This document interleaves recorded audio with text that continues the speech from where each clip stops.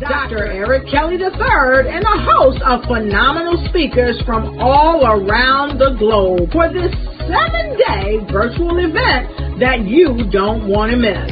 The mission of the Black Business Expo is to raise scholarship money from kids all the way from high school all the way from college. The Black Business Olympics is one of the largest Black business showcases in the world. It is an opportunity for businesses and companies to showcase their businesses globally. We are going to be giving away laptops up to $5,000 away to students. Again, I'm Olivia Appleberry, the founder of 2 Cents Finance and one of the speakers for the expo. I am so excited to see you there. For more info, go to www.blackbusinessexpousa.com or call 919-308-9090 and hope to see you there. I am Black Business. From the moment I wake until the time I sleep. Yes, I am Black Business. I am Black Business. Tell me, are you Black Business? I am Black Business. Do you support Black businesses? Listen, I support Black business because I am Black Business. Black Business Expo, one of the largest business showcases in the history of Black business in the world. The world! Sign up today at www.blackbusinessexpousa.com or call 919-308-9090. I am Black Business. I am Black Business.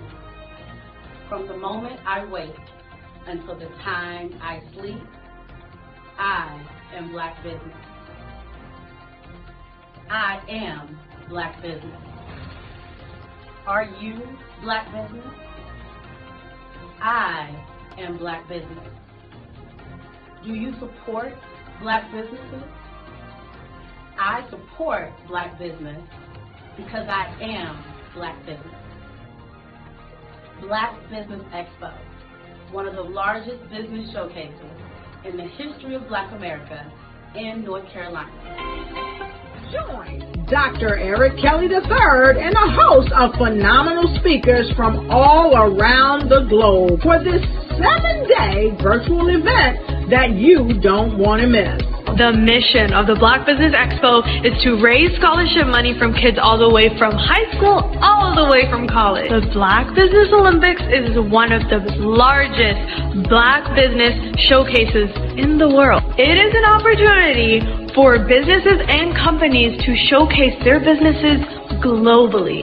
We are going to be giving away laptops up to $5,000 away to students. Again, I'm Olivia Appleberry, the founder of 2 Cents Finance and one of the speakers for the expo. I am so excited to see you there. For more info, go to www.blackbusinessexpousa.com or call 919-308-9090 and hope to see you there.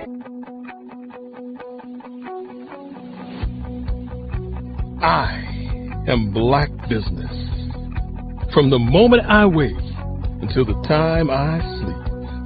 Yes, I am Black Business. I am Black Business. Tell me, are you Black Business? I am Black Business. Do you support Black businesses? Listen, I support Black business because I am Black Business. Black Business Expo, one of the largest business showcases in the history of Black business in the world.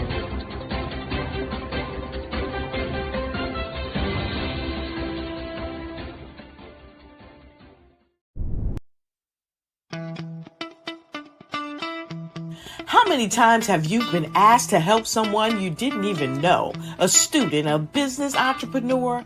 Or did you ever even ask, where did they end up? That business, that friend, that entrepreneur. Well, just maybe they ended up in a gang, bankrupt, homeless, or worse, dead. Maybe they turn to crime, drugs, and alcohol. Did you ever wonder? Did you destroy their dream, or was your life always so easy? At the Black Business Olympics, we started a movement to help students complete. Give them hope and foster success. Help them to leave their dreams of providing laptops, computers, and up to $5,000 in scholarship funds.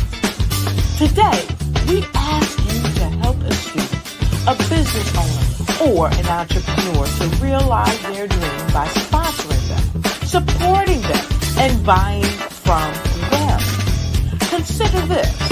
With $1.6 trillion in our Black community, we only ask for a small donation for our students, our businesses, and our entrepreneurs. And you can change a life today. So I ask you, what are you going to do? Sit on the sideline and watch our students in high school be leaders, miss out on their dream from lack of resources? Or are you going to donate to the movement and change their future and yours as well? Give us a call today at 919-308-9090. Change their life by investing with action to the Black Business Olympic Fund. The Black Business Olympics, one of the largest business showcases of Black business in the history of the world.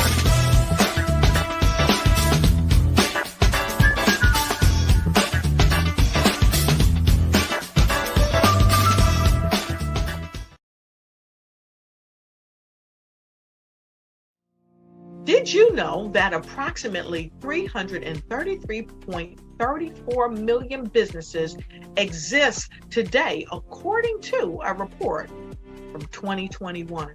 And you may be one of those businesses, or maybe you're not in the business market yet, but you're aspiring to be a business owner. Well, guess what? You're in the right place at the right time. Because let's face it, everything is about timing and opportunity. Hi, my name is Dr. Lotus Richey, and I'm the CEO and founder of the Lotus Richey Coaching and Consulting LLC, along with the Lotus Richey Ignite Show. 15 minutes of success with Dr. Lotus Richey, as well as books to boom your business and bring who you are. And today, I want to bring this amazing message to you about the Black Business Network and the Black Business Olympics. See, the Black Business Network and the Black Business Olympics is designed to help people just like you, that's right, that look like me, to take their business to the next level. Not just in your front yard or your backyard, but globally. The Black Business Network and Black Business Olympics is designed not to just help you survive, but to help you thrive. So join us today as we come together with businesses all around the world to support our students, our children, our young teens, our young entrepreneurs. What we do is we come together to help raise funds for students who are aspiring to be business entrepreneurs, who are aspiring and who are thriving in college. We endow them with a wonderful opportunity to gain scholarship of either a laptop or several thousands of dollars. And we invite you to help be a contributor to this amazing opportunity to help someone that looks just like you. So join us today at our website and let us connect with you and help you ignite and take flight in every area of your life on the Black Business Network and the Black Business Olympics. I'll see you on the other side.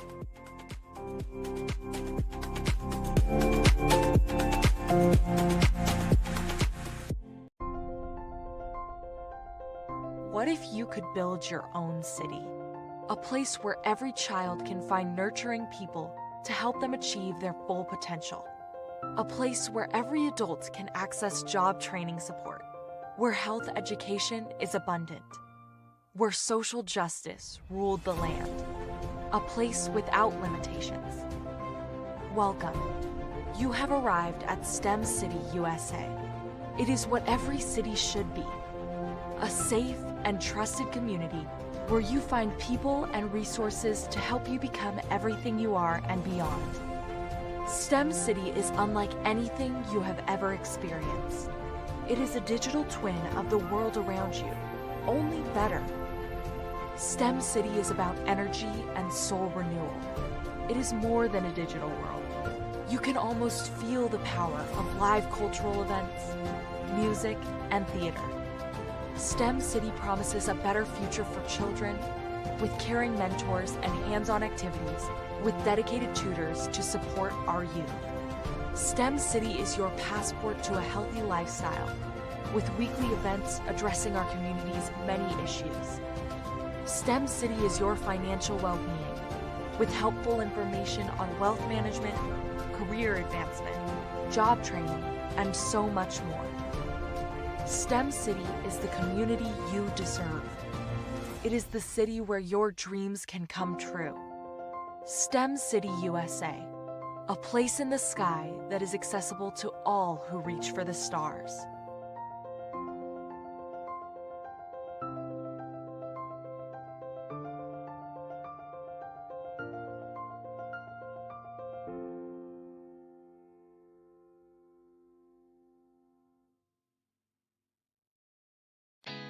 Did you know women represent just 3% of Fortune 500 CEOs and less than 15% of corporate executives at top companies worldwide?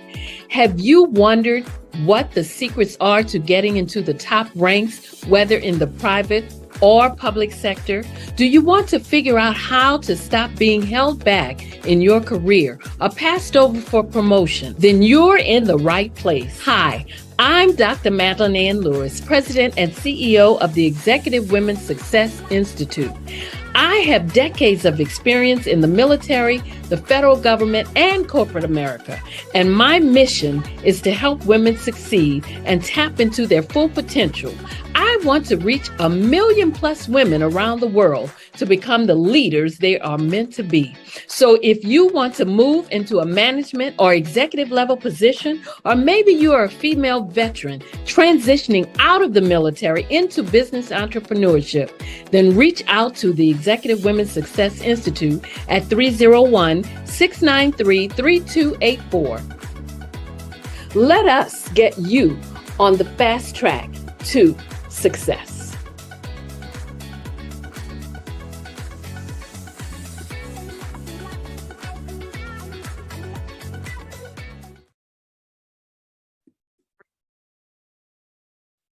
Hello, I'm Dr. Madeline Ann Lewis, President and CEO of the Executive Women's Success Institute. And my genius is helping women accelerate the path to success. You know, I was blessed to have strong women in my life who encouraged, motivated, and pushed me to do my best and to never even think about giving up on my dreams. So I say to women, we must show up to rise up. We have talents and potential, but who will see them if we don't speak up and get noticed? I know that women are a tremendous resource on this planet, and there is nothing more fulfilling than helping a woman tap into her full potential.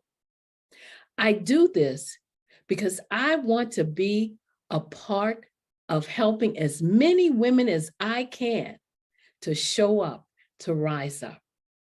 I do this because genius is common.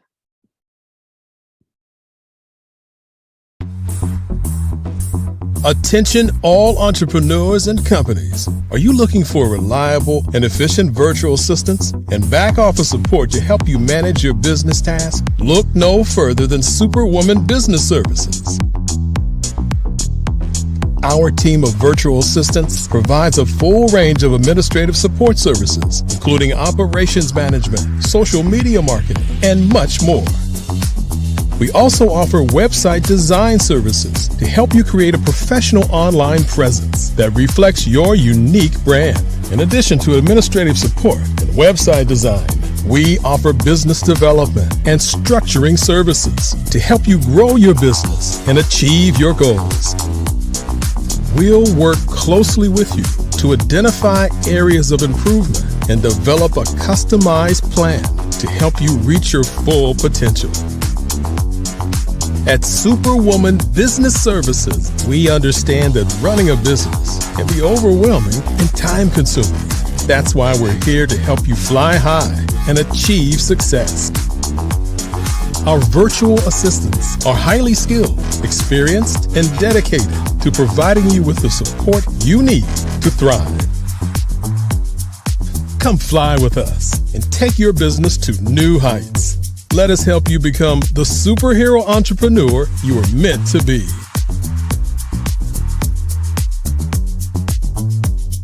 Contact Superwoman Business Services today to learn more about our back office support services. Absolutely. So our coaching program help people that have the lack of time, that lack strategies, and lack the confidence to go after their dream life. So we help them implement tools.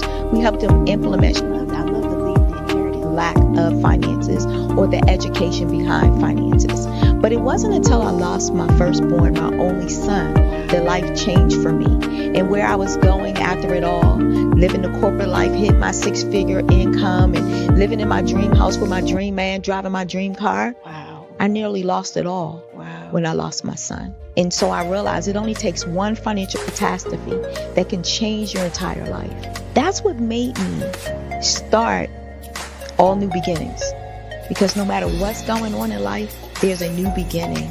And because of that, we develop a program called Wise Minded. My little slogan is, don't just dream it, let's live it. If they want to connect with you or work with you, what is the best ways for them to be able to do that? Well, for my social media guru, you can connect with me on every single social media platform as Tanya T. Morris.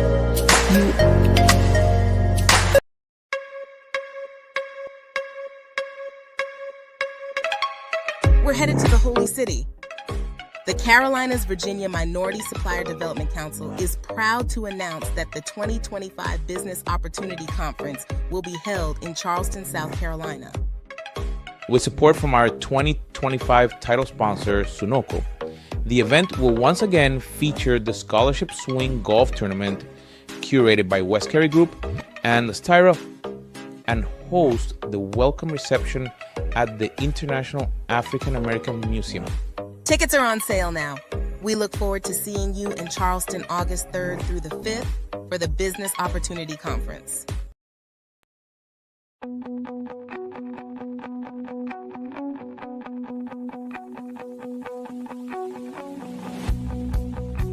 I am Black Business. From the moment I wake until the time I sleep. Yes, I am Black Business. I am Black Business. Tell me, are you Black Business? I am Black Business. Do you support Black businesses? Listen, I support Black business because I am Black Business. Black Business Expo, one of the largest business showcases in the history of Black business in the world. The world! Sign up today at www.blackbusinessexpousa.com or call 919-308-9090. I am Black Business.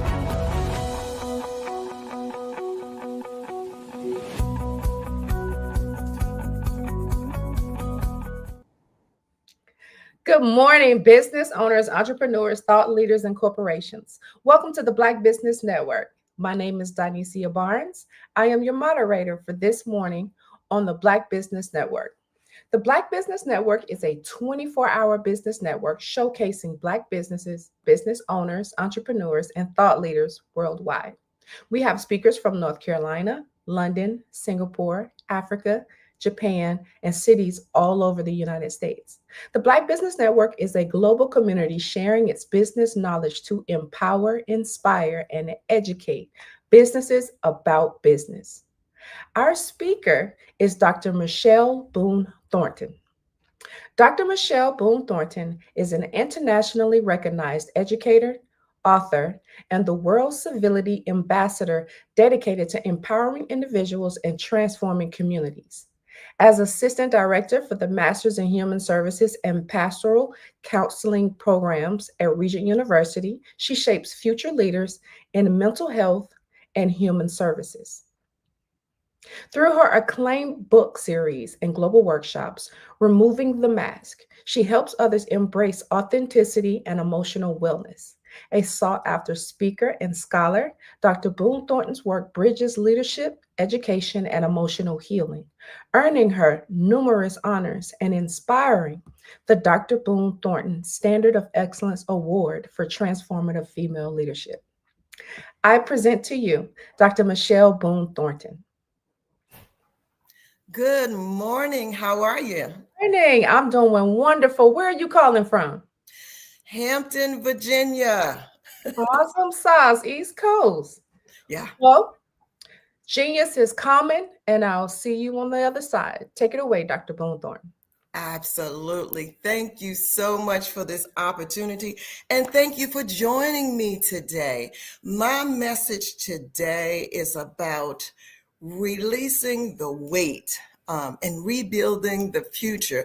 I have really been focused on the weight we carry and helping business leaders, owners, manage their emotional health, right?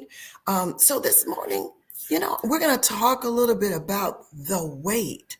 So the weight that many of us carry, it can't be seen, but it is felt every day. It is the invisible burden and the responsibilities, expectations, and unspoken pressure, especially for Black business owners and entrepreneurs. It is that mental load of having to succeed, not just for yourself, but for your family, your community, and for generations watching you. It is an emotional toll of navigating systems that were not always built for our success, while still showing up, right? Showing up with excellence and grace. And we do it so well. This weight may not be in the headlines, right? But it sits on our shoulders, our minds, and sometimes our spirits. And yet, even with this weight, we still lift others because that's who we are. We lift others up even when we ourselves are feeling kind of low. We carry our families and communities and clients and teams, often without letting them see the cracks in our own foundation. And yeah, they're there, but we keep pushing. We hustle. We hustle from one appointment to the next, right? From sunup to well past sundown. We hustle through deadlines, pitches, emails, late night planning, and early morning strategy. That's how we get ahead. That's what success is all about. We're driven by the dream and the pressure not to fail. We innovate. We think outside the box and beyond. Our creativity is born from necessity, vision, faith, and resilience. We create opportunities where doors were never meant to be open for us. And then we hold those doors open for others. We build legacies, not just businesses, but movements. We build our children, our elders, our neighborhoods, for a future where our names, our impact, and our excellence will still speak long after we're gone. Truth is, some of us are carrying emotional weight we were never meant to bear alone. The weight is felt most heavily in our minds. It shows up as mental fatigue. You know, you have those days where if it's just like one more thing, right? You just need to be quiet, sit alone. You're feeling constantly drained, even after you wake up in the morning. You have those racing thoughts that replay conversations and second guess every decision you make. Brain fog, struggling to focus and remember details. Anxiety. And this is one that'll sneak up on you in the middle of the day, in the night, anywhere. Anxiety, that persistent worry about performance, finances, and the future. There's so many things around in our environment that create this anxiety. We got pressures from our family, pressures from our team, pressures from our clients, and pressures from social media. We also deal with irritability, reacting sharply to small issues because of the deeper stress that we're already feeling. And sometimes there's emotional numbness, right? Disconnecting to cope, even from joy. Even happy things can be overwhelming when you feel this weight and this pressure in your mind. Your mind becomes a battlefield where ammunition and exhaustion silently crash. We feel it in our bodies and we dismiss it, right? Think about it. The headaches, the tight shoulders, the back pain, the body tension, and some of us even having some chest pains. Then insomnia, the disturbed sleep. You're unable to really rest because your brain won't clock out. That's why you wake so tired. Sometimes the weight we carry emotionally shows up everywhere, but mainly disturbing our sleep, right? And I'll have people say, well, Dr. Boonthorne, I do sleep. But for business owners, this is not always a regular routine, right? Carrying that emotional weight will keep our brains turning and fired up. And we never get past that. There are certain sleep waves that we should be experiencing every night. That beta wave, these waves are associated with that active thinking and alertness, right? It's often present when you're awake and engaging in problem solving. But then there's the alpha waves. You are awake but relaxed, typically seen during calm and meditative states, right? And if we are lucky, and there's just a few of us that reach this theta waves, right? They are present during light sleep and relaxation. And these waves are also associated with creativity and intuition. And people will say, I wake up in the middle of the night or first thing in the morning. It's like I have this download of ideas because you have experienced that theta waves. But what we need for restoration are delta waves, right? These are the slowest brain waves. And they are dominant during deep sleep, and they are crucial for restorative processes. In business, especially as Black entrepreneurs, we often wear many, many titles. We show up as CEOs, as parents, as visionaries, as counselors to our employees, to our family, as survivors. And yet, even with all our strengths, some of us are emotionally exhausted, silently burdened, and dangerously isolated. We're surrounded by people all day, but we're still isolated. So let me ask you some questions. And if you will indulge me, write these down. What emotional weight are you carrying as a business owner that nobody else sees? Have you confused high performance with inner peace? Do you ever feel like asking for help will make you look weak or worse, unqualified? If so, I want you to know that you are not alone. I work with businesses of all types, large corporations, small. And when we get on this topic, I promise you, you are not alone and you are never meant to carry all this by yourself.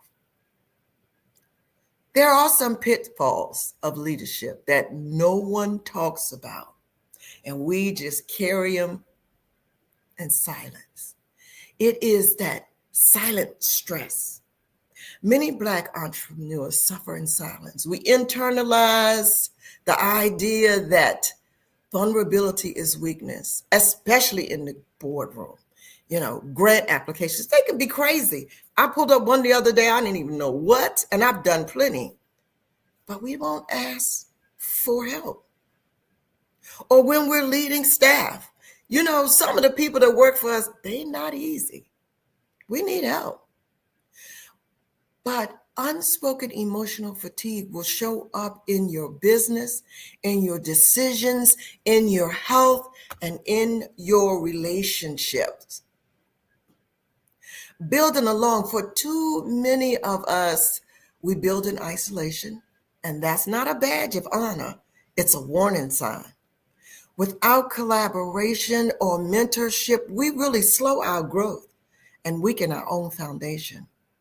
You know, we don't want others to know we are really struggling or that we have a business. I've run into people and you know, they say, yeah, I hear you talk a lot about business. You know, I have a business. And I'm like, no, I don't. Well, we don't really tell anybody about it because if it fails, we don't want to have to worry about the naysayers or folks that said you couldn't or you shouldn't or this is not your right time. Don't you know, people like to tell you about your time and what you need to do. That doesn't mean they've done it. Or we don't want to alert the competition or have others start competing with us or asking us for money. You know, as soon as you own your own business, for some reason, people think you just have pockets of money to loan, to community events, to family, to everybody. There are other pitfalls of leadership that no one talks about. And this is a serious one. Neglecting self and not sustaining yourself, right? You take care of your clients, your employees, your customers, but who takes care of you? Who really, really pours into you? I attend a retreat. It's called a Selah retreat every year because I know there I'm going to be poured into because I've given out to everybody, family, students, clients, everybody. And I know I can go there and get poured into. Leadership without self-care is the fastest pace to burnout. Think about that for a minute. The fastest pace to burnout. Once you step into a leadership role, people will always need, want, and expect something of you. However, it is imperative that you find an individual coach, mentor, or support group that can pour into you. This is a really dangerous cycle because when we help others, right, we experience compassion, satisfaction. That's a good feeling, helping others achieve, right? But we also experience compassion fatigue because you don't have but so much bandwidth. So let's shift together from isolation to emotional solitude. And there's a difference between being alone and being grounded, right? Emotional solitude is a place where peace meets productivity, okay? It's not one or the other. Where you make space to check in with yourself regularly. Building emotional solitude looks like mornings stillness before checking emails. I know it's hard not to wake up and reach for that phone. It is so hard. Journaling frustrations so they don't spill out in your meetings. You know, when you write about stuff, you can kind of see patterns. You can see triggers and antecedents. You know, you can see like, I'm going to stay away from this topic because every time I get on it, takes me somewhere I don't want to go. Taking a mental health morning without apology. You know, sometimes when you wake up in the morning, you haven't slept all night. It's just not going to work out well for you, right? So scheduling weekend check-ins with someone who sees you fully is really a good thing. Like a coach, a mentor. This is not your ride or die friend or your hype squad or your inner board of directors, your crew behind the curtains. No, you need somebody that's going to look at you and say, look, this is not working. This is what you need to do. What have you done for you? Those other people are going to support you regardless. And they're good to have, but they're not that check-in person all the time. So who should this person be? Someone you trust deeply. They should offer you a safe, judgment-free space where you can fully be you, no mask. This person should hold your vulnerability with care and not gossip or critique. This person should be where you've been or where you're going, actually where you are going, and they're already there, if you can find them. Someone who knows the weight you carry, because we all carry weight. I don't care how good we look on social media, we are carrying that weight. We are waking up with 100,000 pounds on our shoulders.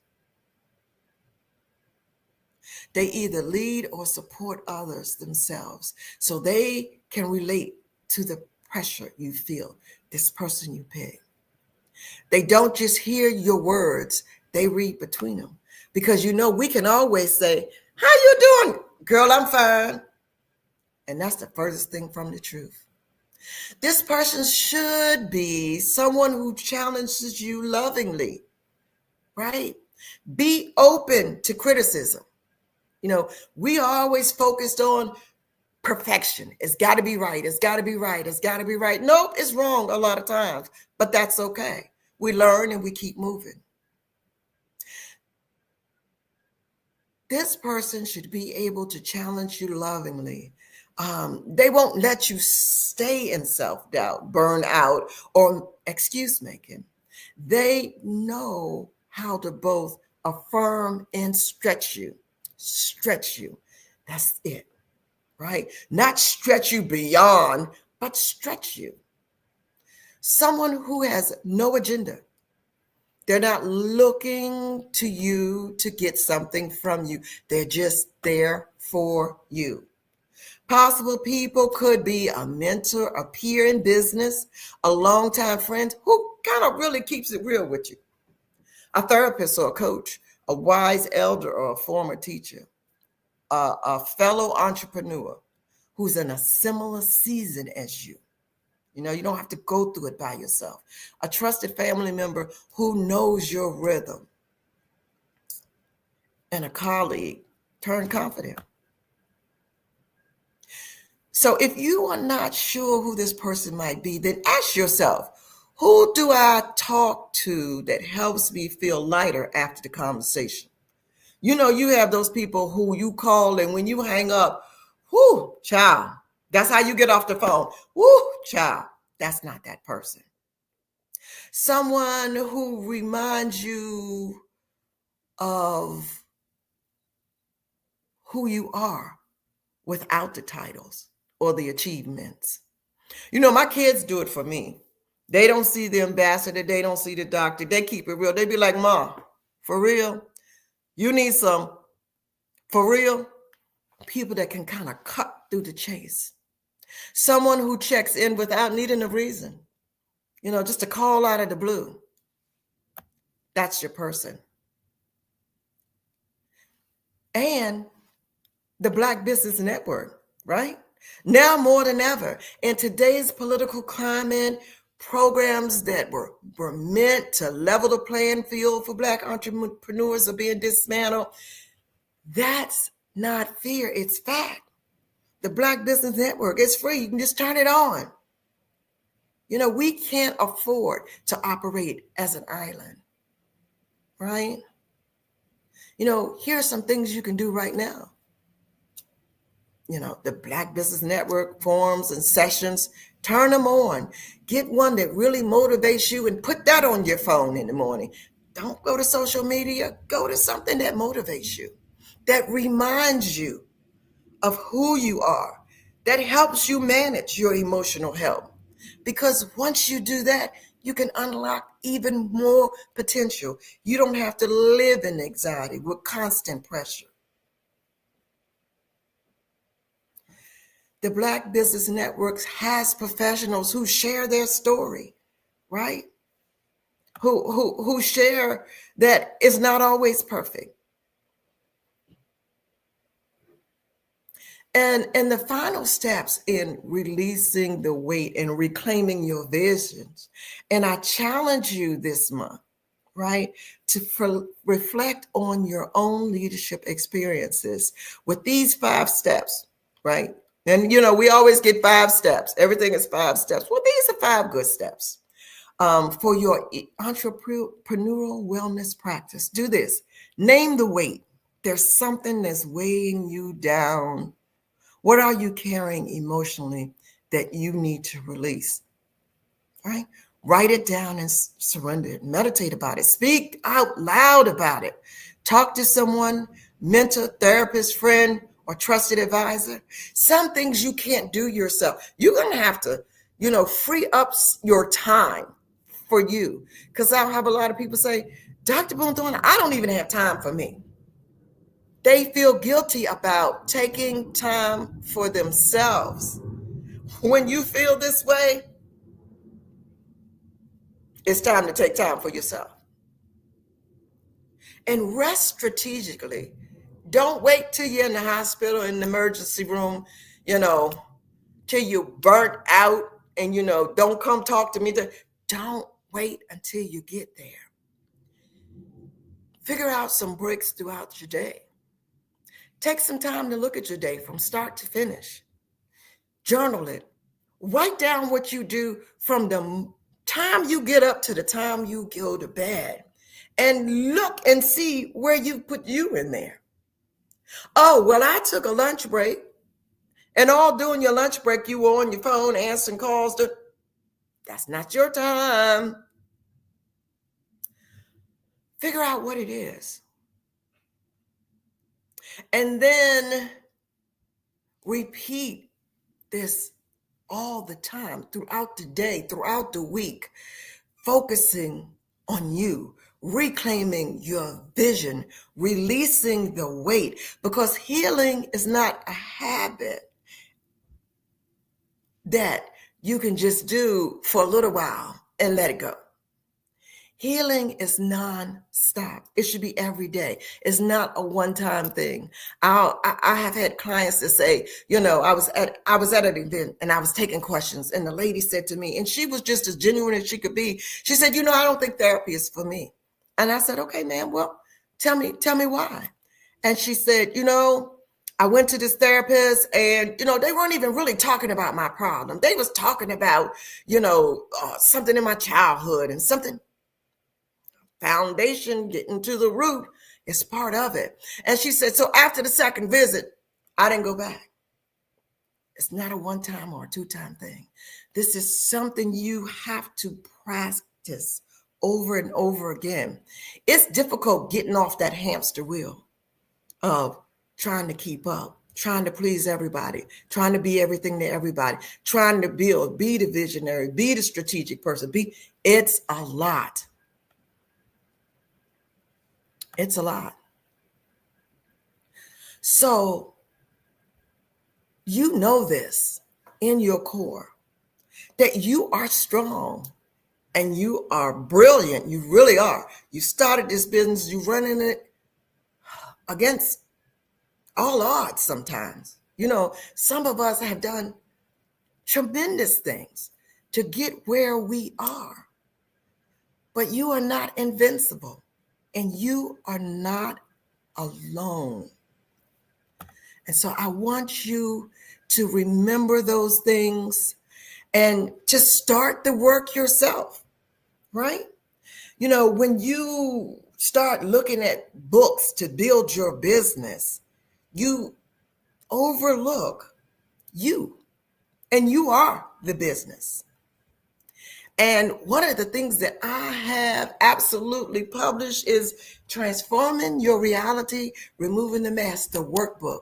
This is a great workbook for you to start looking at you.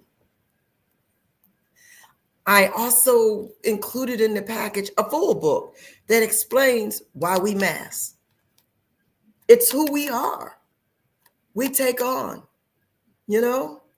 It's who we are. We help others. We build. We rise when we lift others, but we still forget a lot of times that we can't push those others up without taking care of ourselves. And then I have this companion journal because, believe it or not, when you write it, you release some things, right? You release some things. The things that you keep hidden and buried need to come out.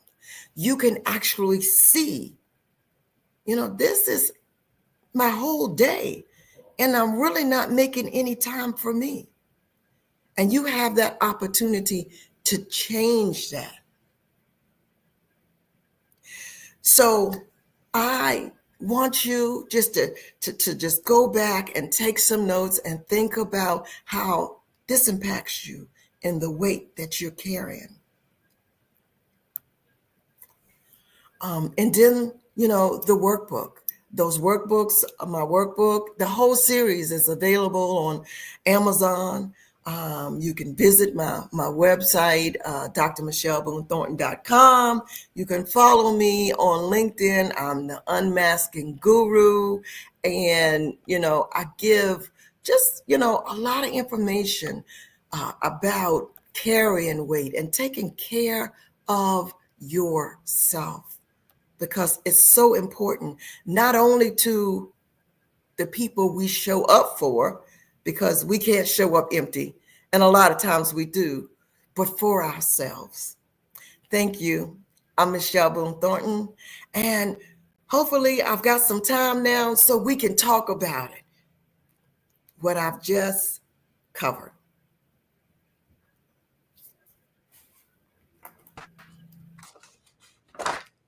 Dr. Boone, that was awesome. Thank you. I got some good notes. Okay. I got some good notes. I did not know about all the different waves. Now, you said that beta waves is for problem solving. In relation to preparing to be the best you in the morning and people not being able to sleep well. Are people stuck in one of these waves, one of these other waves? That they don't reach it. For the night? Yeah, they don't reach those waves because they can't turn their brain off, right? A lot of people tell me that, they're so busy running their business and problem solving and trying to look down the road and put some things in place that when they lay down to go to sleep, the brain is still working. Yeah. It hasn't turned off. The pressure and the anxiety keeps your brain from relaxing. So they never reach that deep, deep sleep where they need to be. And so they wake up in the morning and they're still exhausted. They're like, I went to bed even earlier, but your brain never turned off. Yeah, you still feel like you had, I've had many mornings like that where I felt like I didn't even go to sleep. Right. But you were in bed. Yeah. Absolutely. But your brain was still working. And now some people have told me that that's where they come up with their best solutions. Because they're getting ideas and they're in that light sleep stage, but they never reach deep sleep. Deep sleep is what provides the restoration. It restores the body and the mind. And when you never get there, it's like you're running 24/7, 24/7. That's why people are exhausted. That's why they burn out. I feel you on that. Something else that stuck out to me was the collaboration and the mentorship. And I don't know if you're gonna be able to see it, but that was the note that I made to myself. And I'm like, there's the collaboration, and then there's me in the middle. Right. I was like, I need that. Absolutely, because without that, we try to do it all. Yes. I mean, every aspect of the business, we show up. And we've got to be able to collaborate with other folks. You know, instead of sitting down and trying to figure out everything, there are people who are out there who've already done that, right? Partner with them and they can help you. But, you know, doing it yourself, you know, you don't need to wear that badge of honor. There's a lot of badge of honors we can wear as business people, but you don't have to do everything. And when you are trying to win back some of your time, because that's something we can't get back. Right. Time we spend with our family, time we spend with our children, time we spend with ourselves. Yeah. If we're so exhausted that even when we succeed, we can't celebrate it, who's benefiting? Right? And so to win back some of your time, you're going to have to rely on other people. Right. And I can raise my hand. I have trust issues forever and ever. And I'm still going like, wait a minute, Michelle, you don't have to you can find somebody else to do this. And so you will. I was telling a friend of mine, I was at dinner the other night, and as a mental health professional, I'm always watching. Beautiful family, mother, father, some kids, and everybody was on the phone. And it was the youngest son was sitting there like kind of looking from phone to phone, like, okay, are they even going to see me? And even when the waitress came to take the order, everybody was still on their phone and spewing out orders. And he was like, is it okay for me to have? Nobody really answered. So he just ordered. Wow. You have to understand that performance should not take away from your inner peace. Yeah. Performance and success should not take away from your family, right? Success means success on all levels, right? It's not like I'm killing it over here and everybody's suffering over here. When people that I work with, and I start asking them, this is one thing I ask when I know people are really getting in dangerous waters. Who are your best friends? It's everybody they work with. Well, where's your family? Because that's where you're spending all your time. Yeah. So we need to change that and focus on us. Well, that was absolutely wonderful. I know you mentioned it during your presentation, how people can connect with you, but can you let the people know one more time how they can connect with you and work with you? Absolutely. You can go to my website, drmichelleboonethornton.com, and I have a link where you can just communicate with me if you want to talk about doing sessions as a group. I can do that. I don't have the bandwidth to do individuals anymore because I do a lot of work internationally.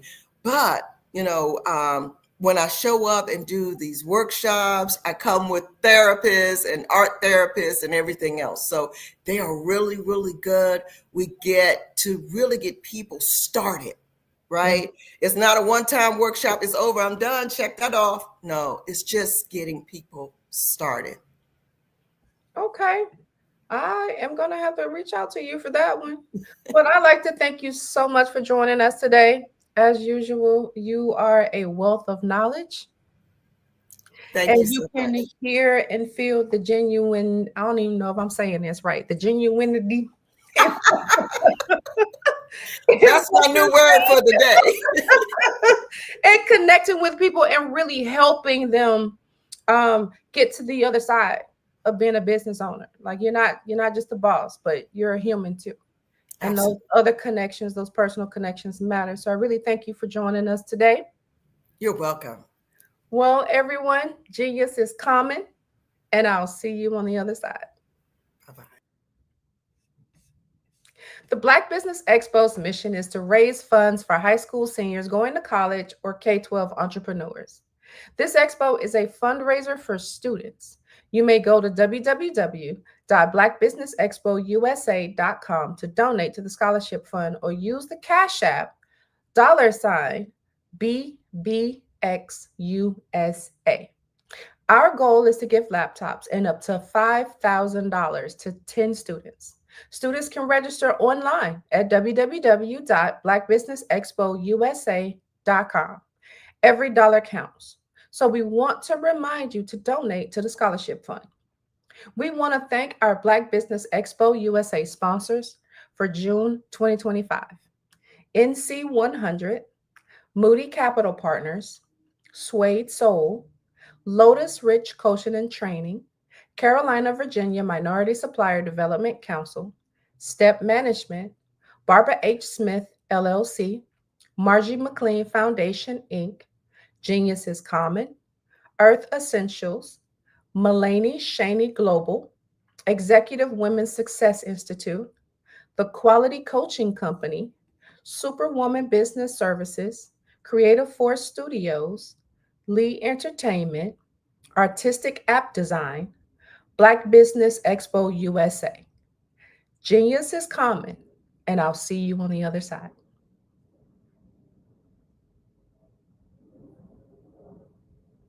Are you a Black entrepreneur with a vision for global success? Are you ready to take your business to the next level? Introducing the Black Business Network, BBN, one of the largest Black business showcases in the history of the world. The only 24/7 global multimedia ecosystem dedicated to connecting and promoting Black entrepreneurs, brands, and businesses globally. With BBN, you can sell your business now 24 hours a day to over 200 countries. Reach a global audience in real time, build trust, and generate leads like never before. Access a world of opportunity with our live streaming and replay platform, featuring on-demand content, documentaries, and exclusive interviews. Get your exclusive, one-of-a-kind Black Business magazine covers that feature you and your amazing business today. And tap into our Black Business Global Chamber of Commerce, where your voice will be heard globally with over 1 million business owners. Learn the insights and strategies that Black entrepreneurs are using to grow today. Power your business with the Black Business Black Credit and Debit Card. Get cashback, access microloans, and build your business by doing business with Black businesses worldwide. Stay ahead of the curve with the Black Business World Report, our yearly intelligence magazine, providing industry trends, government programs, funding alerts, and so much more. BBN is more than just a network. It's a revolution. It's a global movement, uniting Black entrepreneurs from over 200 countries to share knowledge, build relationships, and create economic empowerment. And for corporations, BBN offers a unique opportunity to demonstrate your commitment to diversity and inclusion and access. Submit your corporate commercial today. Sponsor BBN, reach a targeted audience, and support the growth of Black-owned businesses. Our Black Business Ambassador Program provides support and detailed information on all activities. From onboarding to mastermind think tasks, they cover it all. Whether you're looking to expand your business or your viewers, BBN brings together the tools, talent, and technology needed to grow Black-owned businesses worldwide. It's where we speak, sell, connect, and rise. Live and on demand. Join the Black Business Network today. Visit bxtv.org to learn more and unlock your global potential. Where business is broadcast live. Where the future is today.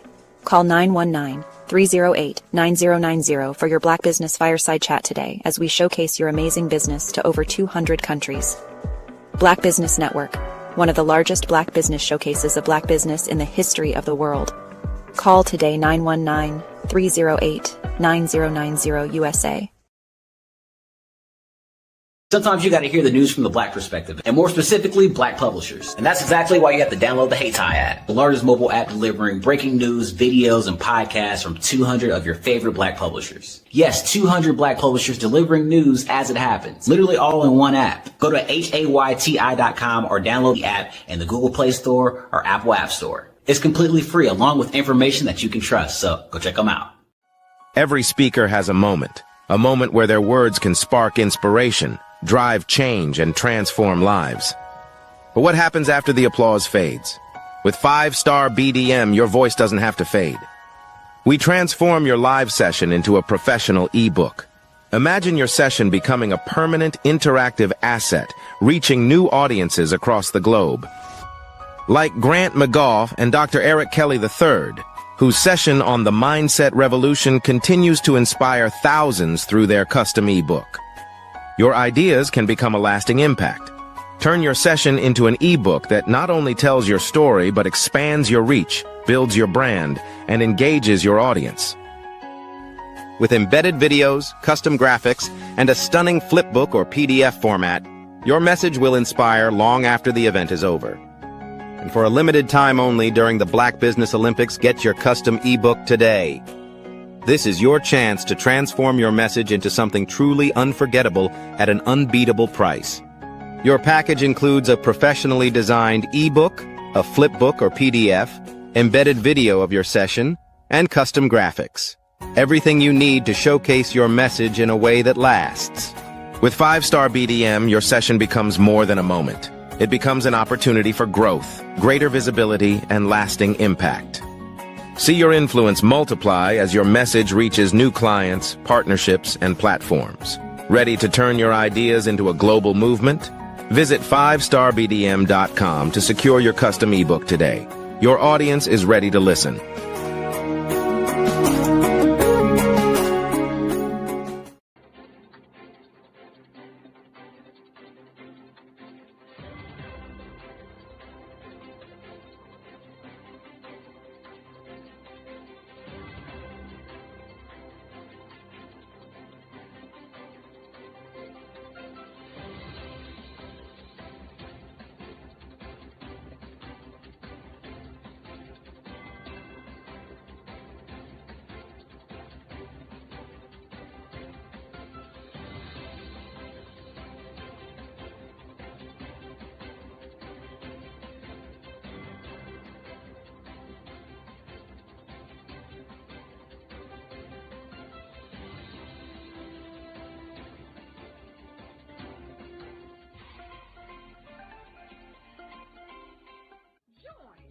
Dr. Eric Kelly III and a host of phenomenal speakers from all around the globe for this 7-day virtual event that you don't want to miss. The mission of the Black Business Expo is to raise scholarship money from kids all the way from high school all the way from college. The Black Business Olympics is one of the largest Black business showcases in the world. It is an opportunity for businesses and companies to showcase their businesses globally. We are going to be giving away laptops up to $5,000 away to students. Again, I'm Olivia Appleberry, the founder of 2 Cents Finance and one of the speakers for the expo. I am so excited to see you there. For more info, go to www.blackbusinessexpousa.com or call 919-308-9090 and hope to see you there.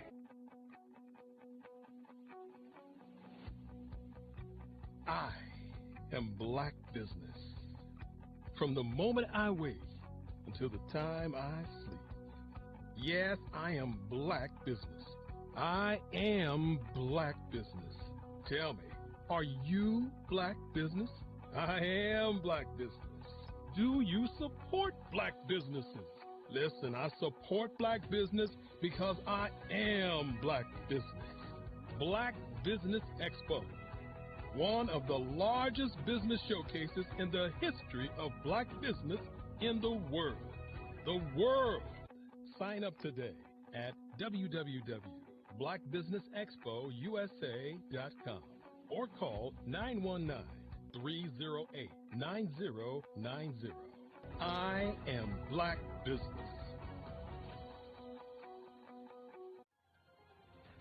I am Black Business. From the moment I wake until the time I sleep, I am Black Business. I am Black Business. Are you Black Business? I am Black Business. Do you support Black businesses? I support Black business because I am Black business. Black Business Expo, one of the largest business showcases in the history of Black America in North Carolina. Join Dr. Eric Kelly III and a host of phenomenal speakers from all around the globe for this 7-day virtual event that you don't want to miss. The mission of the Black Business Expo is to raise scholarship money from kids all the way from high school, all the way from college. The Black Business Olympics is one of the largest Black business showcases in the world. It is an opportunity for businesses and companies to showcase their businesses globally. We are going to be giving away laptops up to $5,000 away to students. Again, I'm Olivia Appleberry, the founder of 2 Cents Finance and one of the speakers for the expo. I am so excited to see you there. For more info, go to www.blackbusinessexpousa.com or call 919-308-9090 and hope to see you there.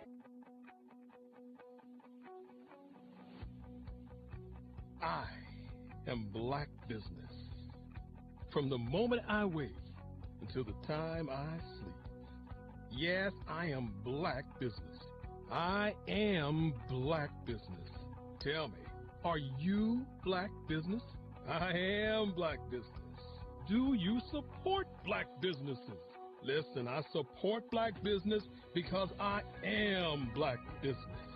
Black Business Expo, one of the largest business showcases in the history of Black business in the world.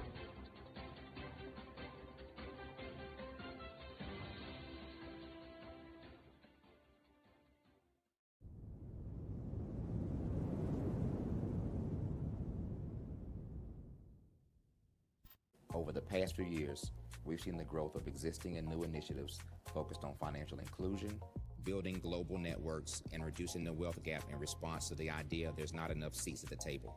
Whether their outcomes are to increase the representation of Black executives on corporate boards, ensure an inclusive global economy, or to create new U.S. African commercial pathways, the strategies are often carried out by separate programs. The question is, should they be?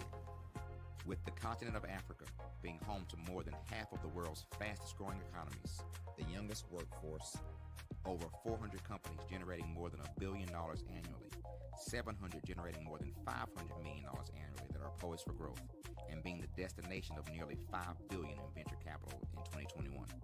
Diversifying U.S. and Africa commercial engagement by building bridges between African businesses and their U.S. diaspora should begin being seen as mutually beneficial. From helping to reduce Africa's enormous capital gap to catalyzing two-way trade opportunities, the COVID-19 global pandemic hopefully has taught us that global challenges and opportunities are more interconnected than we thought. During the pandemic, African companies like Unicorn Flutterwave, insurance provider Reliance Health, ride-hailing app Yasir, and 54Gene, the continent's first bank of DNA on people of African descent, proved that when African companies have access to networks, capital, and information, they grow big, grow fast, and create solutions that are valuable to the world. This is why BeDirect was created. We are the first U.S.-based but African-centric board preparedness and board search company designed to connect U.S. Black talent and corporations to African businesses. Unique and fundamental to BeDirect's success is our process of helping board candidates adapt their experience and networks to an African context before they're connected to high-growth companies that are looking to locally and globally scale. From our focus groups with African business execs and government leaders, we don't ignore the sentiment that business is easy, but people are hard. Having a pool of board candidates with hard-to-access networks and extensive experience across the business life cycle, including successfully raising capital, is table stakes for an initiative like this. So yes, we have that. But corporate or entrepreneurial success in the U.S. does not guarantee success in Africa. Developed alongside industry partners on the continent, our training program, BeDirect Prep, is designed to transpose their experience to create cultural comfort, understanding, and a commitment to helping businesses in Africa scale. Our board governance sessions are African continental and country specific, integrated with cultural awareness and dexterity training, masterclasses led by African industry execs, and mentoring and coaching from African continental based facilitators. But even more unique to BeDirect Prep, We cap off our training program with an immersion trip to help candidates that have not been to Africa before see and feel Africa's complexity and opportunity from African soil. We all know traditional network-based board placement has historically left a lot of us out of ever really being in the paid board pipeline. Our strategy supports the work of many great organizations that are successfully filling seats at U.S. board tables by creating more tables for those that are still left on the sideline. It's time to start seeing the role and value of U.S. Black talent and businesses on the continent of Africa differently. Old perceptions and habits limit economic inclusion. Let's transition Black talent and the African businesses they will support from the periphery of the global economy to its core.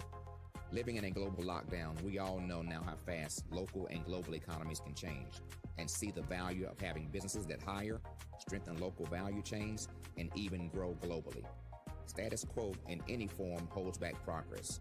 We must democratize U.S.-Africa commercial engagement by socially and economically connecting cultures that have long been disconnected. It's time for Africa's U.S. diaspora to redefine their global value by helping African businesses scale continentally and globally. Phenomenal Tanya T. Wise, who is here from the great state of Maryland. Tanya, welcome and thank you for being with us today. Can you indulge our audience a little bit and tell them just a little bit more about who you are and what it is that you do?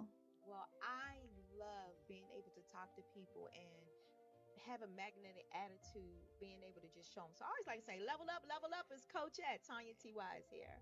So can you tell our audience, just give them a teaser about what your presentation will be about? So my philosophy is that we should all be living our dream life. So tomorrow I'm going to talk about how you start living your dream life. What are some of the things that you thought about in your childhood that you just kind of let go and dormant? Wow. And I want to reignite that and just give you some pointers and some tips, some tools, some strategies to be able to start living your best life now. And guess what, Wanda? And leave an inheritance for your legacy.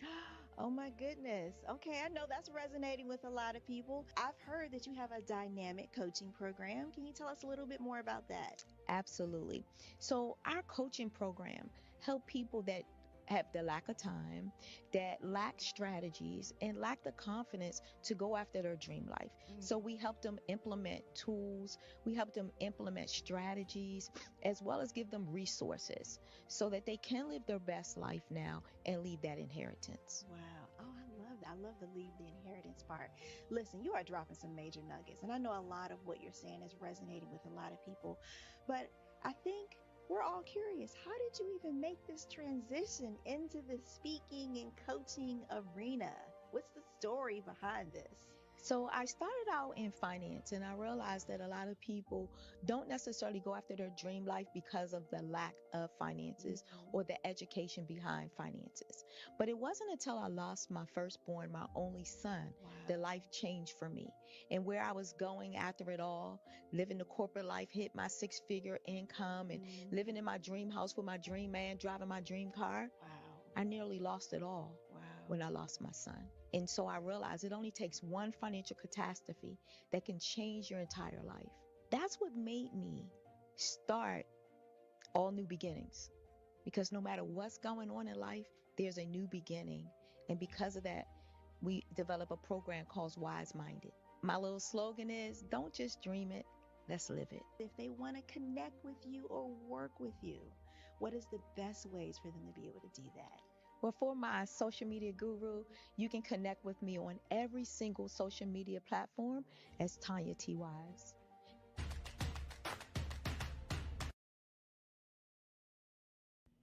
Why do I do what I do?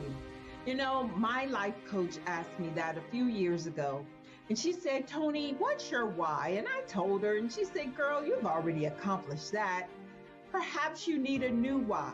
Hi, Tony Harris, Amy Hoydu with Say It Said Marketing, one of your students, and just wanted to say thank you, Tony Harris, for spending so much time with me and giving me that boost in my business that I so drastically needed.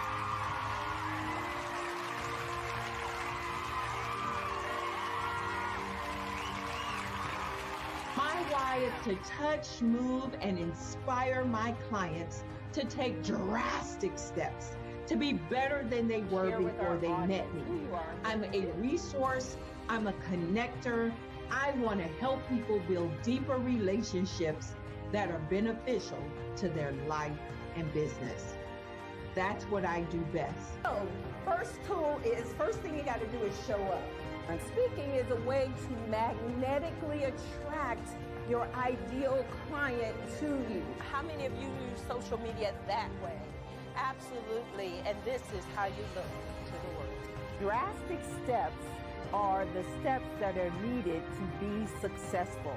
And my business is drastic denotes a mindset. Getting out of your comfort zone, doing something that you don't necessarily feel comfortable doing, want to do, but you know it's a necessary step to be successful in your business. I get the most satisfaction when I see my connections flourishing into relationships long after I am gone. Hi, my name is Jasmine Augustine with Media Jasmine, and I've joined several networking and referral groups in the area. And Network in Action Northeast Houston with Tony Harris Taylor is one of the best organizations that I've joined. I love that piece of what I do, and it is what fuels my fire.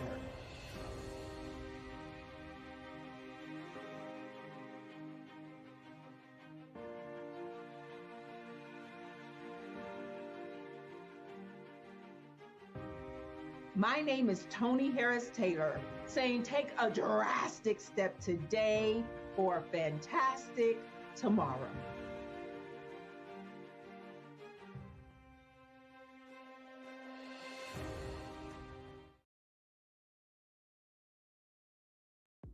The Black Business Network and Black Business Olympics are essential platforms for Black business owners globally. They provide the tools and support you need.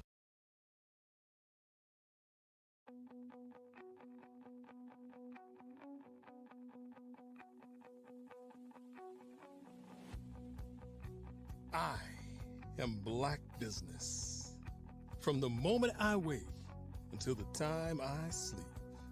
Yes, I am Black Business. I am Black Business. Tell me, are you Black Business? I am Black Business. Do you support Black businesses? Listen, I support Black business because I am Black Business. Black Business Expo, one of the largest business showcases in the history of Black business in the world. The world. Sign up today at www.blackbusinessexpousa.com or call 919-308-9090. I am Black Business.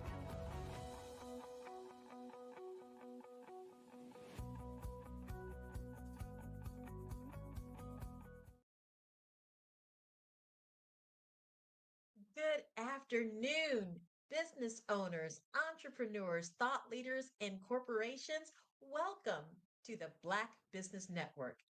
My name is Bukeka Blakemore, CEO of Fave Unite TV, and I am your business moderator for this session of the Black Business Network.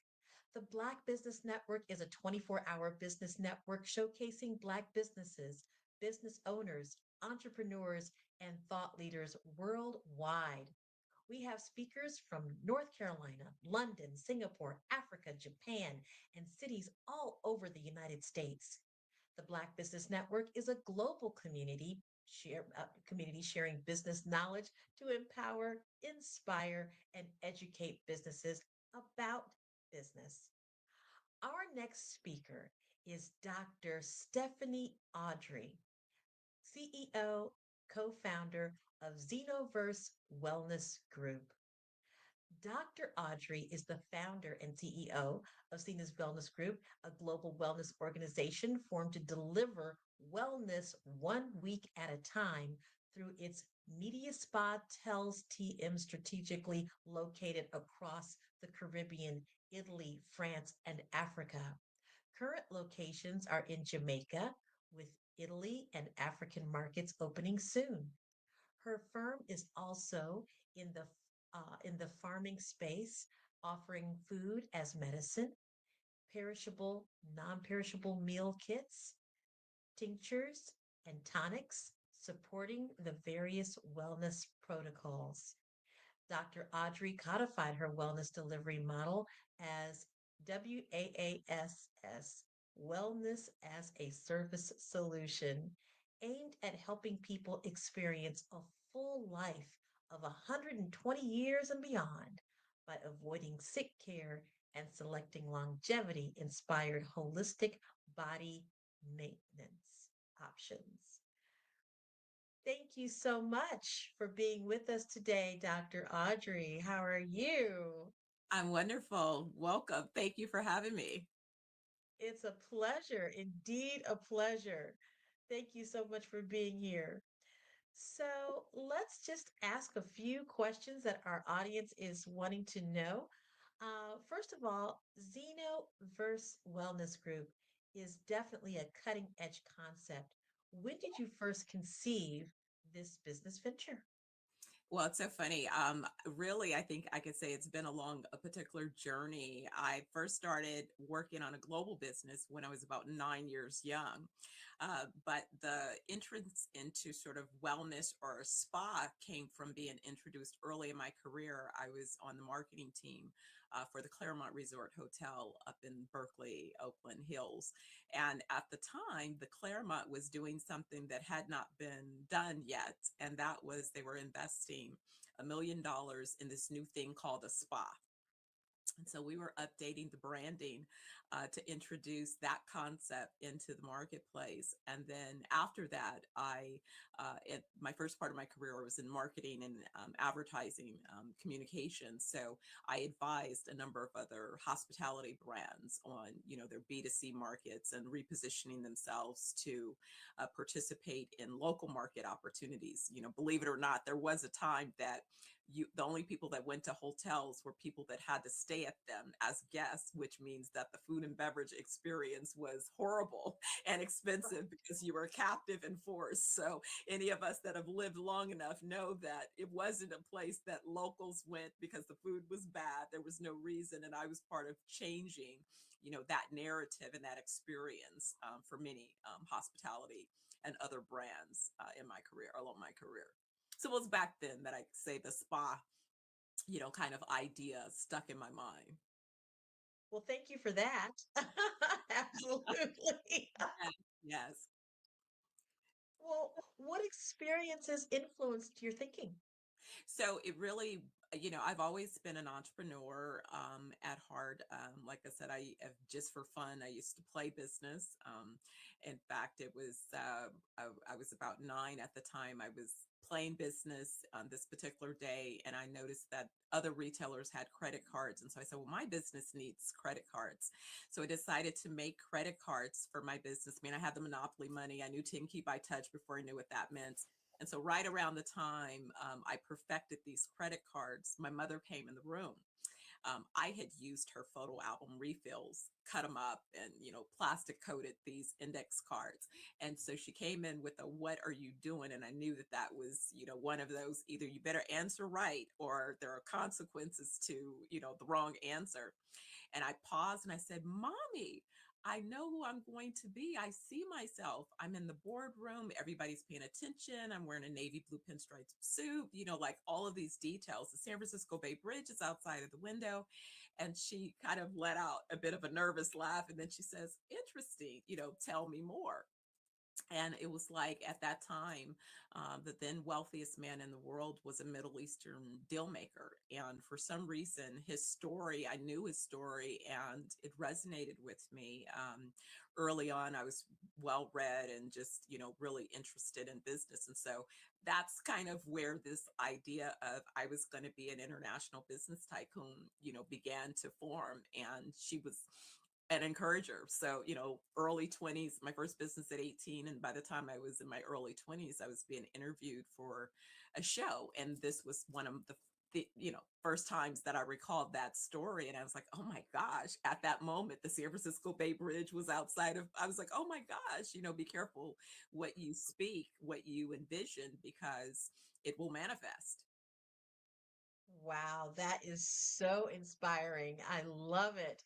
So tell us, what has been the journey to having this all come to fruition?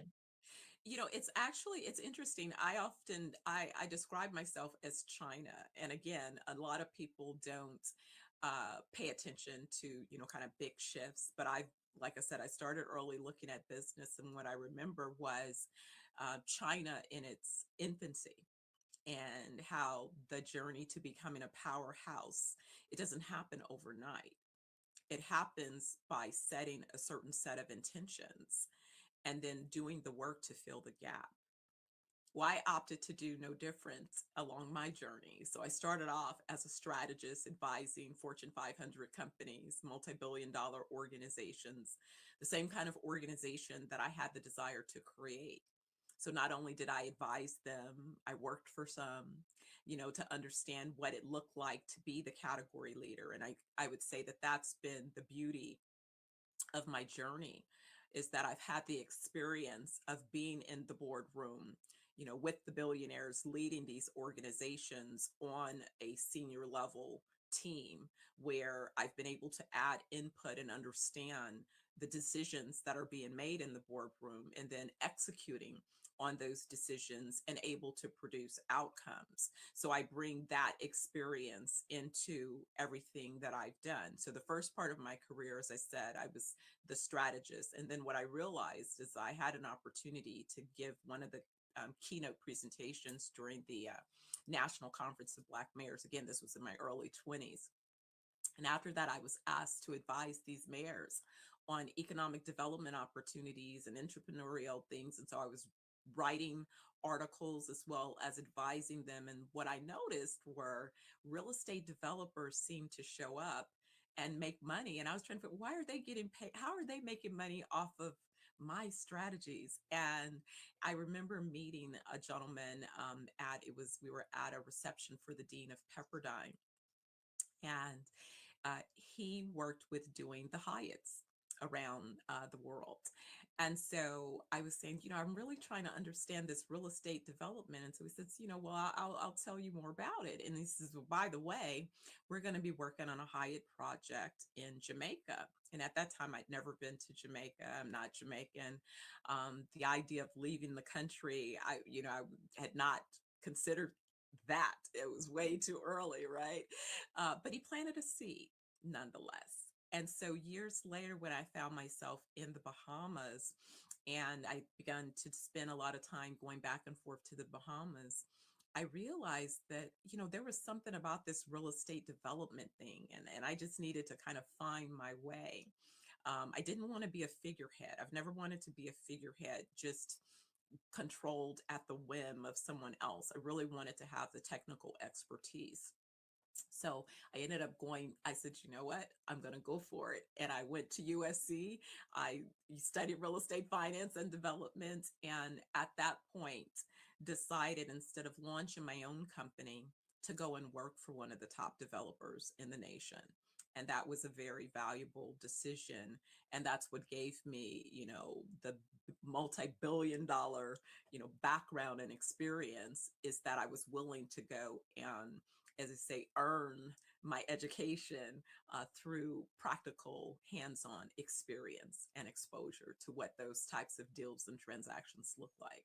So started through that and then continued my education along the way. I wasn't the person that came in and just was happy to have, if you will, a position. I remember talking to the then VP who hired me, and I said, listen, I need to build out my library. There's a bunch of additional courses that I'd like to train. He says, here's what you can do. You have an expense account, so you can expense so many items, each month. Every course that you wanted, you pick it, you set it up. And so I was a single mom, and my son said I've been studying all of his life. I was studying when he was in the womb, and I've continued that journey. But I felt that it was important to not only have the experience, but to also be educated, because one thing that I noticed along the journey is people can steal from you, and people will steal from you. They'll steal your intellectual property. They'll steal your assets. They'll steal your business. They'll steal. What they can't take from you is your education and your experience. They can't steal that. Wow. That is so true. And I really appreciate those words. I know they are really resonating with people right now, just as I am. So let me ask you this. What's some of the special training or education, which you just really spoke about, but what are some of the other areas of special training and education that you've garnered along the way? Well, it was interesting because I didn't come from a construction background. So I ended up enrolling in community college and taking a construction project management certificate program. And that was so that I could not only develop the vocabulary, but the understanding of what construction project management was all about. And that ended up serving me well because that's the thing is a lot of times I leaned into information that I wasn't necessarily 100% certain where it would be valuable, but it became valuable. I had taken that program before I went to USC. And one of the things that we did was we were able to develop a construction schedule by hand. So later, when I was working for the major developer, technology was not their strong suit. So I was always the executive who was technologically advanced. So when we started using tools like Microsoft Project and other um, project planning softwares, even the most sophisticated of the softwares, I was always the first person able to not only learn but to execute our business plans by using those tools and to be able to really maximize my ability to produce outcomes because I knew how to adopt technology. Which is still, which is why when you mentioned, yes, I codified a wellness protocol because I understand the benefit of creating a portfolio of intellectual property. And I understand that you can only claim the intellectual property when you codify it in some particular form. And so you have to be able to form those methodologies and they have to be predictable.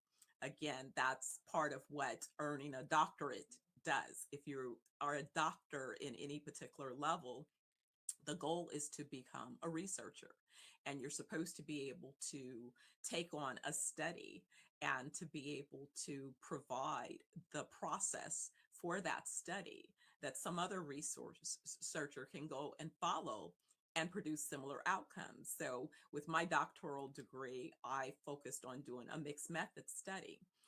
My topic was venture capital for independent filmmakers, but I did a mixed method study where I combined a qualitative and a quantitative study into an outcome such that someone else should be able to go and follow my research, my dissertation, and be able to produce similar outcomes. And so that is additional expertise of being able to say, I can go and study whatever topic I have a curiosity about. I know what to look for in terms of the data.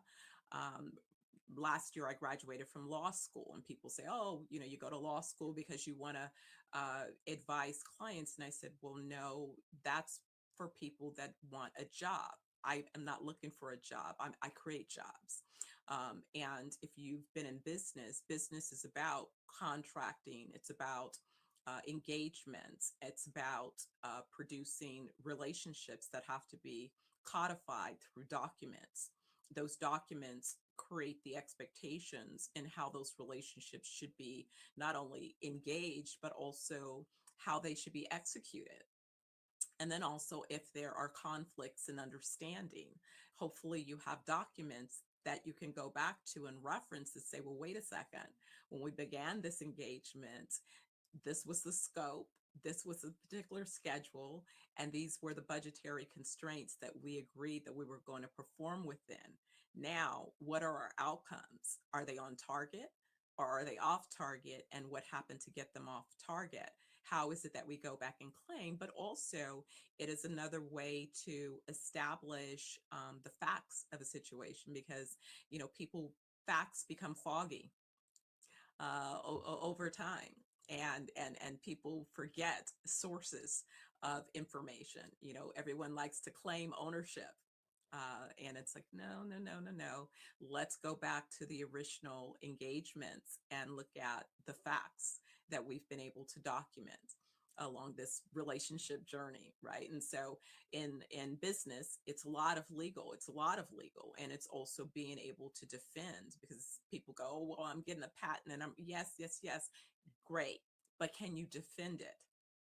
Because if you can't defend it, then you're spending a lot of time getting things that unfortunately may not be of value, and there's people that know that, so they steal your IP anyway, because they know that they're banking on the fact that you don't have the wherewithal to defend it.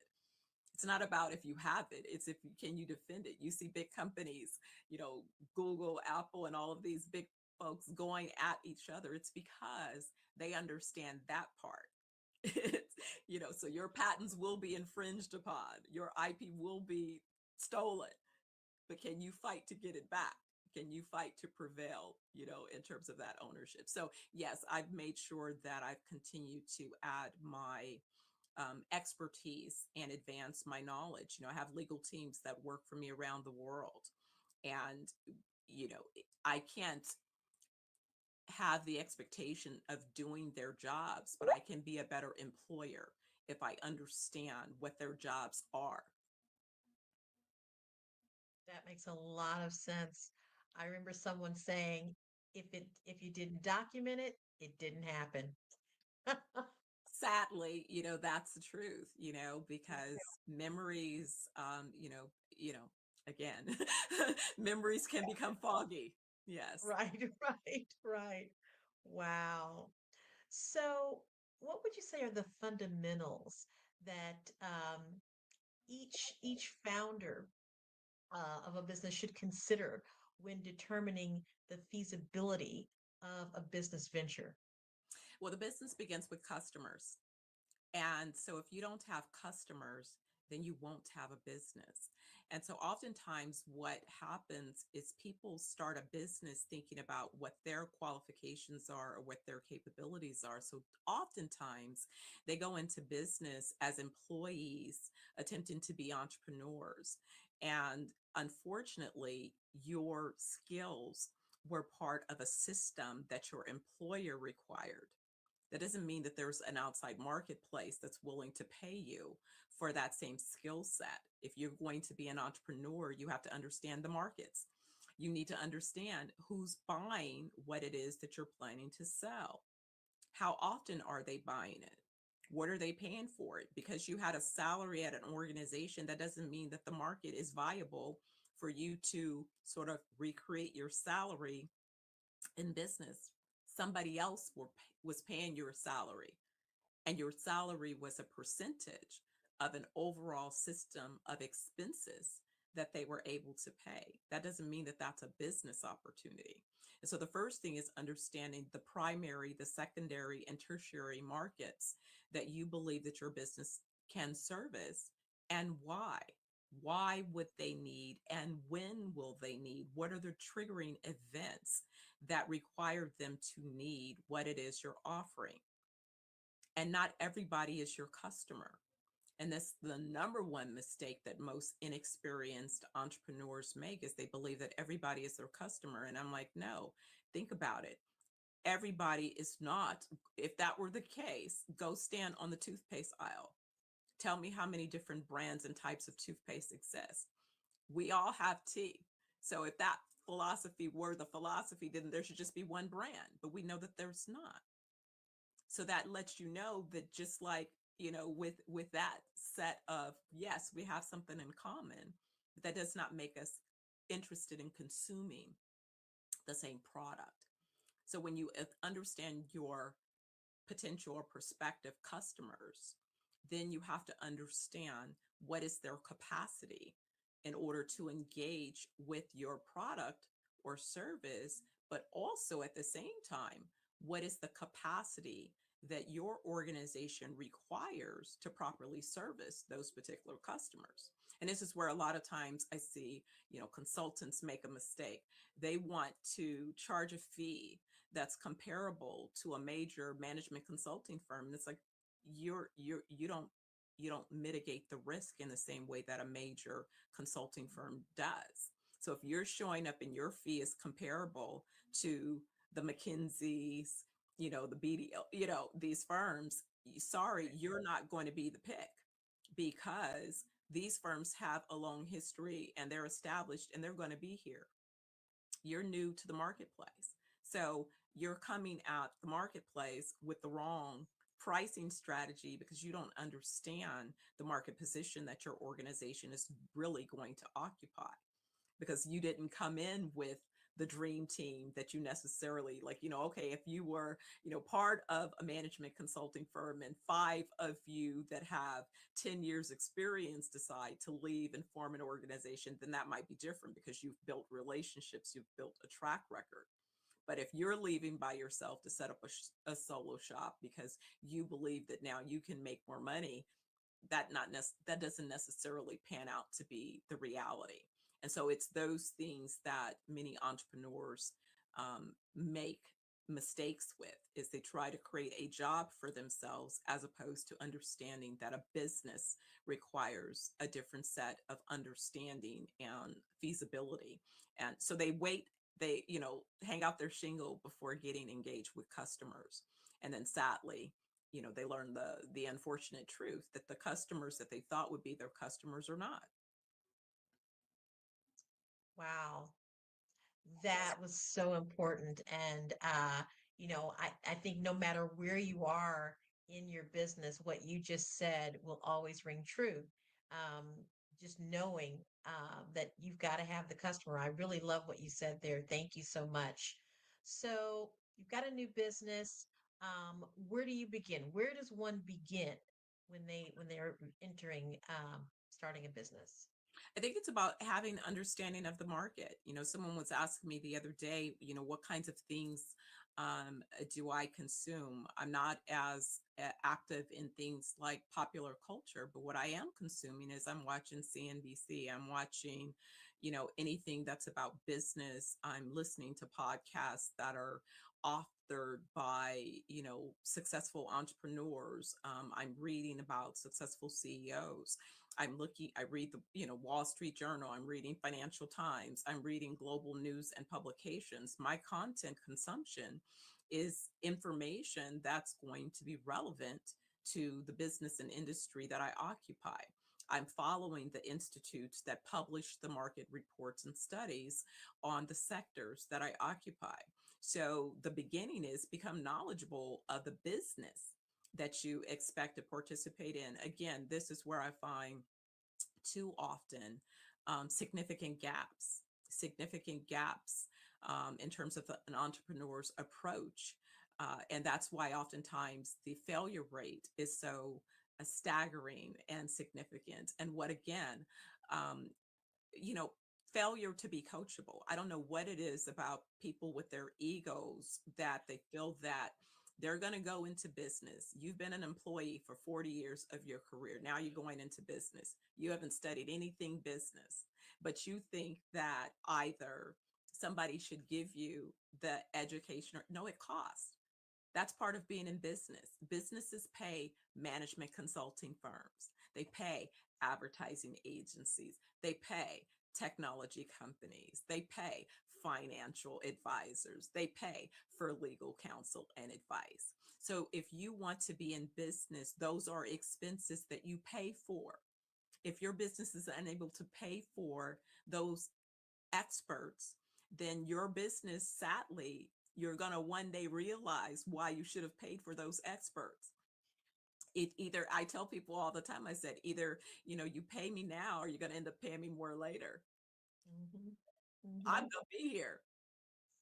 You'll need me before I need you, and it's the same thing. I mean, someone was saying that to me recently because they were trying to impress upon me the number of people who could benefit from my wellness resorts and retreats, the methodology. And I'm like, yeah, most people are sick AF if I were to tell the truth, because they've been investing their lifetime in sick care and poisonous products being poisoned and cut.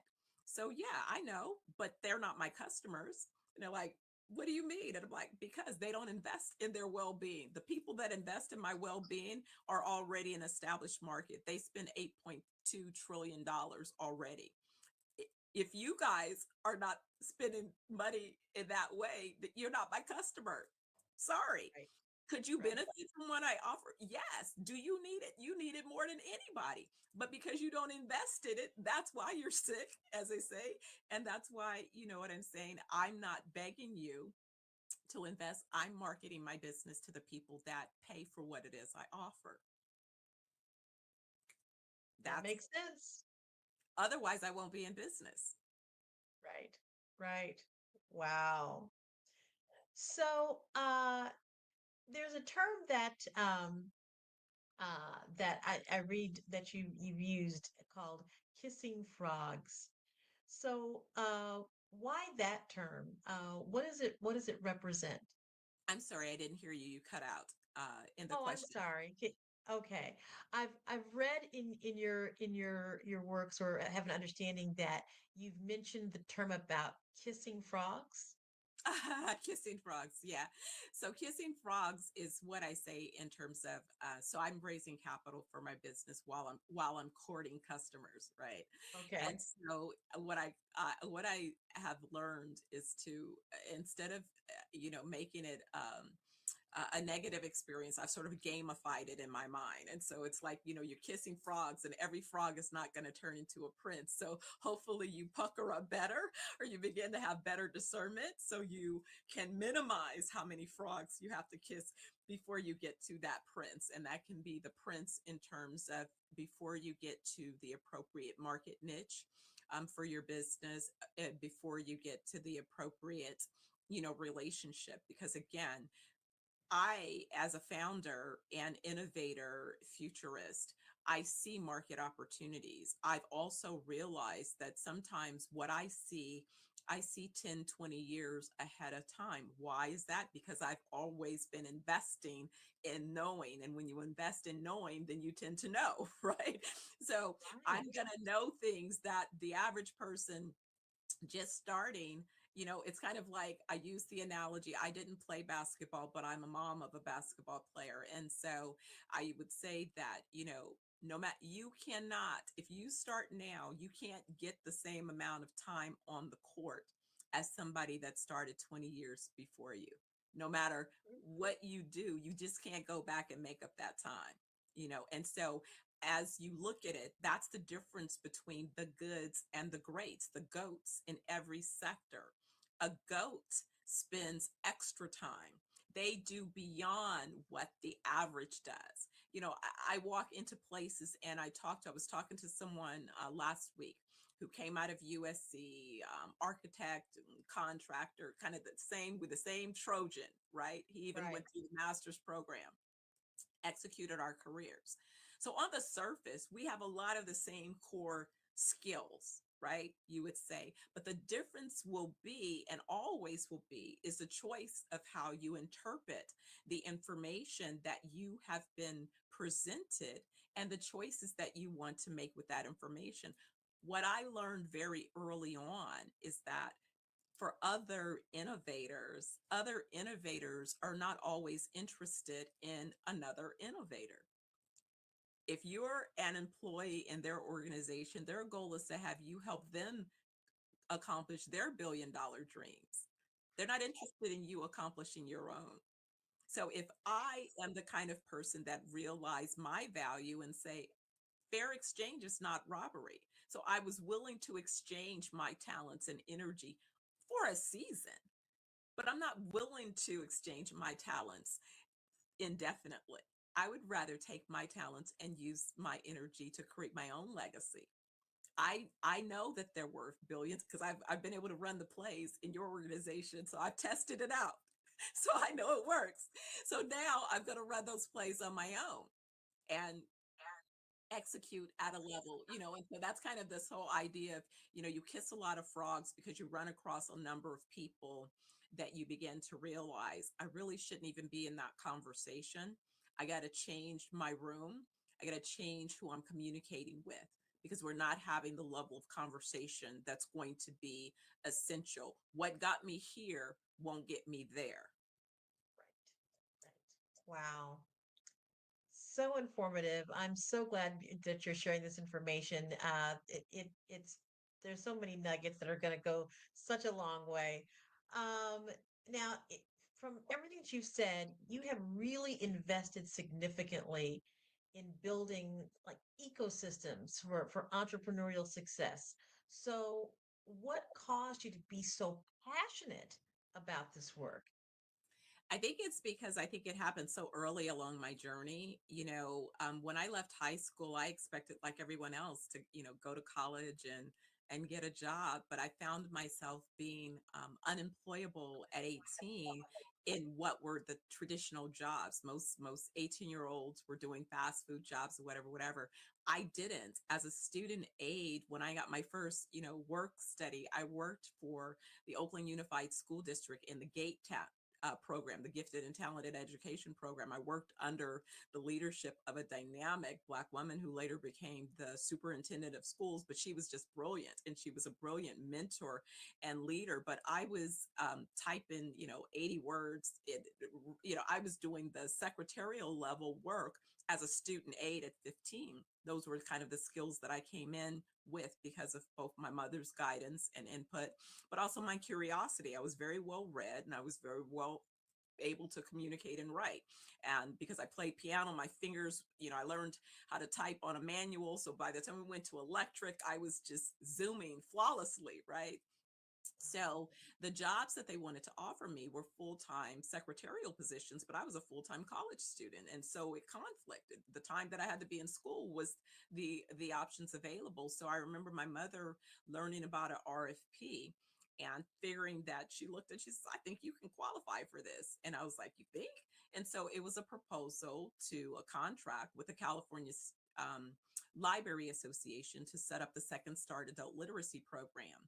And so I won that contract. I wasn't the first pick, but the first pick didn't elect. So I was the second choice. But they were concerned. They're like, how is this 18-year-old going to execute this contract? And not only did I execute the contract was renewed and extended until I opted out, because I now graduated for college and I wanted to enter into, the career that I had studied. But also I realized that I was going to have to take a haircut on my income, and I better do it while I'm younger, than later along the journey. But then I became involved with a youth entrepreneurial organization where at that time I was able to add again experience in marketing, and then building on and building on.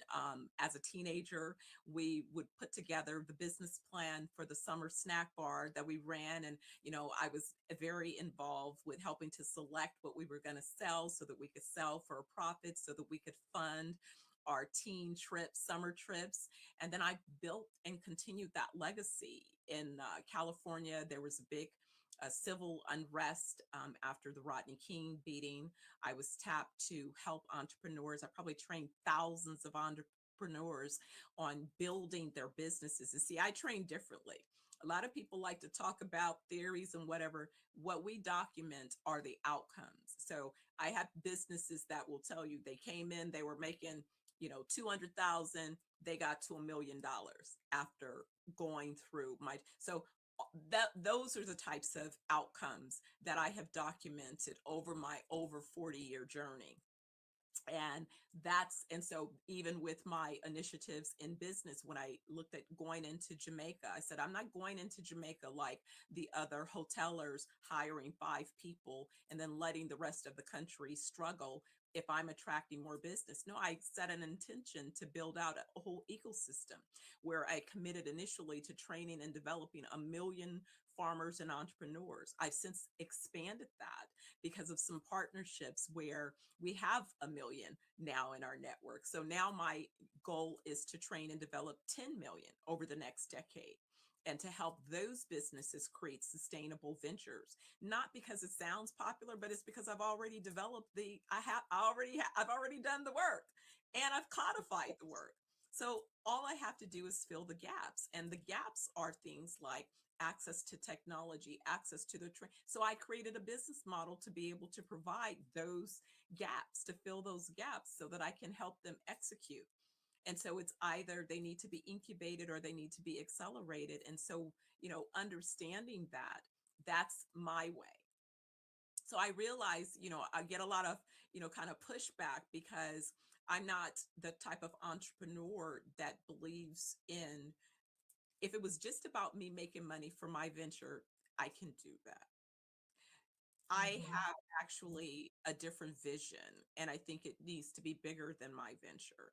And so, because of that, I often face a lot of, turbulence, because again, there are benefactors of the system as it is. Otherwise, it wouldn't be. Yeah. So, when you come in That rock, is so important. Oh my goodness. hear So me, important. hear between the Yes. lines, hear me. There Yes. are benefactors of the existing system. The reason that 50%, ultimately 70% of the businesses started in the US fail. There are benefactors of that system. Every time you make a mistake as an entrepreneur and go and open up a bank account at a retail bank, they win, you lose. You don't know it. You won't know it for 30 years. By the time you realize you've lost, you can't go back and claim the time. But ignorance is not bliss. Ignorance means you end up with a lacking understanding of wealth creation and a sustainable venture. Wow. I can be more basic than that. Pay attention to how many people use a email other than a URL attached to their business. Now that's a very basic fundamental thing. But if you don't even understand that distinction right there, you don't understand why you're not going to capitalize and expand a business. You're not playing, you're playing business. You're not in business because you don't even understand the first step of being in business. Your banking, your financing, your capital is dependent upon some basic things. Email address, business phone number, not a cell phone number, office, not your house. Like, if you can't get out the gate right, you've done the worst thing. You've made yourself a target, and you've made it clear that you haven't done your homework. You're not prepared for the big league. You're out, you're running a hustle. And again, that's your choice. But if you knew better, you would possibly do better. But to me, I realized that if you're not investing your time in gaining knowledge and insights, then you're choosing to produce what it is you're producing. And guess what?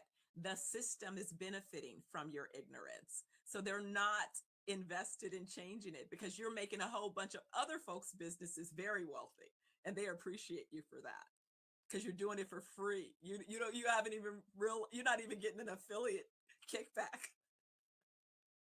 It's like, wow. We could go on and on and on. I mean, this is so very important.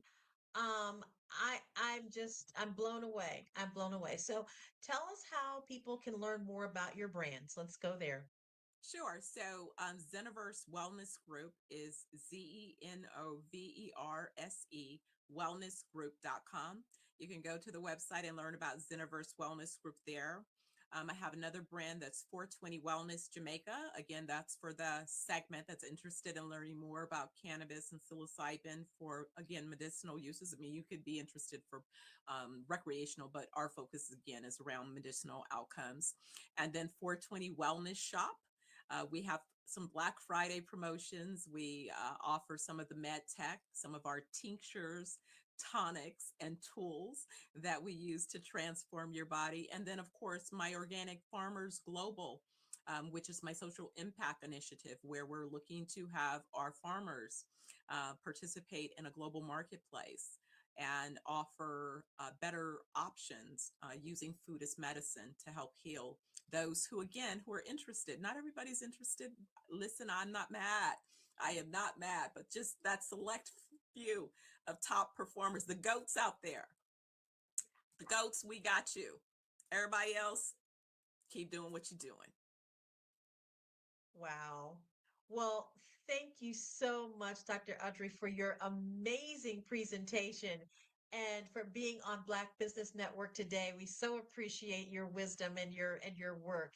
And for all of us out there, just know that genius is common, and we'll see you on the other side. Thank you for having me.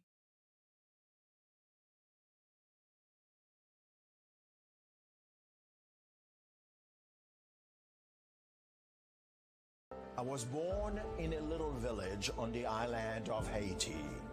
Many deadly diseases pounded me.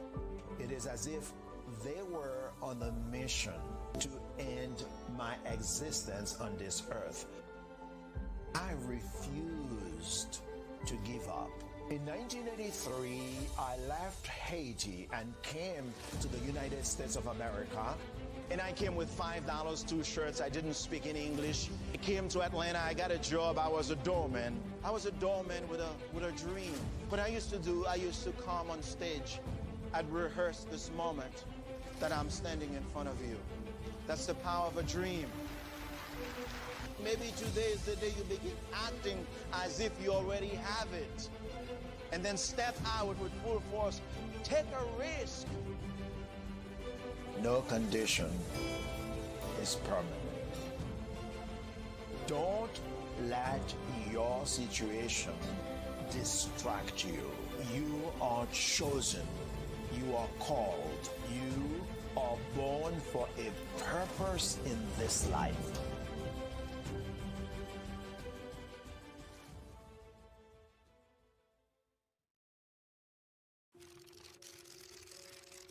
Bravery is not the absence of fear, but the ability to overcome it. We stand for those who defy suppression, who speak out, and those who walk the road less traveled. Everyone deserves to be seen and their voices to be heard. We're sparking a movement, growing a community of creators united by the desire for freedom, choice, equity, and ownership. At Fanbase, it's all for one and one for all.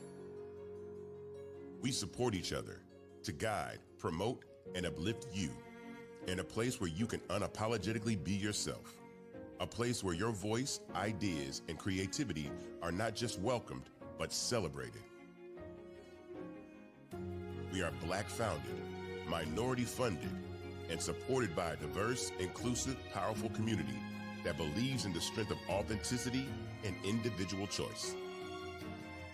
Regardless of success or background, we welcome you, the marginalized, the underappreciated, the successful, the superstar.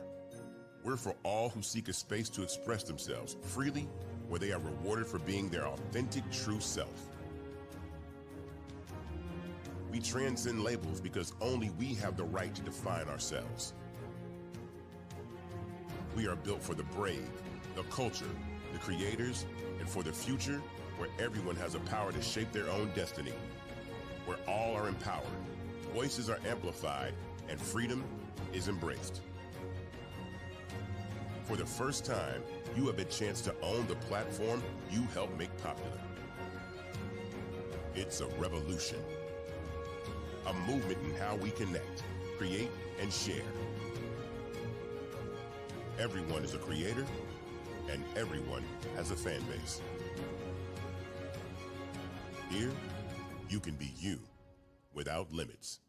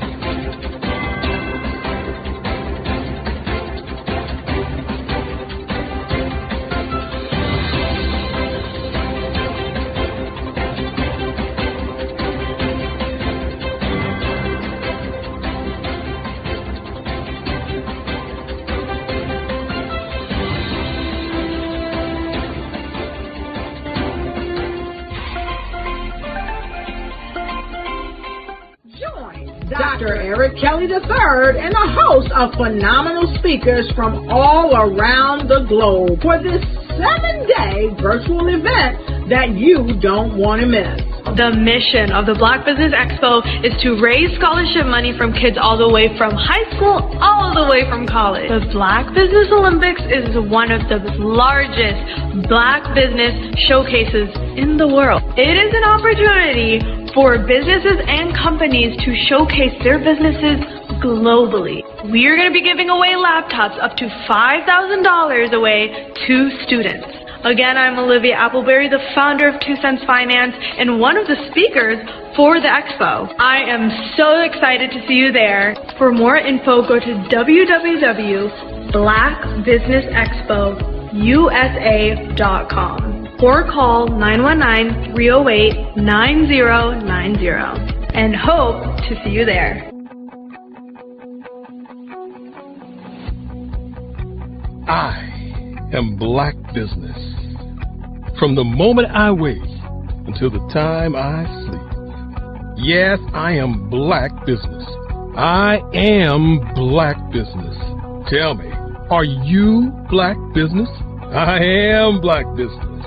Do you support Black businesses? Listen, I support Black business because I am Black Business. Black Business Expo, one of the largest business showcases in the history of Black business in the world. The world! Sign up today at www.blackbusinessexpousa.com or call 919-308-9090. I am Black Business. I am Black Business. From the moment I wake until the time I sleep, I am Black Business. I am Black Business. Are you Black Business? I am Black Business.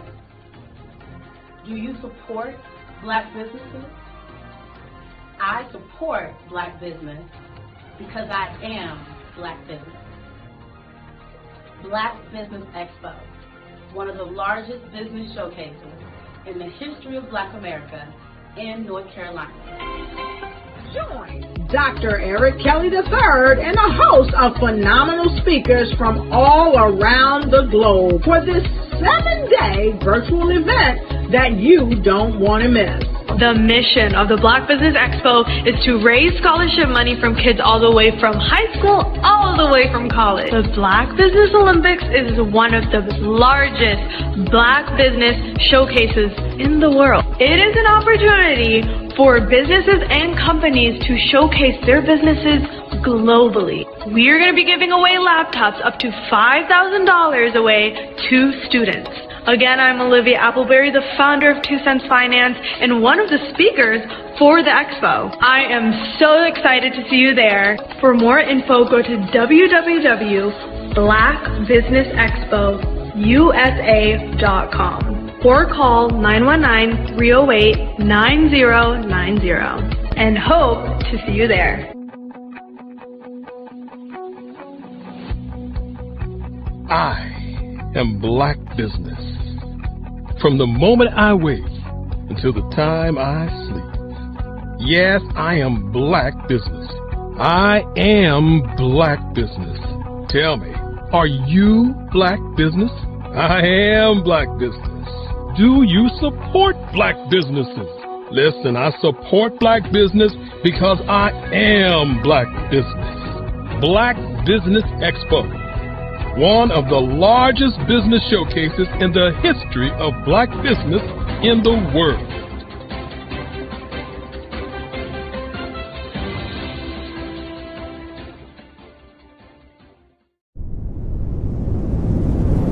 Welcome to Intentionality with Dominique, the show that helps business owners become valued and in-demand suppliers in the marketplace to scale their businesses. Let's start today's show with host and intentional connector, Dominique Simpson-Milton. My favorite question to ask, but what would you say is the difference between working in your business versus working on your business?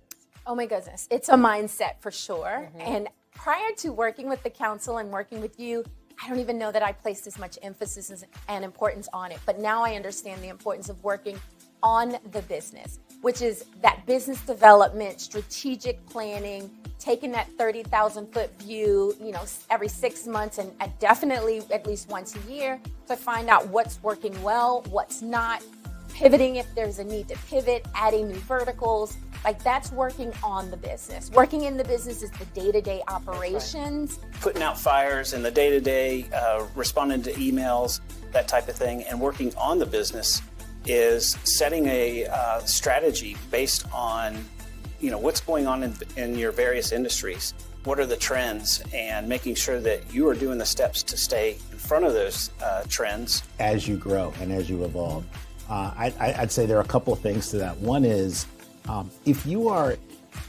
in the weeds every single day, and quite frankly, when you start a business, there's not a lot of, it's hard not to be, right? Because you're probably small when you start. There are probably not enough resources for the things that you have to do. That's normal.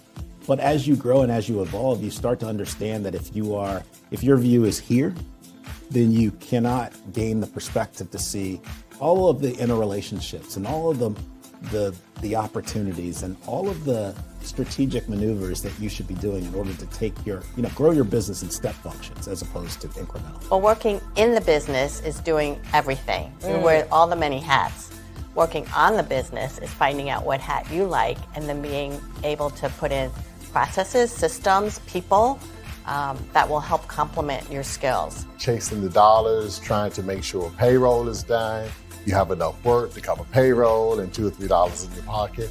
The next thing you know, year after year, you're in a rat race. You've never been trained to develop your business or to take it to another level. As long as I can focus on where we are going, because no one else is doing that in the company except for me. So if I can see, here's where we're going, and I need all 10 of y'all to come with me, then if we all do that together, then the business grows because everyone is focused on the thing they're supposed to be focused on. Love that. Yeah. I think for a lot of business owners, particularly when you're just getting started, you're wearing multiple hats. I tell people all the time, I was always letter E, all of the above, when we used to fill in those multiple choice tests. And even now, I still do a lot, but what is really great is that right now I'm in Richmond. My team back in Raleigh is handling everything. I don't have to pick up the phone. I don't have to check that email because I know that they can take on whatever is being thrown at them. Take time to slow down in order to speed up. Invest in CVM SDC developmental programs each year to grow your business. Working in equals maintaining. Working on equals growth.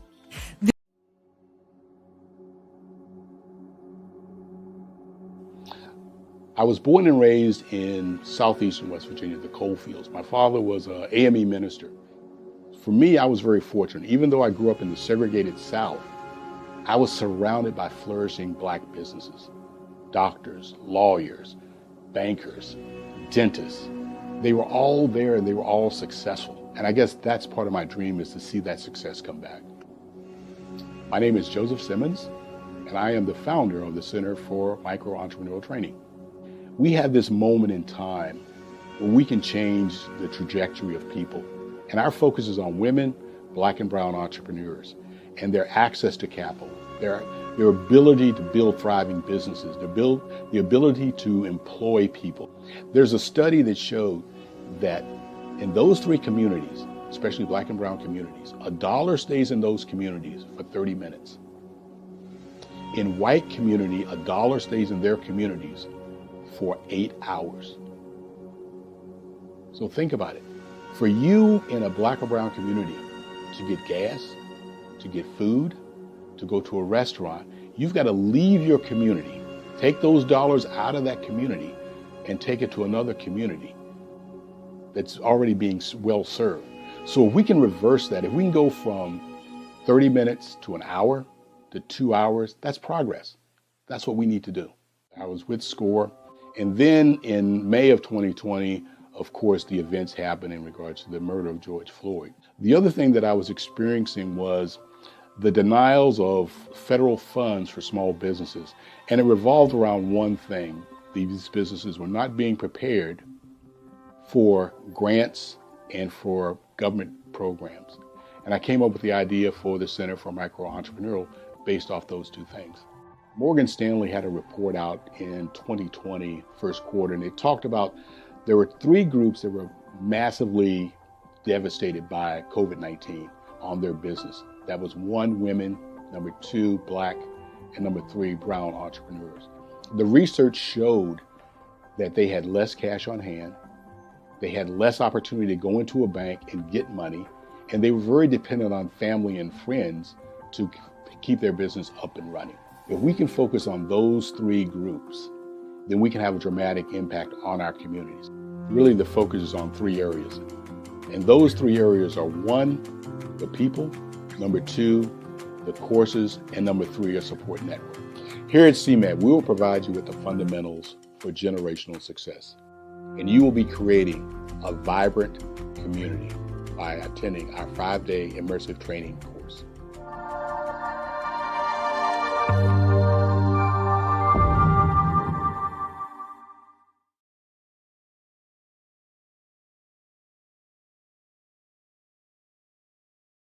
You are a Black-owned business and you're looking for new ways to expand your reach. Or you're a creative and you have an amazing story that needs to be told, seen, and heard. Well, at Fave Unite TV, we're streaming the diverse and authentic narratives of Black American culture. At Fave Unite TV, you have access to product placement, feedback loops, promotional spotlights, and other ways to showcase your brand. And we have fans all around the world that can't wait to see what you're up to. So come to Fave Unite TV because we are showcasing the culture 24/7 with Black stories and Black storytellers. Subscribe to FaveUniteTV.com today. And for more information, email us at info@FaveUniteTV.com or call our hotline at 816-819-9939. Fave Unite TV, one of the largest platforms showcasing Black American content in the world.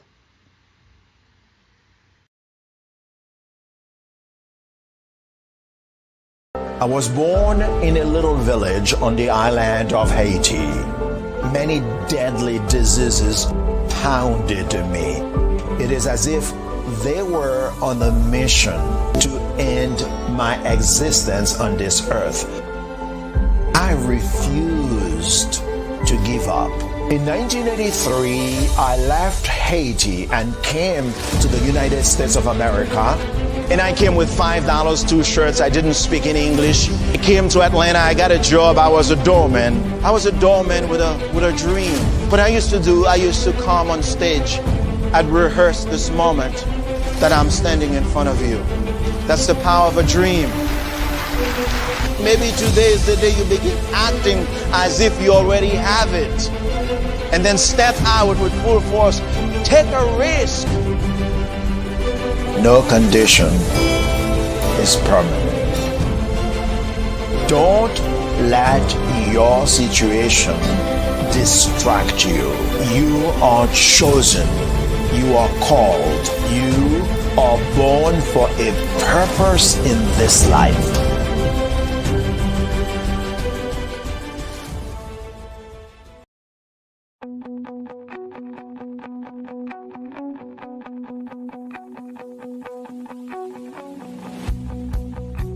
I am Black Business.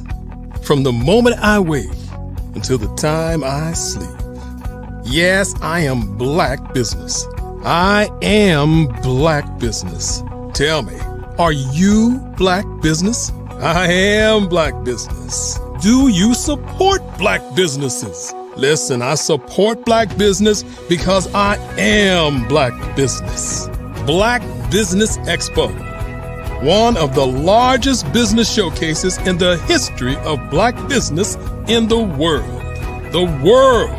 Sign up today at www.blackbusinessexpousa.com or call 919-308-9090. I am Black Business.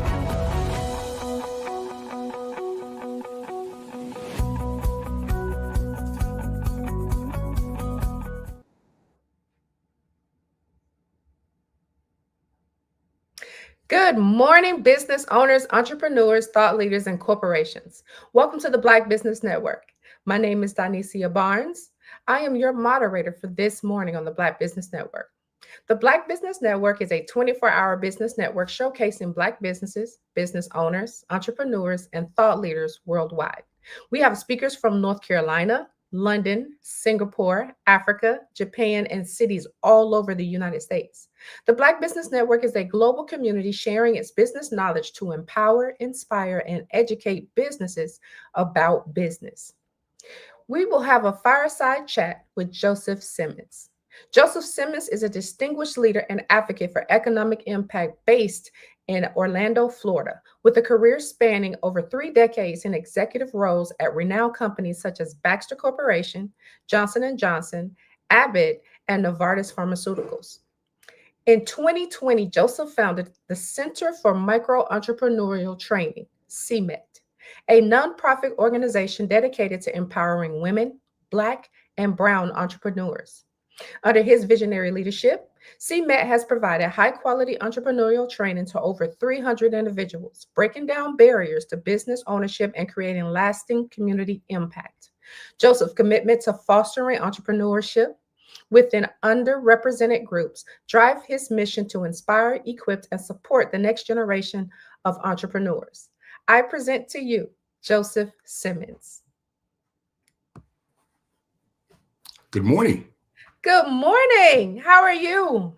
I'm doing fantastic. So another beautiful day here in Orlando. Yes, sir. I can tell by all that light coming in, all that natural light. Tell us where you're calling in from. Beg pardon? Tell me where you're calling in from. Orlando, Florida. Awesome. What's the temperature like down there right now? It's 92 degrees. Oh, y'all doing good. We already in the 100. Yeah, but as a matter of fact, I was telling somebody, one of my family members in DC, he was complaining about it being 100 degrees. And I said, why don't you come back to Florida? It's cooler here than it is there. All right, Mr. Joseph, you've been a leader in the entrepreneurial space for 5 years. What personal and professional experiences shaped your passion for building systems that support Black and Brown founders? I would say my first opportunity was with a distribution company. It was called American Scientific Products. And I was in training for 6 months. At that time, that's what they did. They developed bench players.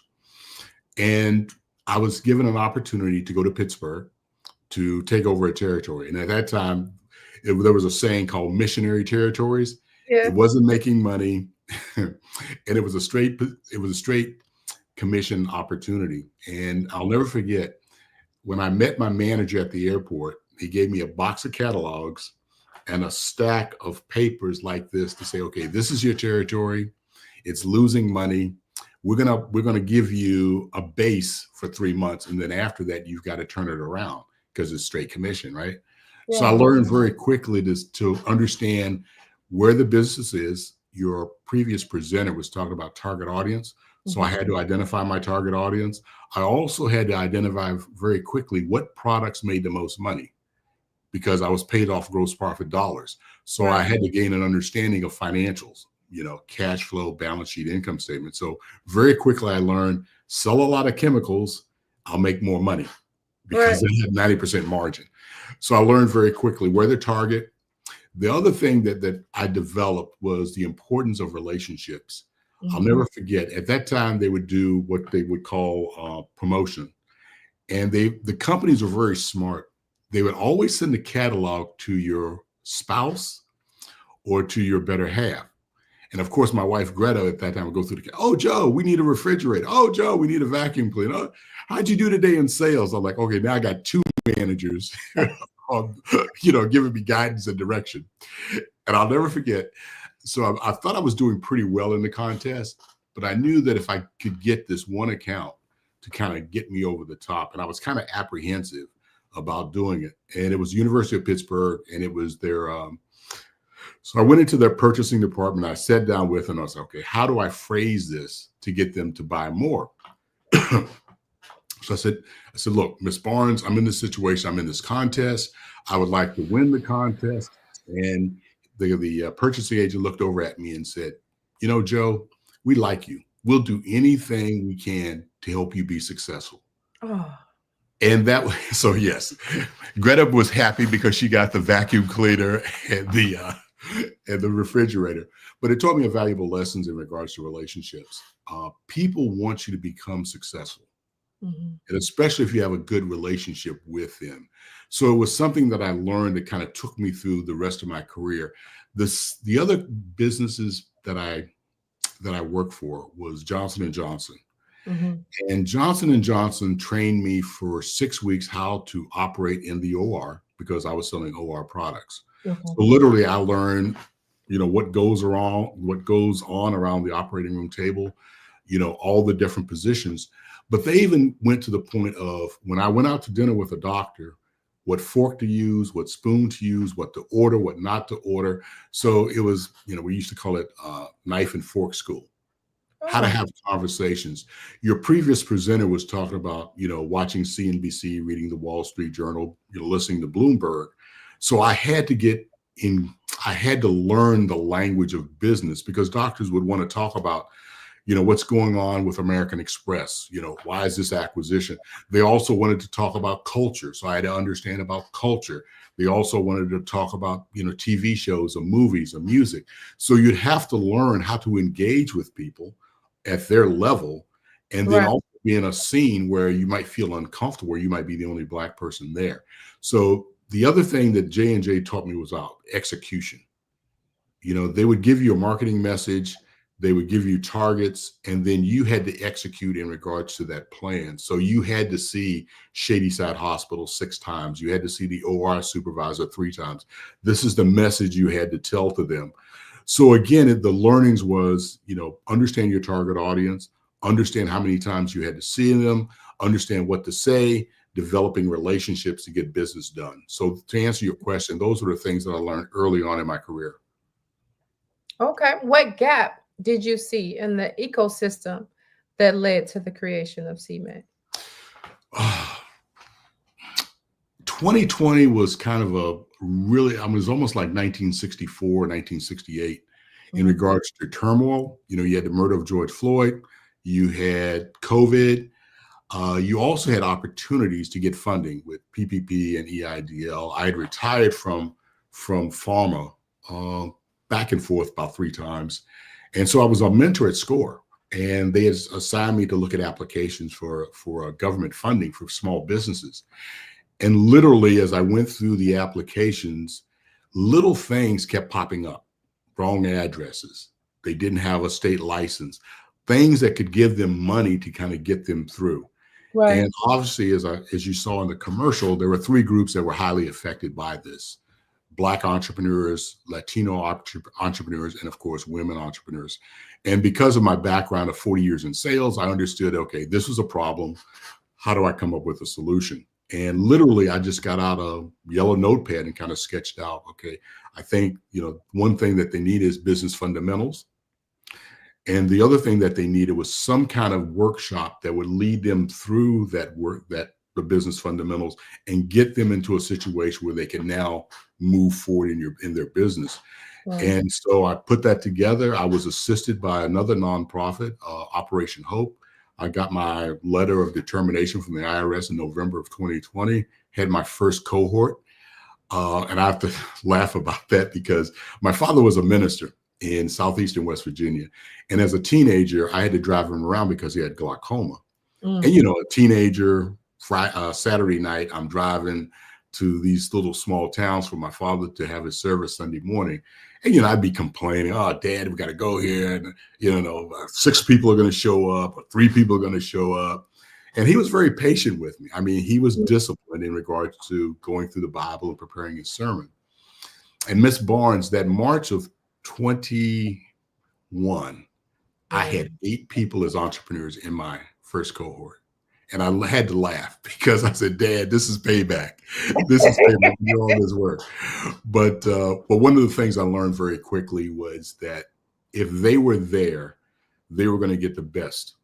And so when I set up CMET, one of the things I wanted to make sure that people understood was the gap between a Nordstrom's business and a Dollar General. Okay. And I want to make sure that the people who went through my cohort got the best of the best. So I understood very quickly my subject matter experts would be the best. I also understood that they would provide a ecosystem of safety. Because let's face it, it's very challenging to ask questions that you don't know. You know, you kind of sit there and go, but when you're in a situation where it's just the two of you, then you have a better conversation. So that's how I designed CMET. What misconceptions should be challenged when it comes to supporting Black-owned businesses? I think I would go back to the analogy of Nordstrom's versus Dollar General. I think that there is a falsehood in regards to individual thinking that if I go to a Black business, I'm not getting the best of the best. You know, I'd rather spend my money with Amazon. I'd rather spend my money with Nordstrom's or whoever, as opposed to supporting Black businesses. And I have to kind of look back, how did we get to this point in time? Because, for example, for me, my college was paid by an insurance policy that my mother and father got from a Black insurance agent. So this is back in, back in the 50s and 60s. And again, I guess one of the things why I'm loyal to the Black Business Network and Dr. Kelly is there was a gentleman on the last time I was on, Dr. Jimmy Davies, and he was talking about the Fuller and Dudley. And I had them on I had Dr. Davies on my cohort. I'm just finishing up my 25th cohort yesterday. And I had him come on because we don't really understand our history of Black business. You know, for example, I think it was Dr. Fuller had over 30,000 employees. Now I want you to think about that. 30,000 employees in the 30s, 40s, and 50s. Novartis Pharmaceutical is a global pharmaceutical company. They only have 8,000 sales representatives. So you had a Black business that had 30,000 salespeople. A pharmaceutical company had 8. One was doing, and think about this. Dr. Fuller was doing, I think the number was $18 million in revenue in the 30s. So if you do valuations, that's probably at least $18 billion today. You look at Dr. Dudley, he created, I think, of his people, the majority were making over 6 figures. So when we look at that falsehood about, you know, well, Black businesses is not as good, it is. We just have to make sure that we grow and we develop to those past institutions like Dr. Fuller, Dr. Dudley, Johnson Publications, S. Johnson, Johnson Products, Motown. I mean, we have such a legacy of excellence in Black business that we really kind of forget about. You know, we think about Black business as nothing more than musicians or athletes, but there are businesses out there, which led me to, you know, one of the things at CMET we do is, for lack of a better term, I call it a conveyor belt, where you come in at our 5-day virtual training. From there, you move into a growth accelerator program. Okay. And now I'm developing a pilot project called the CEO Collective. And that's the businesses that are doing over $1 million. And that way they're in a pool helping to grow each other's business, because the goal of that collective is to get them to $10 million and above. Yeah. We've got to have a system in place that takes you from point A to point B to point C, graduation, and then you're out there developing businesses. The other thing that I think is critical for Black businesses is, I don't know if you've heard of the silver tsunami. No. The silver tsunami is people like myself that have gray hair. We're baby boomers and we're retiring from businesses. And Ms. Barnes, this represents $10 trillion of market value businesses that are out there. So we as a community have 5 to 10 years to take advantage of buying businesses. And what do I mean by buying businesses?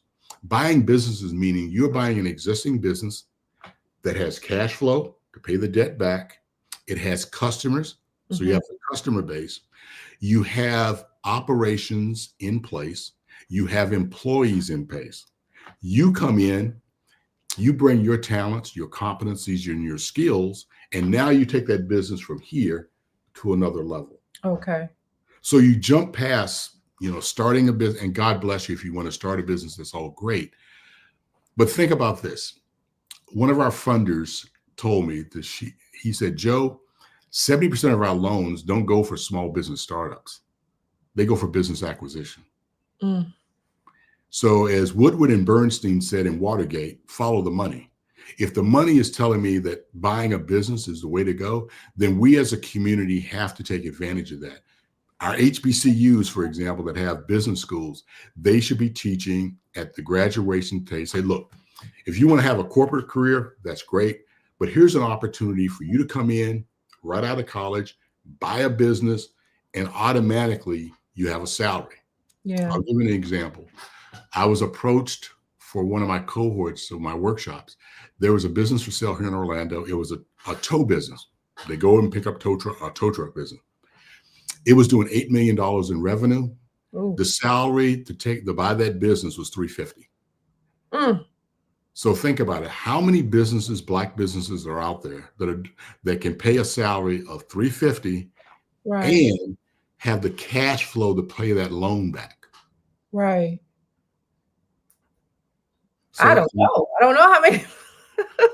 No, I mean, you just go through and just ask any entrepreneur. I can buy a business, an $8 million business. I'm going to get a salary of $350,000, and it does not abate me from paying back my loan. Right.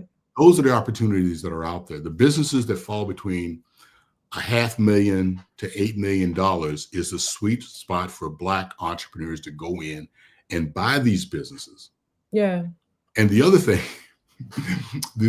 that it does, think about the relationship it now has within a banking. If you're Chase Bank and I'm giving you $8 million of deposits a year, you're going to give me attention. You're going to give me opportunities. It gets you into doors to grow and develop your business.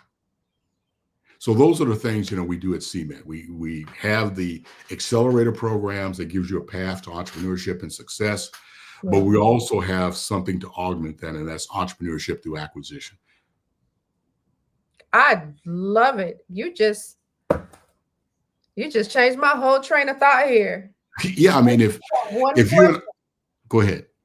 It's just that one question. You just changed my whole train of thought. Yeah, I mean, unfortunately, as a community, I used to always give this analogy, Ms. Barnes, is that when I first started selling and I would sit down with my counterparts, the first thing that I would go to would be the sports section. The first section they go to would be the business section. So what I asked them to do is teach me about business, what you're looking at in regards to stocks and bonds, the marketplace, this, that, and the other. And if you want to know about sports, I'll talk about that. But I want to understand that mindset of business. Yeah. And it's a language. It's a language, Ms. Barnes, that it's sometimes challenging for us. It's no different than me telling you, I want you to learn Russian. Yeah. So you have to understand that language. And it's challenging also because my father, unfortunately, my grandparents were on my father's side were free slaves. And so he had to migrate from North Carolina to West Virginia for freedom. And we would talk about that trip. And I'm trying to, in my mind, imagine, how did you get from Burlington, North Carolina to West Virginia? There was no interstate. There were no lights. I mean, and so he kind of walked me through it. But he only had a 6th grade education. Yeah. And so when I became a manager and I had, a laptop, Ms. Barnes, I'm sitting out on the front porch visiting my parents, and I had to do some email. And he's looking over at my laptop and he's asking, he said, what are you doing? I said, well, I'm doing email. Come here, I'll show you what email is. And he's looking at it, and I could see that his mind was going, I have no idea, I mean, he sacrificed for me to go to college and my Yeah. brothers and sisters to go to college, but he had no understanding of the world that I was in. Right. Whereas a white guy could go home to his parents and his dad would have no problem saying, you know what, you ought to think about this. What circle are you in? Have you looked at, this and this as an opportunity? And that's the gap we have sometimes, is that, we can easily, I think like your last presenters talked about sports, we can easily do basketball, football, and sports and really feel comfortable in that room. Right. But you put us in a room of economists, business leaders, and we tend to shy away as opposed to embracing it and really having a conversation about. We can talk about AI, we can talk about, the future in regards to universal basic income. We can have those conversations and feel comfortable. That's another gap that we've got to close and be able to talk about, because money is a language in itself. It's a dynamic in itself that we've got to understand how to utilize it Right. to really support our community. I mean, our community should have a bank. Our community should have a grocery store. I don't know. I think you're in Atlanta. I live about 15 minutes outside of Atlanta. Okay. So in Atlanta, what do you have? Publix? Publix, Kroger's, Food Depot. There's a lot of grocery stores there. But if you go into a Black neighborhood, do you see a Kroger? Yes. Okay.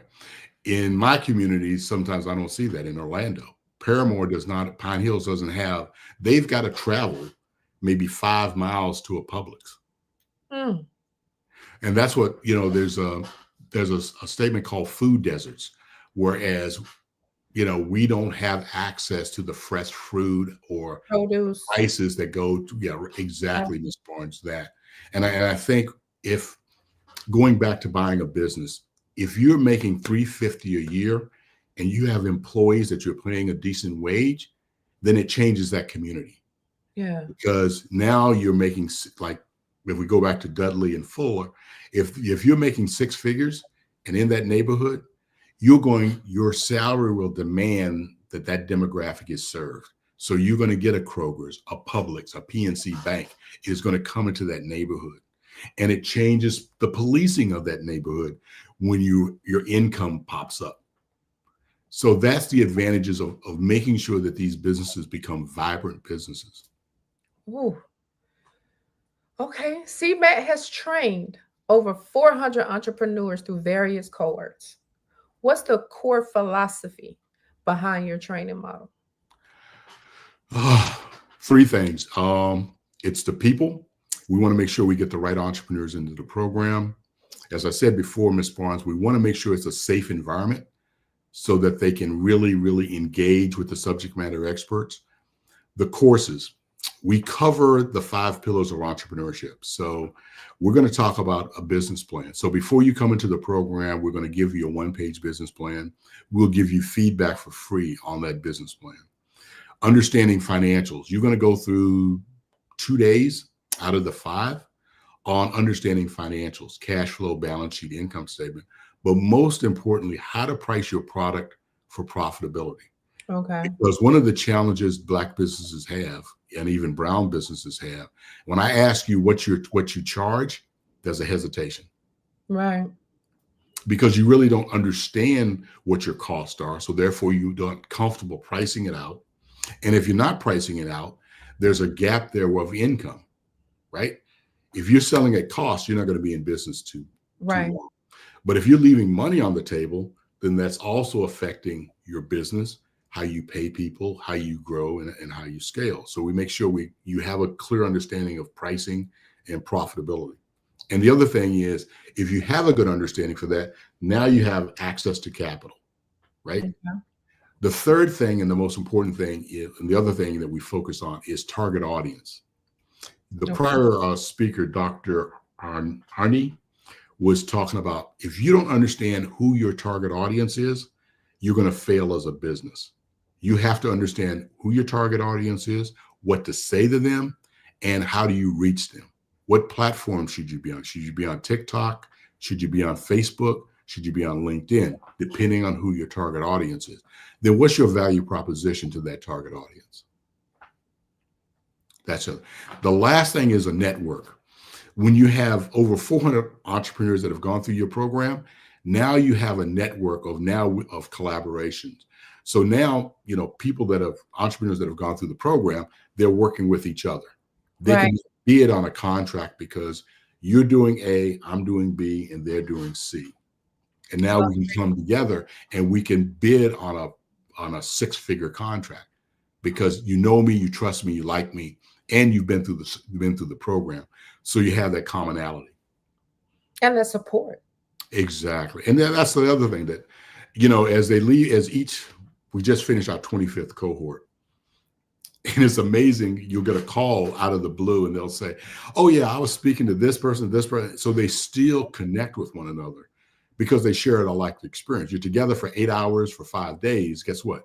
You become your own little gang, right? Yeah. But a positive gang. Right. So that leads me to, can you share a specific success story from one of your recent graduates that speaks to the transformation and scale that they experienced? Oh, wow. She always brings a smile to my face. And that's Katie Bennett. And you'll see her in the commercial that they play here on the network. And Miss Barnes, Katie had that spark and that dream of being an entrepreneur. She started out very young with a love for reading, and she wrote a book. And she's a writer. But she came to the program, and one of the presenters in the program, as he starts his presentation, he goes around. He asks the entrepreneurs, this and other about their business. And Katie was going on and on about, I want to do this for the community. I want to do that. I want to do this. And he stopped her. He said, Katie, you're not a business person. That's a humanitarian. And you could see that look on the face of like your look, like eyebrows go up, eyes get big, like, okay. And he made her focus on, if you can't develop your business, you can't be a humanitarian. The other thing that really makes me admire Katie is that, she was in a very challenging relationship with small ones, and she still stayed focused on her business. And she tells the story of her 2 kids, and one's a boy and one's a girl, and they're watching her as she goes through the program, this, that, and the other. And every once in a while, you could see them kind of, peek over her shoulder and look in. And she would say, I told her, no, let them stay, because now you've got a second generation. So fast forward, she goes to the 5-day, and you could tell that she had that it factor. So we placed her into the Growth Accelerator program, where she gets every month for 8 months, she got coaching for 2 hours. She finishes up the 8-month program in December. She has her revenue projection for the year, and she was from zero, she did $250,000. So that's within, a year, a little bit over a year. She was my keynote speaker yesterday to wrap up. So she's 6 months into the year. Yeah. She's probably going to do pretty much between $750,000 to $1 million in revenue. She's really found her sweet spot. She's got, she's now added on 2 people. So she's scaling up her business. Yeah. She's one of the entrepreneurs we're going to put into the collective, because one of the things that I'm very keen on is that we have coaches that can take you from 0 to $500,000. But I needed coaches that can take them from $1 million to 10 million. And so that's the project that we're launching next month. And we've got 3 entrepreneurs that are going to go through that program. Awesome sauce. So here's a doozy. Okay. You've introduced AI and tech into your programming. How can Black founders embrace innovation without becoming overwhelmed? By using AI. Artificial intelligence we were around in the 90s for the advent of the computer and how that changed our lives. AI will have it will be more dynamic change in our lives, not so much for my life or your life, but definitely for the children and their children's children.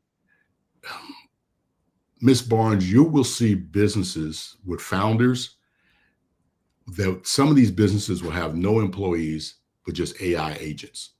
Mm. So that's one way to look at the future. The other way to look at the future is AI will be your companion when you're a senior. Mm. You will have an AI agent that will be your personal agent, your personal robot, and that will be your companion for your medications, for getting you to the hospital, for doctor's visits. Mm. It will be the one that will do your shopping. Okay. It will be one that will be, it will replace a dog as your companion. So that's one way AI can do. In regards to CMET, I can now do more with AI because it answers the phone. It can, when you call into CMET, it will answer questions about our 5-day program. It'll answer questions about our Growth Accelerator program. So I don't have to hire, someone to do marketing. I don't have to hire anyone to do blogs. In regards to operations, I can now use an AI agent for that. So for nonprofits, let's face it, we're always challenged with funding. Yeah. AI can now address that. Now, for us as a people, Yeah. we've got to embrace it because the jobs of the future will revolve around AI, just like the jobs of 40 years ago revolved around computer tech, and we missed out on that. Mm-hmm. This is an opportunity. For example, a prompt engineer can make around $350,000 to $500,000 a year. So you have to have an engineering degree. When you look at the future of AI, look at a company like Meta. Meta is spending almost $1 million per employee to bring in people that are competent with AI. So that shows you the value. If you can bring in employees at $1 million, that's a hefty number. Yeah. But what's the negative side of that? Well, the negative side of that is that if you're not part of AI and you're not competing in that market space, then you're looking at a higher rate of poverty.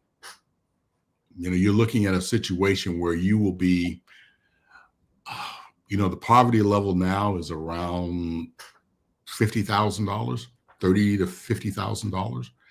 So now you're looking at entitlement programs to support people that aren't part of that, of that world.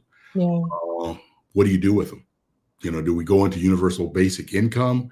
It leads us down a path that we really aren't prepared for. So that's AI. So we've integrated AI. As a matter of fact, I've got a meeting tomorrow with the marketing company that does our internal marketing. They gave us a glimpse Tuesday in regards to what we can bring into AI, what AI can do for CMET in regards to marketing, promotion, managing it. It's just such Ms. Barnes, when you think about it, you can now represent yourself as a Fortune 500 company if you utilize AI appropriately. It's mind-boggling. Answering your emails, doing bids, doing proposal, RFPs, you can now cycle through those so quickly. Yeah. Because it's you train it. You train it to do your business. Now, again, it brings up some challenges because I played it for my wife and I said, can you tell the difference between my voice and the bot's voice? Mm.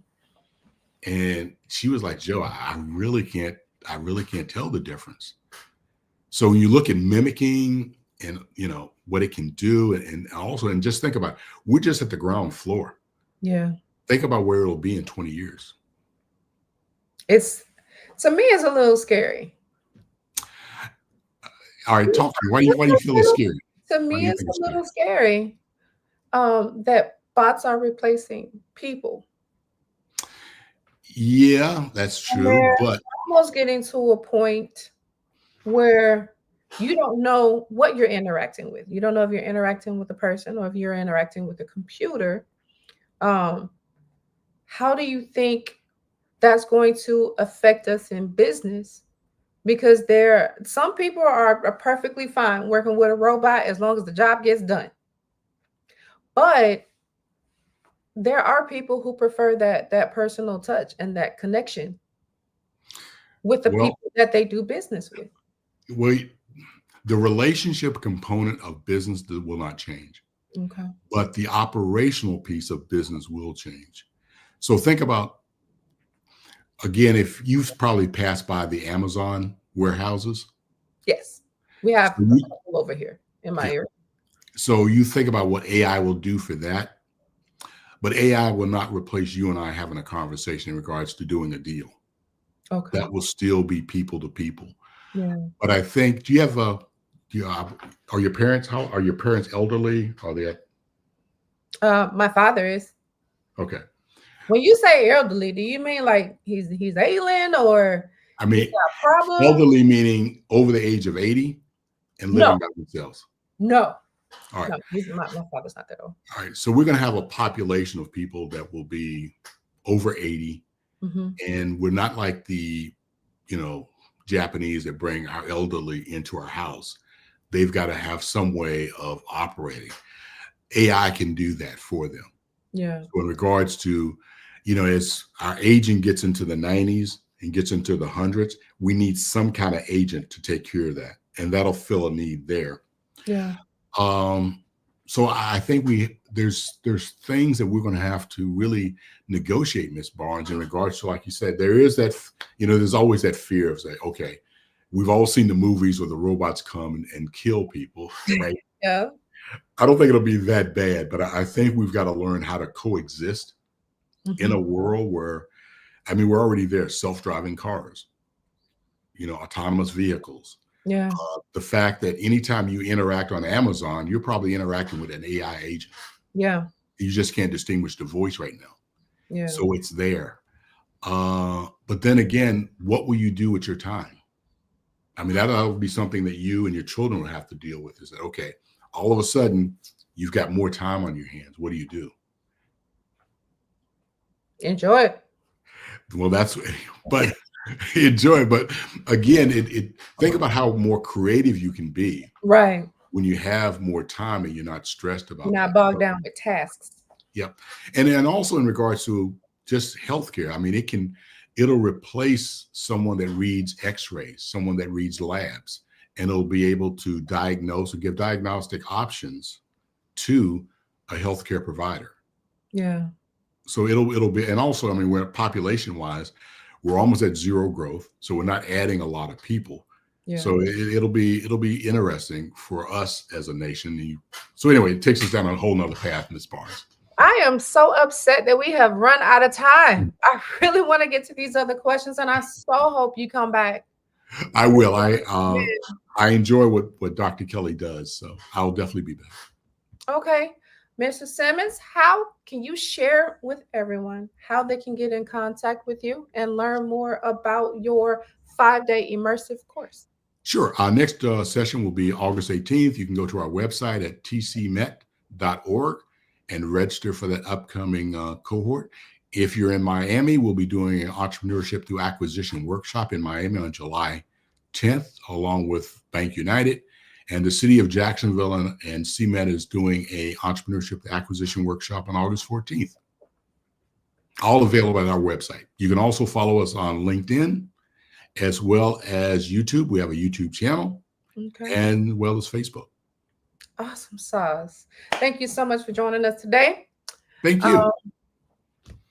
Genius is coming, and I'll see you on the other side. Take care. Bye. The Black Business Expo's mission is to raise funds for high school seniors going to college or K-12 entrepreneurs. This expo is a fundraiser for students. You may go to www.blackbusinessexpousa.com to donate to the scholarship fund or use the Cash App $BBXUSA. Our goal is to give 5 laptops and up to $5,000 to 10 students. Students can register online at www.blackbusinessexpousa.com. Every dollar counts. So we want to remind you to donate to the scholarship fund. We want to thank our Black Business Expo USA sponsors for June 2025. NC 100, Moody Capital Partners, Suede Soul, Lotus Rich Coaching and Training, Carolina, Virginia Minority Supplier Development Council, Step Management, Barbara H. Smith, LLC, Margie McLean Foundation, Inc., Genius is Common, Earth Essentials, Mulaney Shaney Global, Executive Women's Success Institute, The Quality Coaching Company, Superwoman Business Services, Creative Force Studios, Lee Entertainment, Artistic App Design, and Black Business Expo USA. Genius is common, and I'll see you on the other side.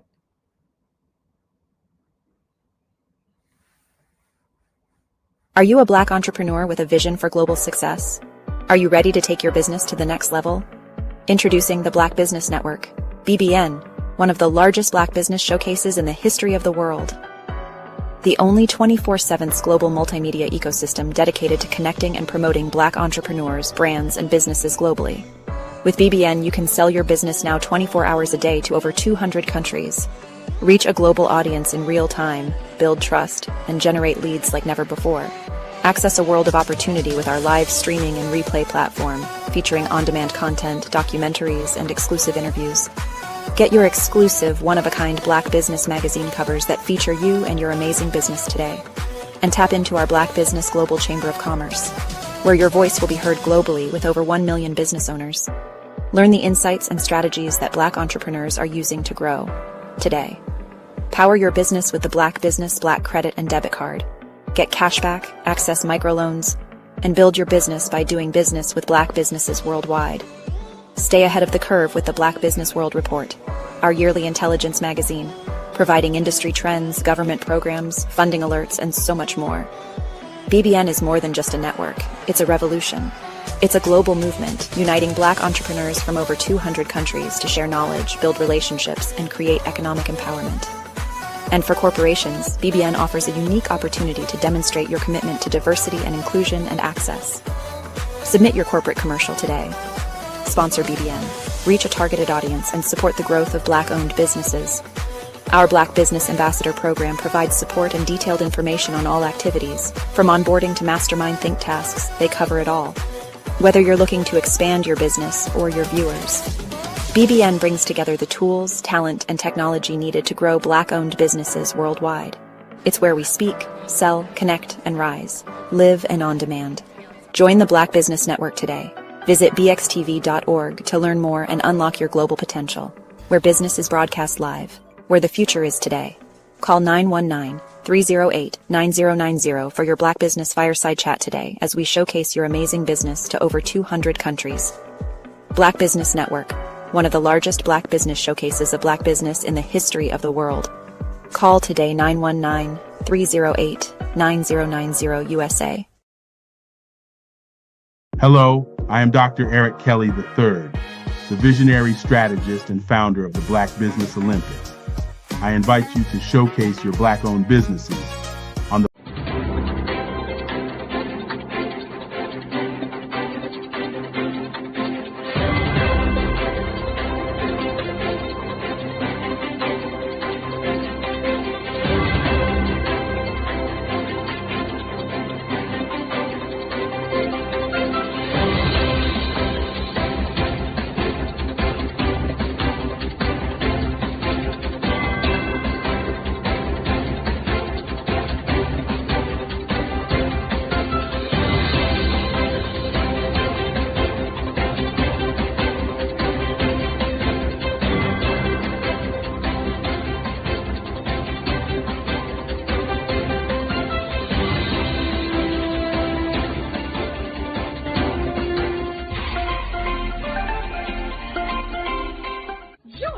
Dr. Eric Kelly III and a host of phenomenal speakers from all around the globe for this 7-day virtual event that you don't want to miss.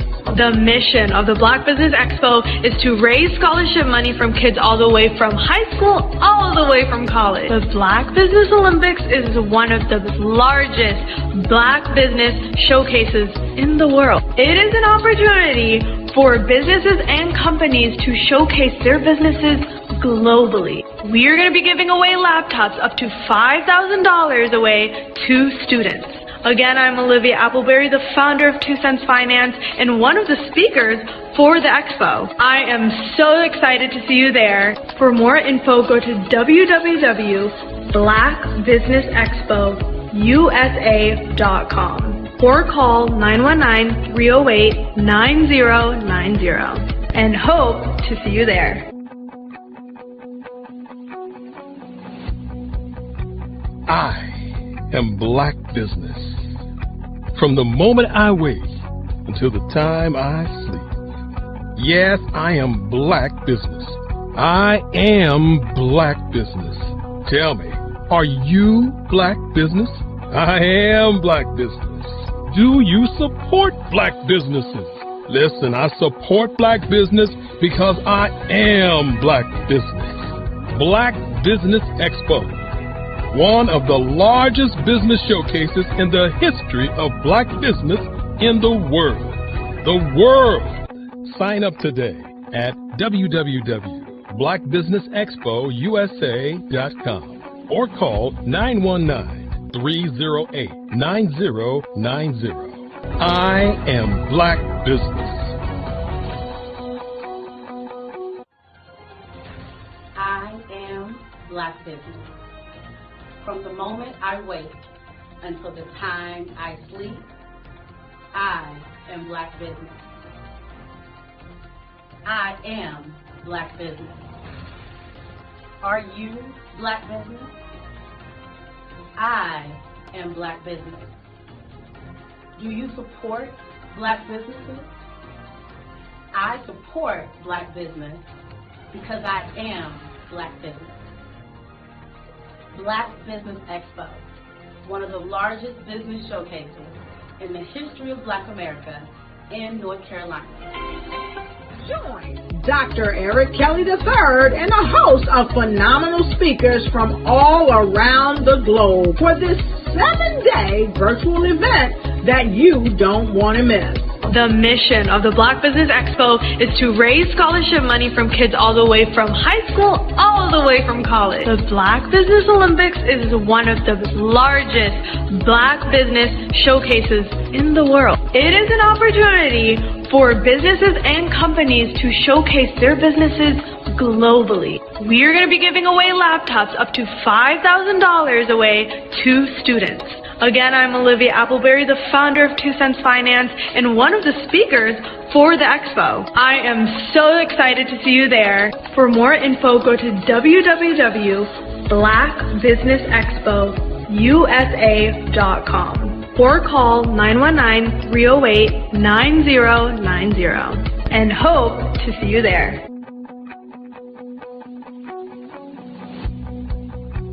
I am Black Business. From the moment I wake until the time I sleep. Yes, I am Black Business. I am Black Business. Tell me, are you Black Business? I am Black Business. Do you support Black businesses? Listen, I support Black business because I am Black Business. Black Business Expo, one of the largest business showcases in the history of Black business in the world.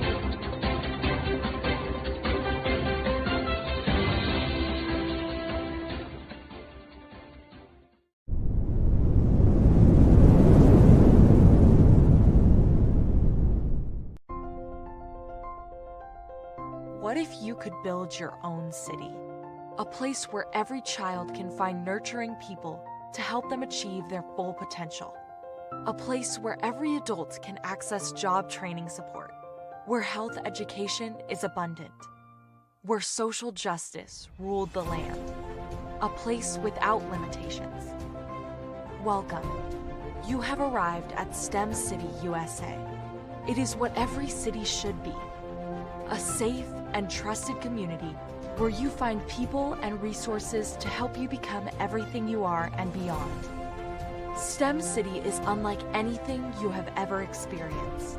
It is a digital twin of the world around you, only better. STEM City is about energy and soul renewal. It is more than a digital world. You can almost feel the power of live cultural events, music, and theater. STEM City promises a better future for children, with caring mentors and hands-on activities, with dedicated tutors to support our youth. STEM City is your passport to a healthy lifestyle, with weekly events addressing our community's many issues. STEM City is your financial well-being, with helpful information on wealth management, career advancement, job training, and so much more. STEM City is the community you deserve.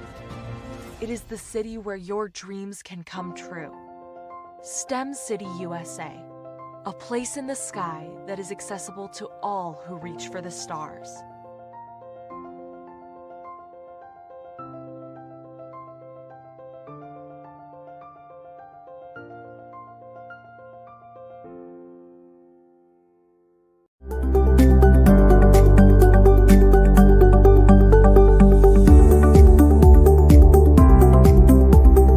My name is Katie Bennett, and I own Lexicon Presents Publishing. We are a publishing and media company that helps you take your story and share it with the world.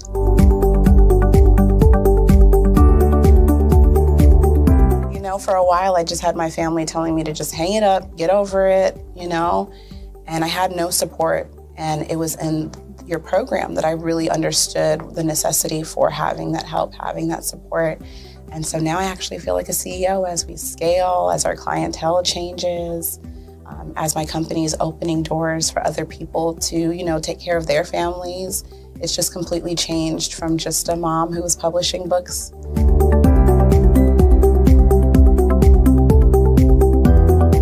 I was at a point where my job, although it was paying really well, wasn't enough. And my business was always in the red. And I was tired of it. And so I came in just hoping to get some sort of help to just not end up in the red every month.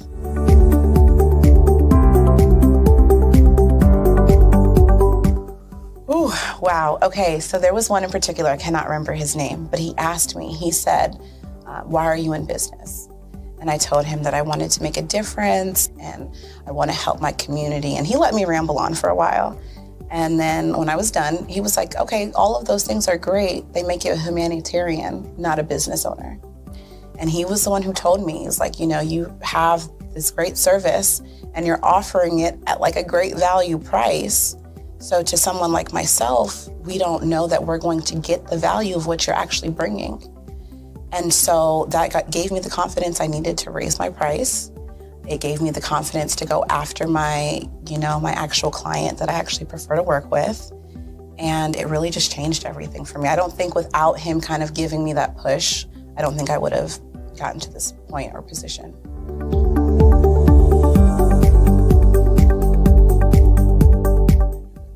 Wow, the benefits is just having a coach that holds you accountable. They set goals with you.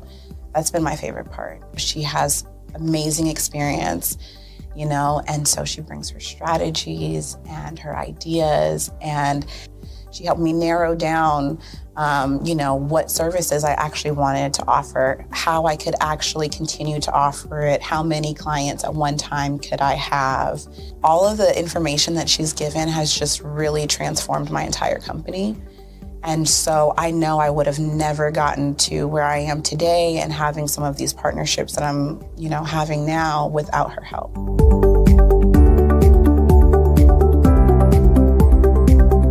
You're going to get information that you're not going to find on YouTube. You actually take the time to strategically give us the information, then give us time to actually apply it. I would also say that so that you're not just out on a ledge alone trying to figure this out. Like, you deserve to be in a community with other people who also want to grow their business. And then finally, the biggest thing I think I took away from CMET was that I had a whole office in Longwood, I still do, and at the time I had not paid my business tax receipt. I didn't know that was something you had to do. So that was like one of the first couple days of information, and I'm like, oh my gosh, let me go get that together right now. So I'm really glad that, CMET was there for myself, and anybody else who has the opportunity, they need to do it.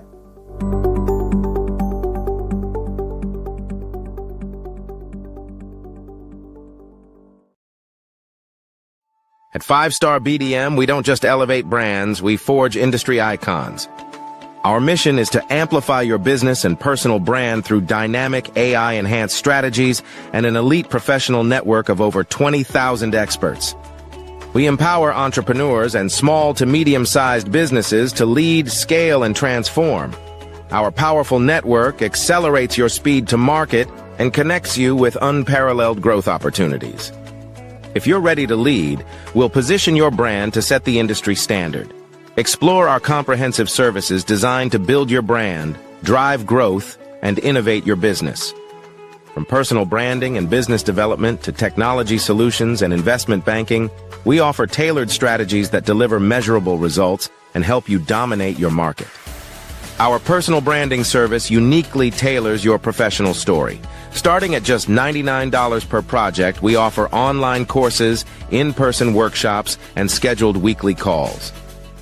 Perfect for individuals beginning their personal branding journey, we help you craft a legacy that commands attention and respect. Strategic plans and execution are at the heart of our business development services. We focus on sustainable growth, helping you secure funding, scale operations, and expand your market reach. Our expertise ensures your business thrives in competitive environments. Innovate with custom artificial intelligence, machine learning, and software solutions tailored to your needs. Our technology services are designed to enhance your business operations and drive efficiency, ensuring you stay ahead in the digital age. Discover real stories and real results. From healthcare startups to tech entrepreneurs, our clients have achieved extraordinary success. For instance, a healthcare brand transformation led to a 40% drop in patient infections, showcasing our impact in diverse industries.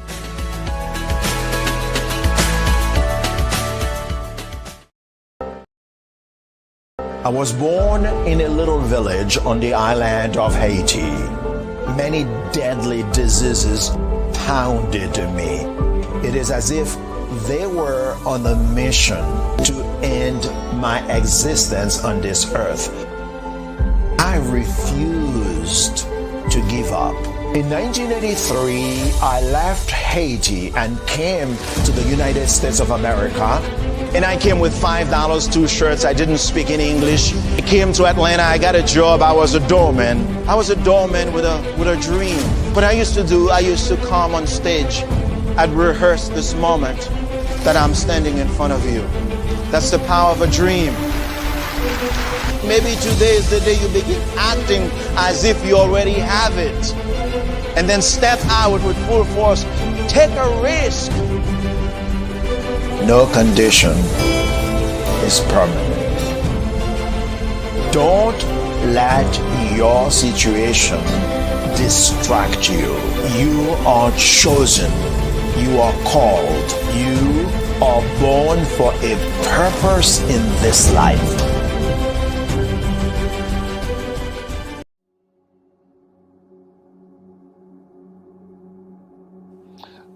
I was born and raised in southeastern West Virginia, the coal fields. My father was an AME minister. For me, I was very fortunate. Even though I grew up in the segregated South, I was surrounded by flourishing black businesses. Doctors, lawyers, bankers, dentists. They were all there and they were all successful. And I guess that's part of my dream, is to see that success come back. My name is Joseph Simmons, and I am the founder of the Center for Micro-Entrepreneurial Training.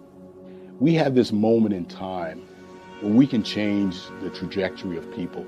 And our focus is on women, black and brown entrepreneurs, and their access to capital, their ability to build thriving businesses, the ability to employ people. There's a study that showed that in those 3 communities, especially black and brown communities, $1 stays in those communities for 30 minutes. In white community, $1 stays in their communities for 8 hours. So think about it. For you in a black or brown community to get gas, to get food, to go to a restaurant, you've got to leave your community, take those dollars out of that community and take it to another community that's already being well served. So if we can reverse that, if we can go from 30 minutes to an hour to 2 hours, that's progress. That's what we need to do. I was with SCORE. And then in May of 2020, of course, the events happened in regards to the murder of George Floyd. The other thing that I was experiencing was the denials of federal funds for small businesses. And it revolved around one thing. These businesses were not being prepared for grants and for government programs. And I came up with the idea for the Center for Micro-Entrepreneurial based off those two things. Morgan Stanley had a report out in 2020, first quarter, and it talked about there were three groups that were massively devastated by COVID-19 on their business. That was 1, women, number 2, Black, and number 3, brown entrepreneurs.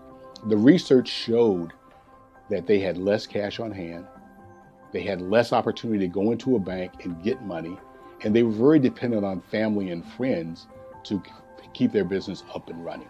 If we can focus on those three groups, then we can have a dramatic impact on our communities. Really, the focus is on 3 areas. And those 3 areas are 1, the people, number 2, the courses, and number 3, a support network. Here at CMED, we will provide you with the fundamentals for generational success. And you will be creating a vibrant community by attending our 5-day immersive training course.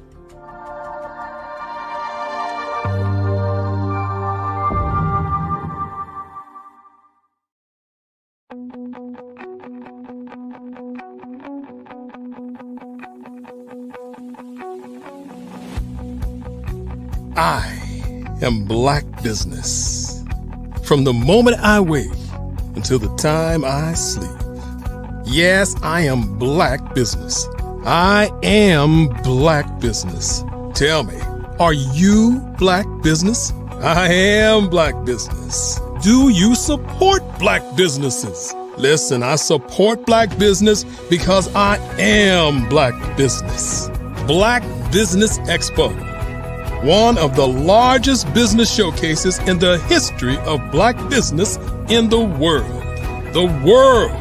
Sign up today at www.blackbusinessexpousa.com or call 919-308-9090.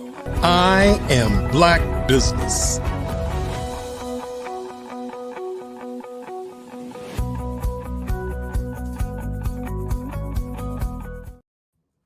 Good morning, business owners, entrepreneurs, thought leaders, and corporations. Welcome to the Black Business Network. My name is Donicia Barnes. I'm your business moderator for this morning on the Black Business Network. The Black Business Network is a 24-hour business network showcasing Black businesses, business owners, entrepreneurs, and thought leaders worldwide. We have speakers from North Carolina, London, Singapore, Africa, Japan, and cities all over the United States. The Black Business Network is a global community sharing its knowledge to empower, inspire, and educate businesses about business. We will have a fireside chat between Joseph Simmons and Dr. David Walker. Joseph Simmons is a distinguished leader and advocate for economic impact based in Orlando, Florida, with a career spanning over 3 decades in executive roles at renowned companies such as Baxter Corporation, Johnson & Johnson, Abbott, and Novartis Pharmaceuticals. In 2020, Joseph founded the Center for Micro-Entrepreneurial Training, also known as CMED, a nonprofit organization dedicated to empowering women, Black and brown entrepreneurs. Under his visionary leadership, CMED has provided high-quality entrepreneurial training to over 300 individuals, breaking down barriers to business ownership and creating lasting community impact.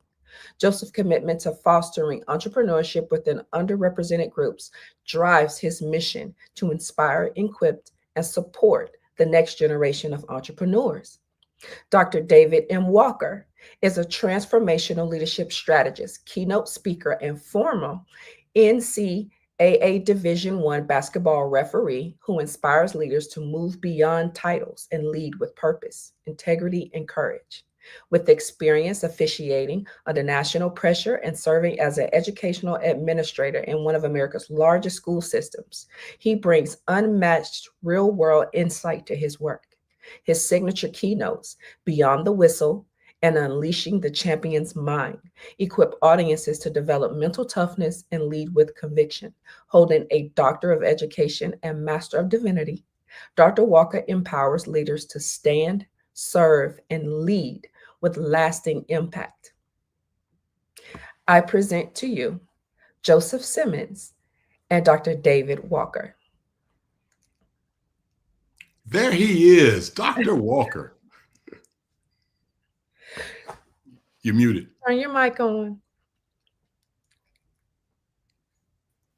There we go. Hey, welcome. All right. It was on before, but I guess those things happen. It's okay. Can you all share with the audience where you're calling in from today? I'm calling from Orlando, Florida. Oh, okay. And I'm right up the road from Dr. Walker in Orlando, Florida. Good deal. All right. Well, I will let you guys get to it. Genius is coming, and I'll see you on the other side. You know what? And Miss Barnes missed something, Dr. Walker. And what is that? You were the first entrepreneur to go through the CMET program. But she wouldn't know that. Oh, how could she miss what she didn't know? That is so true. That is so true. But that is true. I was one of the first ones to go through your training. Yes, yes. And ladies and gentlemen, let me just say this. This gentleman endured 8 days as opposed to 5. Yes, absolutely. But it was a wonderful experience. You got to use me as a test model to get all of the, the trainings and to perfect it. And then you got it down to 5 days. So great job, Joe. Well, Dr. Walker, let's start with this. Can you tell the audience a little bit about your journey from, where you started to becoming an author and then becoming a motivational speaker?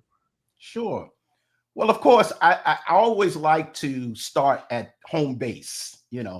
I grew up in a place called Bed-Stuy in Brooklyn, New York. And maybe your audience has never heard of Bed-Stuy, but it's the home of Biggie and Jay-Z and Chris Rock. And Bed-Stuy is the place where Spike Lee did that movie called Do the Right Thing. So I grew up in that urban community, and it was a great experience growing up there, but there were challenges. Bed-Stuy was also known as Bed-Stuy Do or Die.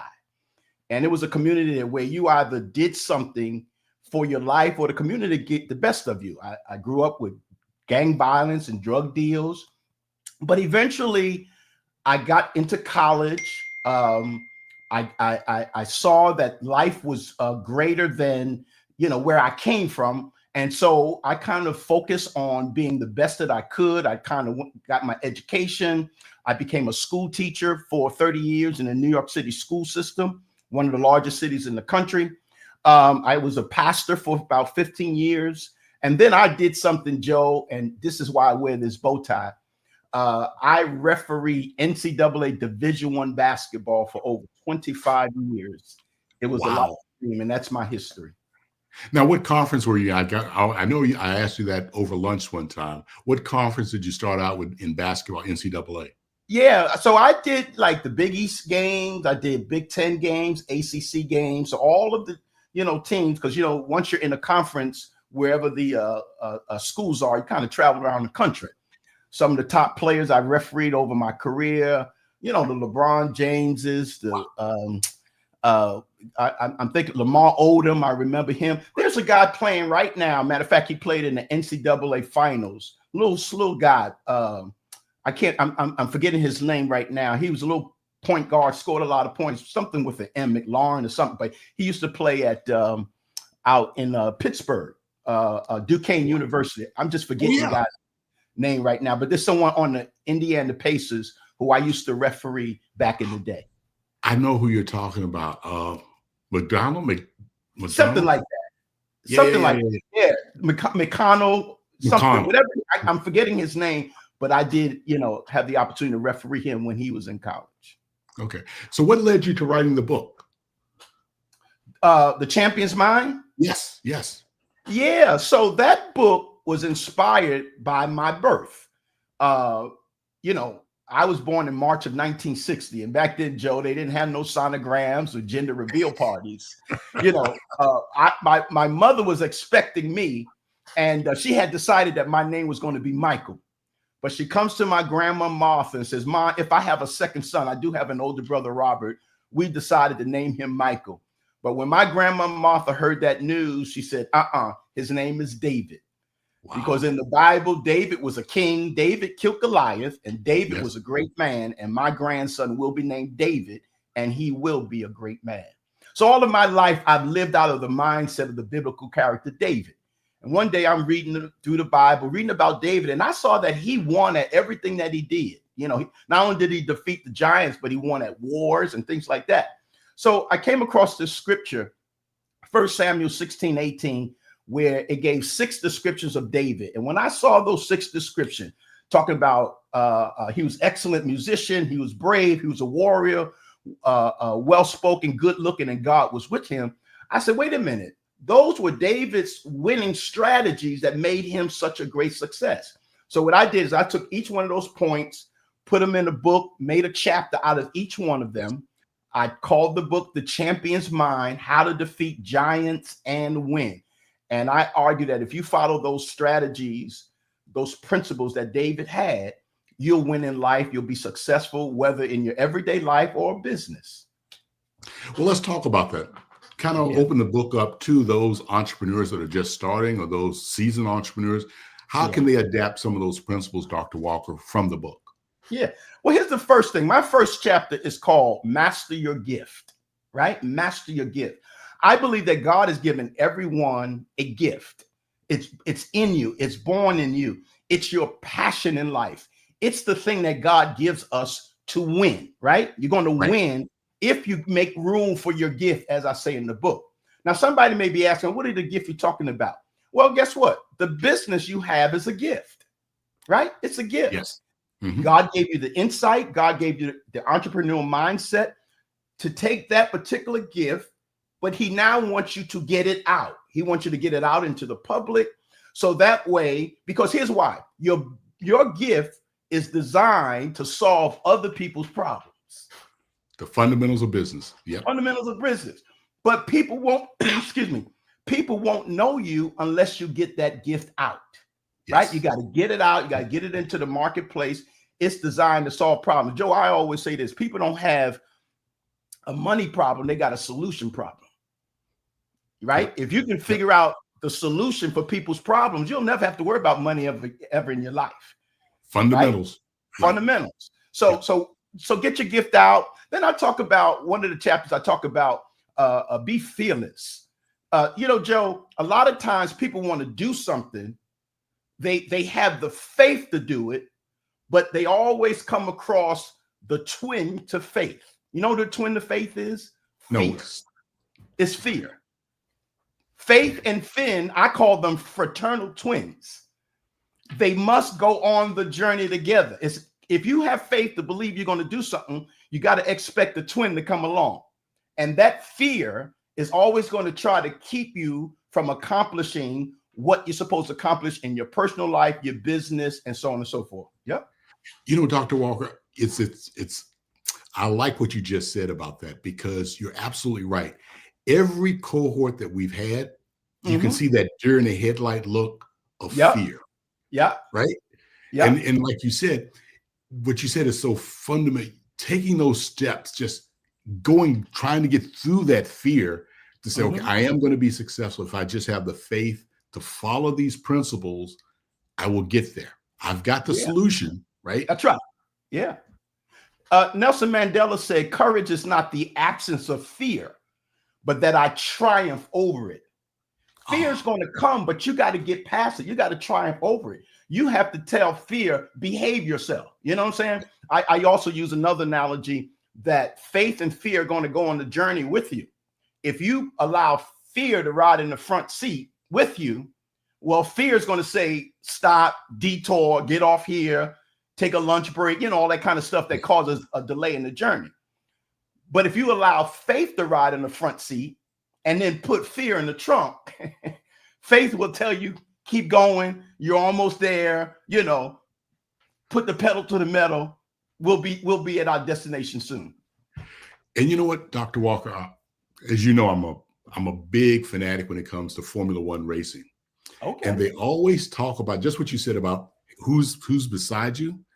And they said that the difference between good and great is that the driver that has the faith to go through that corner faster than he has any other time over that week will triumph. There you go. As opposed to those that have like you said, they're going to take their foot off the gas just a little bit, and they're going to not finish first. They're going to finish, further down the line. So what you're saying is so true about fear and faith. How do you overcome that as an entrepreneur? How do you just harness that fear and faith and make them work for you? Well, number one, you have to expect fear to show up.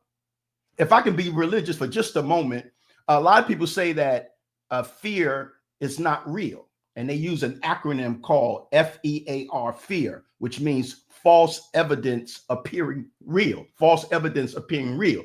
But I say that if fear was not real, Jesus never would have said, fear not. But that's what he told his disciples, because what he wanted them to understand is that fear is going to show up, but you have to be so determined and so committed to the process to understand when it does come, take a deep breath, get calm, expect it to show up. Most people don't expect it, but when it comes, you got to say to fear, I was expecting you. So if I'm expecting you, when it shows up, then I get calm, I get relaxed, and then I keep saying to myself, I can. I'm on assignment. I have a destiny ahead of me, and I'm not going to let the fear or anxiety get in the way of me accomplishing my goals. Okay. And Dr. Walker, let me just kind of move away from that a little bit and focus really on just the business, right. business. Yes. And you're right. I do understand that. Yes. So thank you for that correction. So in terms of business,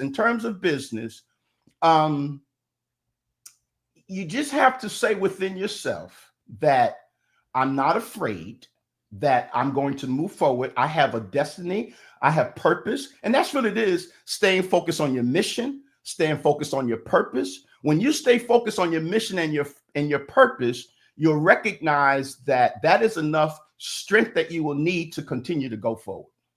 Okay. Dr. Walker, and again, is your book still available? And if so, how can people get your book? Yeah, my book is available on Amazon, right? Yeah, you can go to Amazon and get it. Or you can go to my website, drwalkerspeaks.com, drwalkerspeaks.com, and you can order a book there, and you'll get an autographed copy when you order from my website.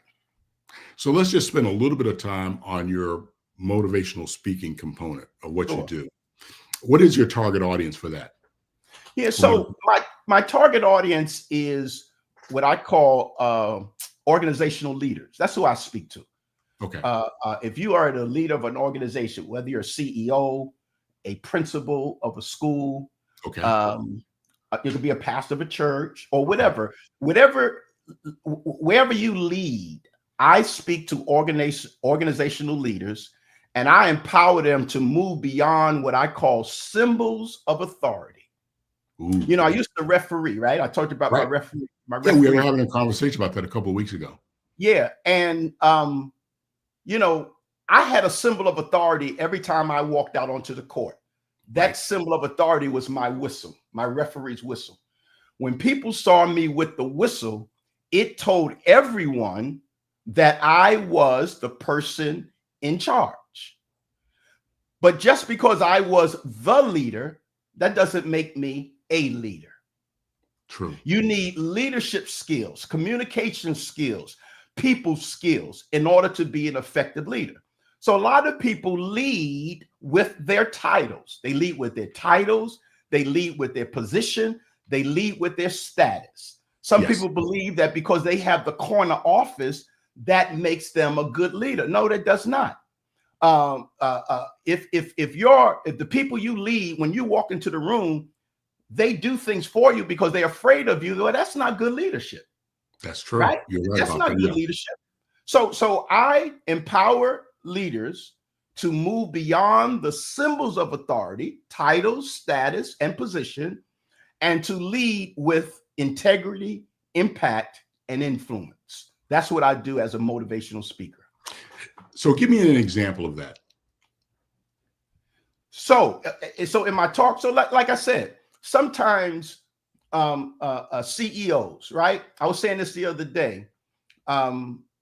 You can have this title and you walk in the room, but just because you have a title and you're the boss Does that mean if you see something that needs to be done, you don't do it? No, you got to say, okay, I am the CEO, but guess what? Here's a good way for me to work with my team, the people that I lead, and show them that, hey, I can get my hands dirty too. I can, work with the process. I'm not going to say, hey, well, I'm the boss, so I'm not going to do. You can do it. And of course, I'm going past what do you call that? When you distribute designating assignments, right? We understand that a leader designates assignment. We got to have that, because there's no business is going to operate well unless assignments are designated. But what happens if the assignments are designated and you walk in a room and something needs to be done? Do you say, well, I'm the CEO, so I'm not doing it? No. If you're the CEO and you understand people, you lend a hand. That CEO who says, I'm not doing that, is a person who's leading with their title. Their title is telling them how to behave. No, that's not how you encourage people to work. That's not how you influence people to work. You have to be a people person with your leadership, because it's all about people. Every business centers around people. You're absolutely right about that. And I guess we can have a conversation. There's a difference between a leader and a manager. Correct. And could you talk a little bit about those? They're entirely two different things. And especially when you're starting a business or in business. Yeah. So a manager is more of a fundamental process. Managing, putting things in place, giving instructions, telling people what to do. That's about management. And then it's all about, of course, the bottom line is the work, right? The work can get done. We understand that. But a good leader understands the pulse of the people. A good leader understands that you don't, and this coming from my refereeing experience, that you don't deal with everyone the same way, right? You have to be fair in your leadership, because some person may need something different. Somebody might need somebody you can maybe be more a little aggressive with to get them to get their work done. But someone you may have to, give a little bit more care and consideration for their personal lives and family, to understand them. So you never go in saying that, everyone is the same. So a good leader, as I said, understands people. They understand camaraderie, collaboration, understand how to motivate people, because you would always want people to do something for you because they are motivated to do it, encouraged to do it first, versus, you're beating people down to get the job done. You're not an effective leader when you do that. And you know what, Dr. Walker, you're absolutely right. I know that one of the things I had to learn when I took over a team, is that being fair and consistent. Because like you said, if you have I had a team of 12 managers, they're not all the same. Not all the same. What motivates one is not a motivation for the other. One is motivated by money. One is motivated by recognition. One cares about, I just want to do my job and go home. The other one is, I want to be promoted. I want to take your job. Right. And but I think one of the things, Dr. Walker, that you can give the entrepreneurs insight to, as a referee, you had to deal with conflict. Oh, yes. And in business, anytime you have people, there's going to be conflict. How do you address, how do you coach? What advice would you give to new entrepreneurs where they are going to have employees, there are going to be disagreements, even in regards to pay? I deserve more, I deserve less. Well, number one, whenever there's a conflict and you're the leader, you have to be a good listener. Right? You have to be a good listener. You have to hear both sides. Right? That's what a referee did. He adjudicated understanding both sides of the play, so to speak. An effective leader is going to have to understand both sides of the conflict, right? Let's say he has to call in two conflicting employees, right? You're going to have a sit down. You got to hear both sides. You don't try to say your fault. You never put blame anywhere, but you have to have a listening ear, right? And then, of course, one of the greater philosophies is always allow people to speak their minds without, right? Speak your mind. Yeah. And I'm hearing you. I don't, and it's not about, and then here's something else too, if I could say, if you speak your mind and the other person speaks their mind, well, guess what? You each should be listening to what the other person is saying, right? Because you might have some common ground or more common ground than what you think. But so I think that it's very important to listen, and that's one of the greater ways of addressing conflict. And then here's another thing that's important when it comes to conflict. You have to address it, because the longer you allow a conflict to fester, it gets worse. It never gets better, right? It's a pressure cooker. It builds and builds and builds. And so you got to address it right away, And what is the best way for a leader to handle this situation? And so that it takes insight, it takes experience, and sometimes situations are different.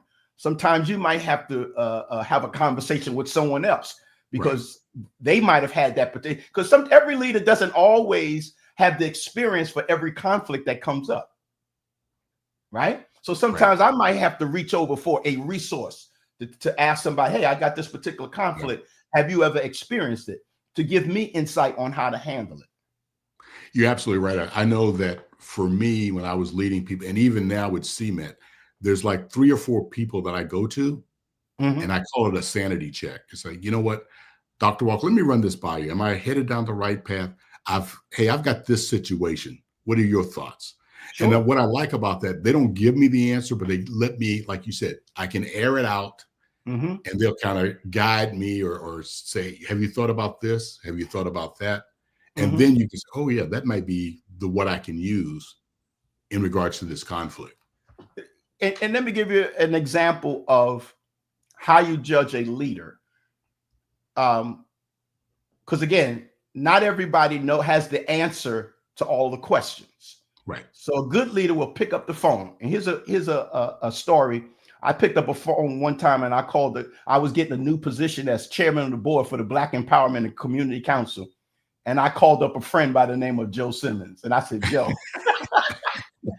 I do remember that? I just got this new job being chairman of the board, Black Empowerment Community Council. Joe, let's talk about it. And Joe Simmons gave me some sound advice. So I appreciate Mr. Joe Simmons. No, I mean, you've always been in my corner. You and I've had great conversations about your leadership. Well, let me ask the other question I want to ask you in regards to, again, managing people.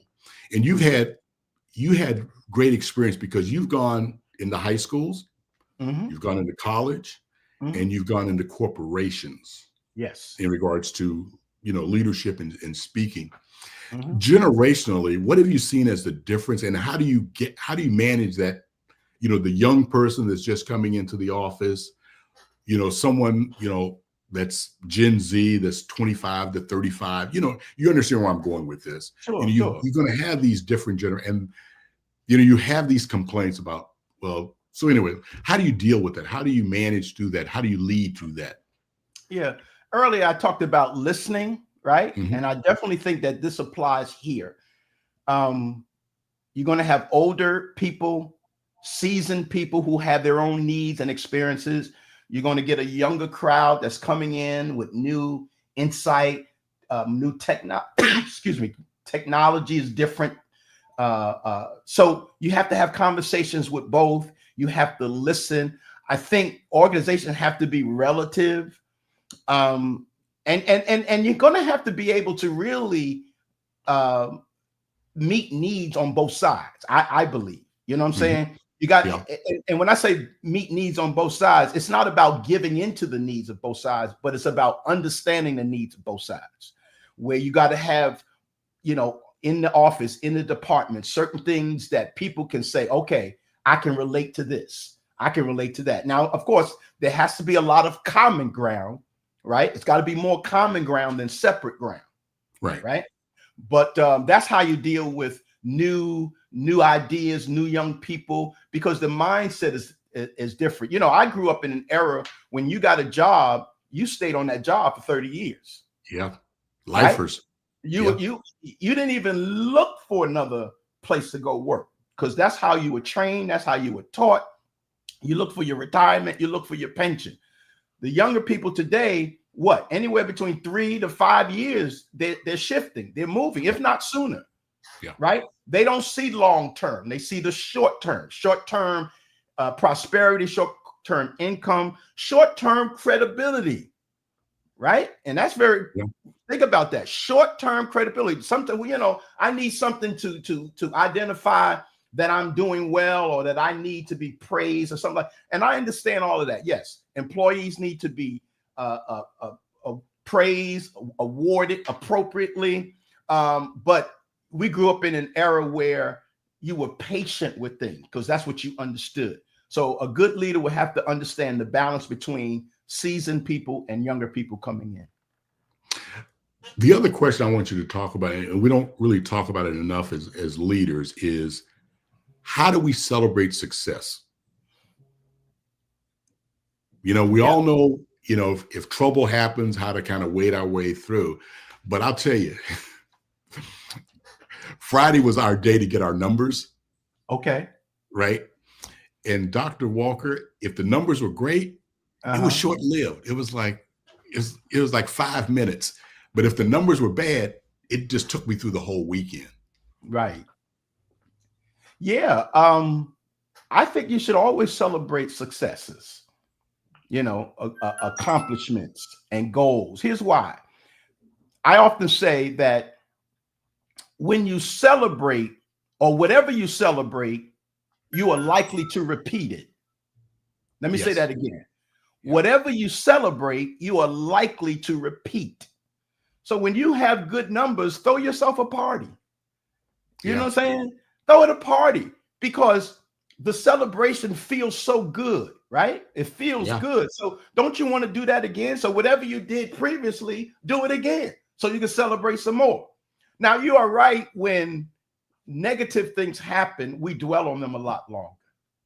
That's just human nature. Joe, if I can go back to my refereeing career, I remember every single bad call that I made 30 years ago. I said, dang, I did that.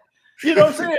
All the good games that I had, I done forgot all about them. But the bad ones, the bad decisions, I remember them. So it's almost like innate for us to ponder on the negativity, the bad situations a whole lot longer.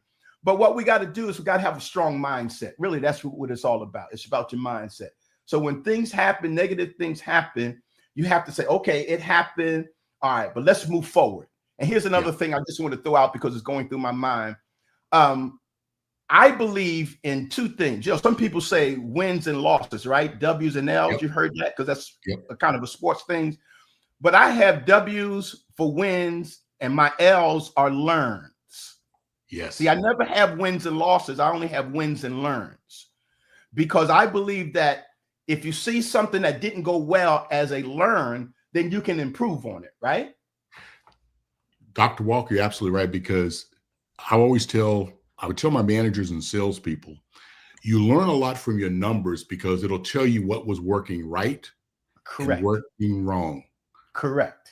So you're absolutely right. You reflect on, okay, what did I say? Who did I say it to? How many times? You just, like you said, that learning part.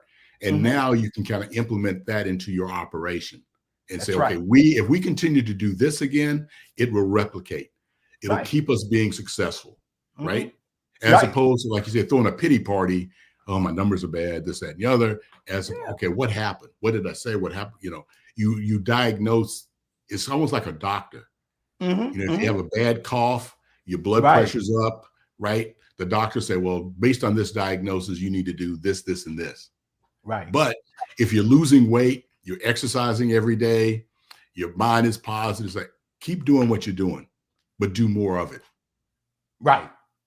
And I have this saying, some people say, if I had to do it all over again, I'd do it differently.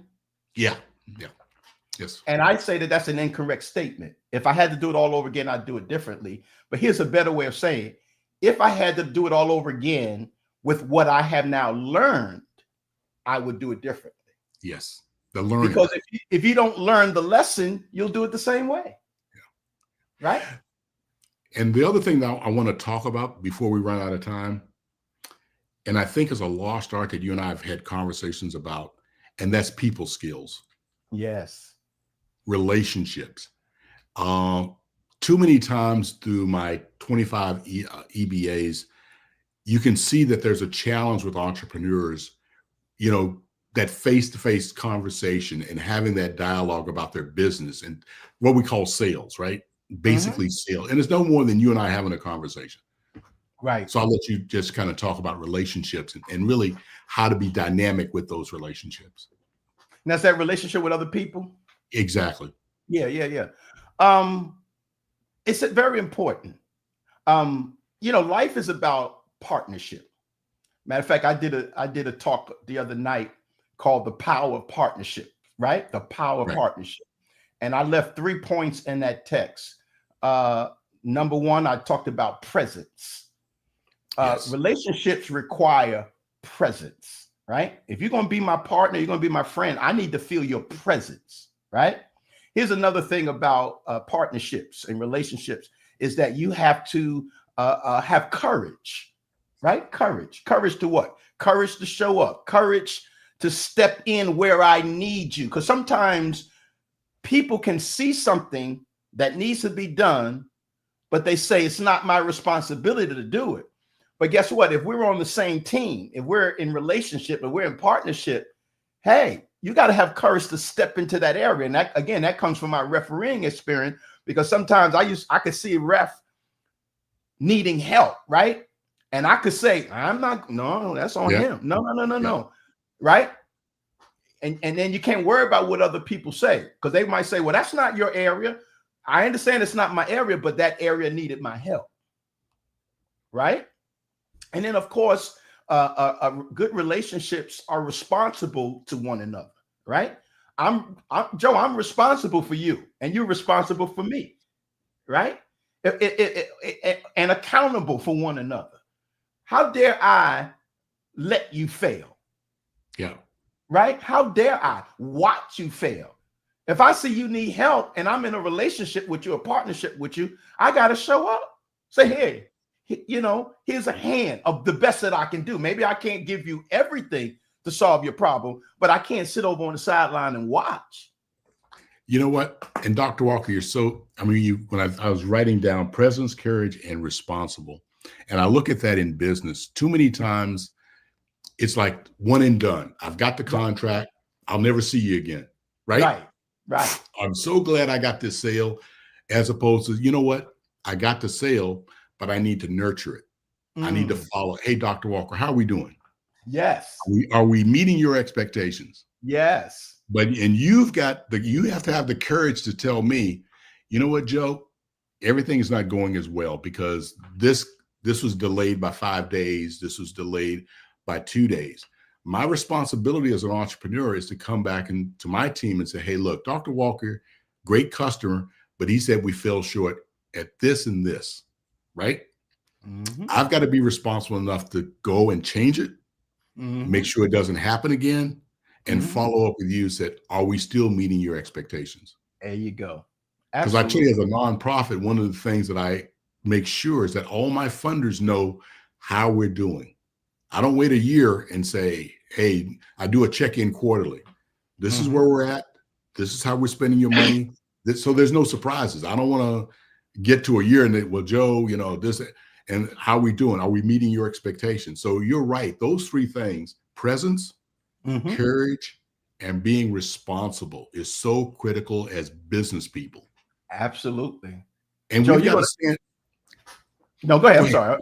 I didn't mean to interrupt you. No, I mean, we also have to, if, as they say, if they call our baby ugly, we got to recognize, you know what, maybe my baby is ugly, and I have to do something about it and change it, because if not, and the other thing is, if you put in together a culture, as you talked about before, and we're getting cut off. So is there anything you want to promote in regards to your books? Are you having any events? Is the Empowerment Council doing something before we go to commercial? Yeah. Well, the Black Empowerment Council, which I am the chairman of, we just had a phenomenal event the other night, the Vanguard Awards Gala. But on a personal note, as I said, I am a motivational speaker. I speak to organizations trying to help leaders to lead beyond those symbols of authority. And people can reach me at drwalkerspeaks.com.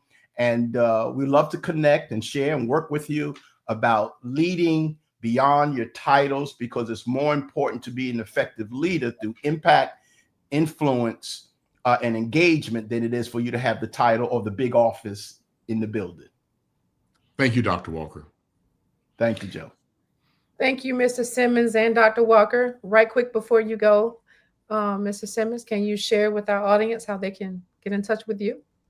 They can reach me through Dr. Walker. No. Because he was our first. No, you can reach me at our website is tcmet.org. Also, you can follow us on social media on LinkedIn, Facebook, as well as we have a YouTube channel where, again, Dr. Walker is one of our featured speakers in regards to being a past graduate of CMET. All right. Well, thank you. Thank the both of you for joining us and sharing your expertise. Well, genius is common, and I'll see you on the other side. Thank you. Thank you.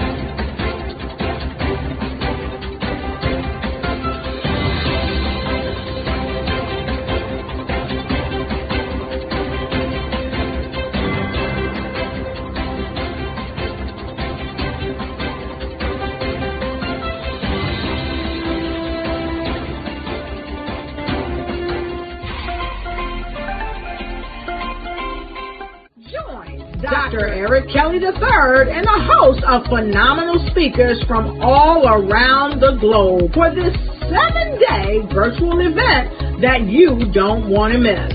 The mission of the Black Business Expo is to raise scholarship money from kids all the way from high school, all the way from college. The Black Business Olympics is one of the largest Black business showcases in the world. It is an opportunity for businesses and companies to showcase their businesses globally. We are going to be giving away laptops up to $5,000 away to students. Again, I'm Olivia Appleberry, the founder of 2 Cents Finance and one of the speakers for the expo. I am so excited to see you there. For more info, go to www.blackbusinessexpousa.com or call 919-308-9090 and hope to see you there. I am Black Business. From the moment I wake until the time I sleep. Yes, I am Black Business. I am Black Business. Tell me, are you Black Business? I am Black Business. Do you support Black businesses? Listen, I support Black business because I am Black Business. Black Business Expo, one of the largest business showcases in the history of Black business in the world. The world! Sign up today at www.blackbusinessexpousa.com or call 919-308-9090. I am Black Business. I am Black Business. From the moment I wake until the time I sleep, I am Black Business. I am Black Business. Are you Black Business? I am Black Business. Do you support Black businesses? I support Black business because I am Black Business. Black Business Expo, one of the largest business showcases in the history of Black America in North Carolina. Join Dr. Eric Kelly III and a host of phenomenal speakers from all around the globe for this 7-day virtual event that you don't want to miss. The mission of the Black Business Expo is to raise scholarship money from kids all the way from high school, all the way from college. The Black Business Olympics is one of the largest Black business showcases in the world. It is an opportunity for businesses and companies to showcase their businesses globally. We are going to be giving away laptops up to $5,000 away to students. Again, I'm Olivia Appleberry, the founder of 2 Cents Finance and one of the speakers for the expo. I am so excited to see you there. For more info, go to www.blackbusinessexpousa.com or call 919-308-9090 and hope to see you there. I am Black Business. From the moment I wake until the time I sleep. Yes, I am Black Business. I am Black Business. Tell me, are you Black Business? I am Black Business. Do you support Black businesses? Listen, I support Black business because I am Black Business. Black Business Expo, one of the largest business showcases in the history of Black business in the world.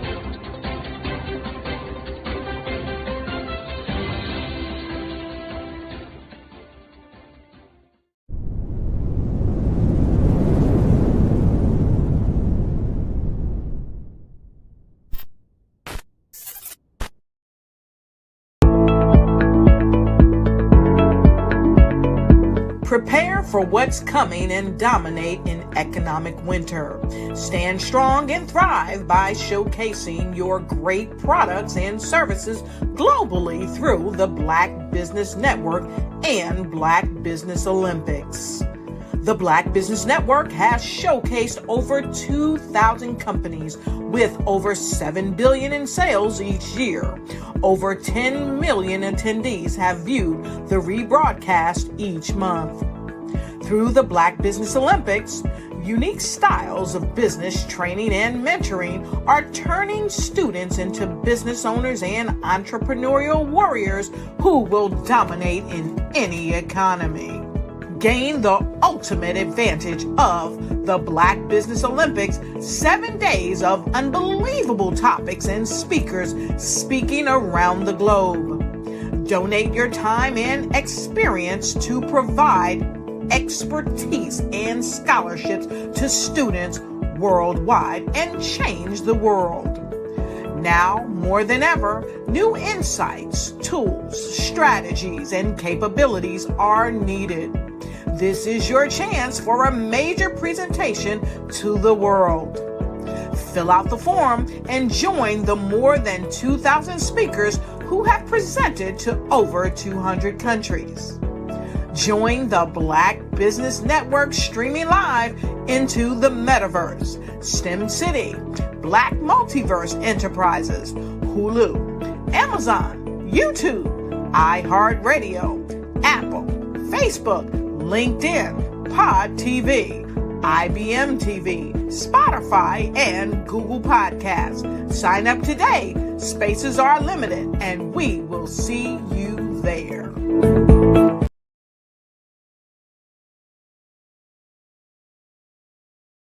Solutions that are valuable to the world. This is why Be Direct was created.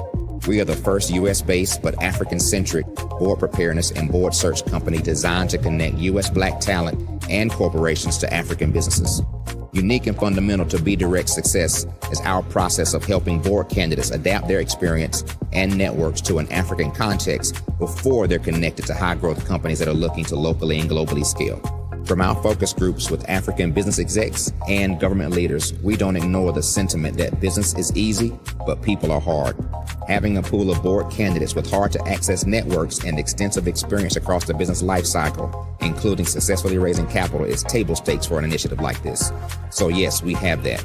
but corporate or entrepreneurial success in the U.S. does not guarantee success in Africa. Developed alongside industry partners on the continent, our training program, Be Direct Prep, is designed to transpose their experience to create cultural comfort, understanding, and a commitment to helping businesses in Africa scale.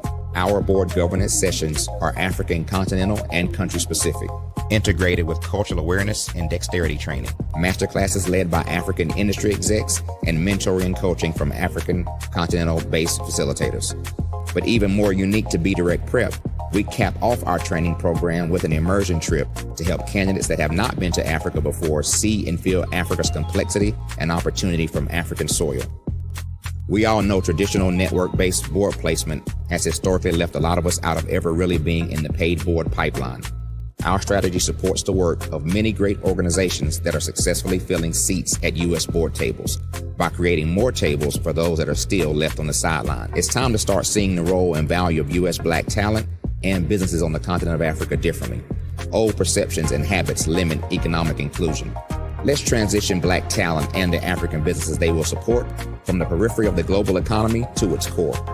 Living in a global lockdown, we all know now how fast local and global economies can change and see the value of having businesses that hire, strengthen local value chains, and even grow globally. Status quo in any form holds back progress. We must democratize U.S.-Africa commercial engagement by socially and economically connecting cultures that have long been disconnected. It's time for Africa's U.S. diaspora to redefine their global value by helping African businesses scale continentally and globally.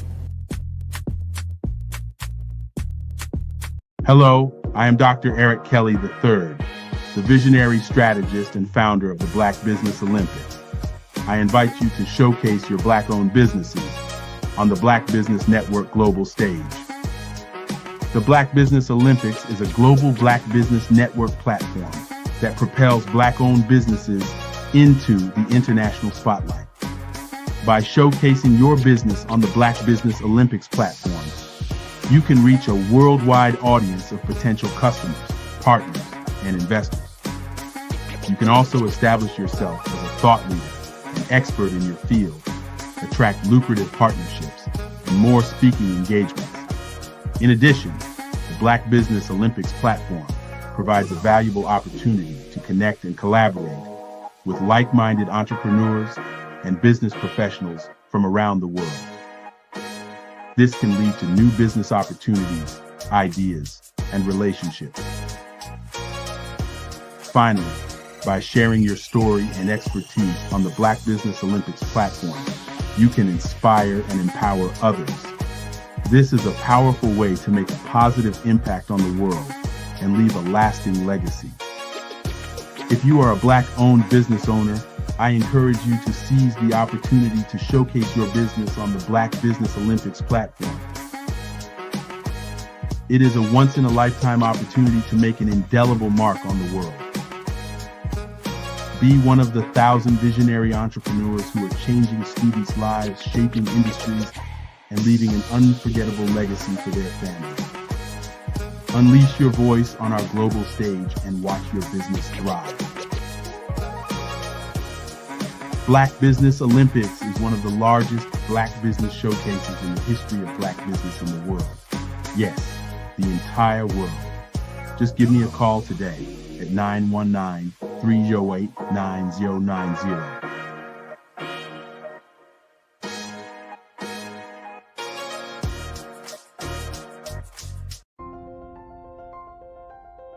What if you could build your own city? A place where every child can find nurturing people to help them achieve their full potential. A place where every adult can access job training support. Where health education is abundant. Where social justice ruled the land. A place without limitations. Welcome. You have arrived at STEM City, USA. It is what every city should be. A safe and trusted community where you find people and resources to help you become everything you are and beyond. STEM City is unlike anything you have ever experienced. It is a digital twin of the world around you, only better. STEM City is about energy and soul renewal. it is more than a digital world. You can almost feel the power of live cultural events, music, and theater. STEM City promises a better future for children with caring mentors and hands-on activities with dedicated tutors to support our youth. STEM City is your passport to a healthy lifestyle with weekly events addressing our community's many issues. STEM City is your financial well-being with helpful information on wealth management, career advancement, job training, and so much more. STEM City is the community you deserve. It is the city where your dreams can come true. STEM City USA, a place in the sky that is accessible to all who reach for the stars.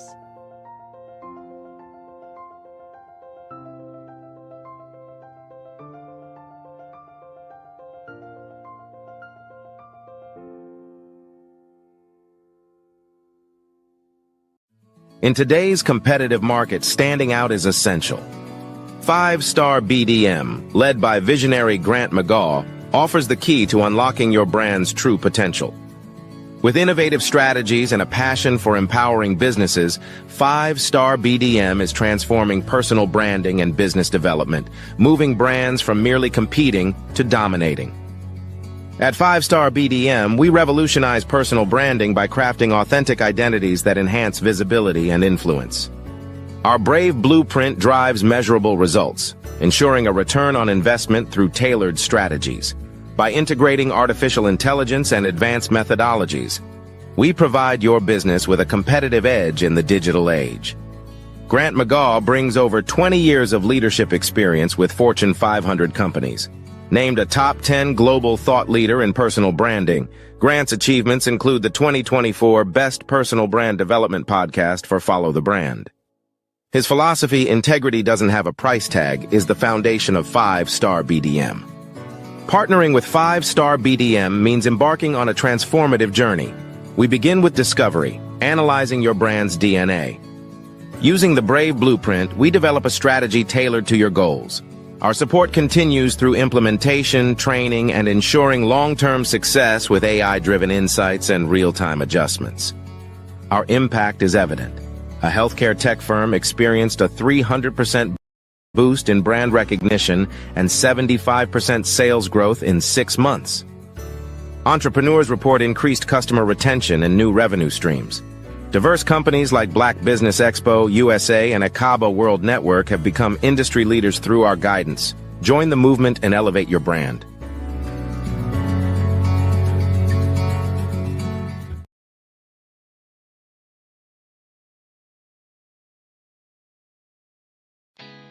Did you know women represent just 3% of Fortune 500 CEOs and less than 15% of corporate executives at top companies worldwide? Have you wondered what the secrets are to getting into the top ranks, whether in the private or public sector? Do you want to figure out how to stop being held back in your career or passed over for promotion? Then you're in the right place. Hi, I'm Dr. Madeline Ann Lewis, President and CEO of the Executive Women's Success Institute. I have decades of experience in the military, the federal government, and corporate America, and my mission is to help women succeed and tap into their full potential. I want to reach 1 million+ women around the world to become the leaders they are meant to be. So if you want to move into a management or executive level position, or maybe you are a female veteran transitioning out of the military into business entrepreneurship, then reach out to the Executive Women's Success Institute at 301-693-3284. Let us get you on the fast track to success.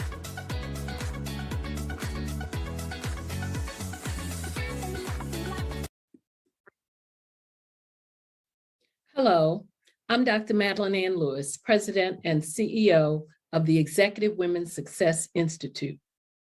And my genius is helping women accelerate the path to success. You know, I was blessed to have strong women in my life who encouraged, motivated, and pushed me to do my best and to never even think about giving up on my dreams. So I say to women, we must show up to rise up.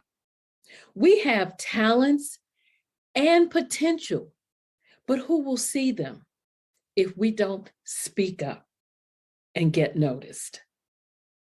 I know that women are a tremendous resource on this planet, and there is nothing more fulfilling than helping a woman tap into her full potential.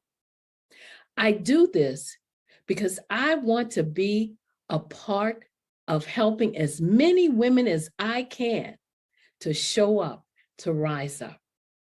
I do this because genius is common. I was born in a little village on the island of Haiti. Many deadly diseases pounded me. It is as if they were on a mission to end my existence on this earth. I refused to give up. In 1983, I left Haiti and came to the United States of America. And I came with $5, 2 shirts. I didn't speak any English. I came to Atlanta. I got a job. I was a doorman. I was a doorman with a dream. What I used to come on stage. I'd rehearse this moment that I'm standing in front of you. That's the power of a dream.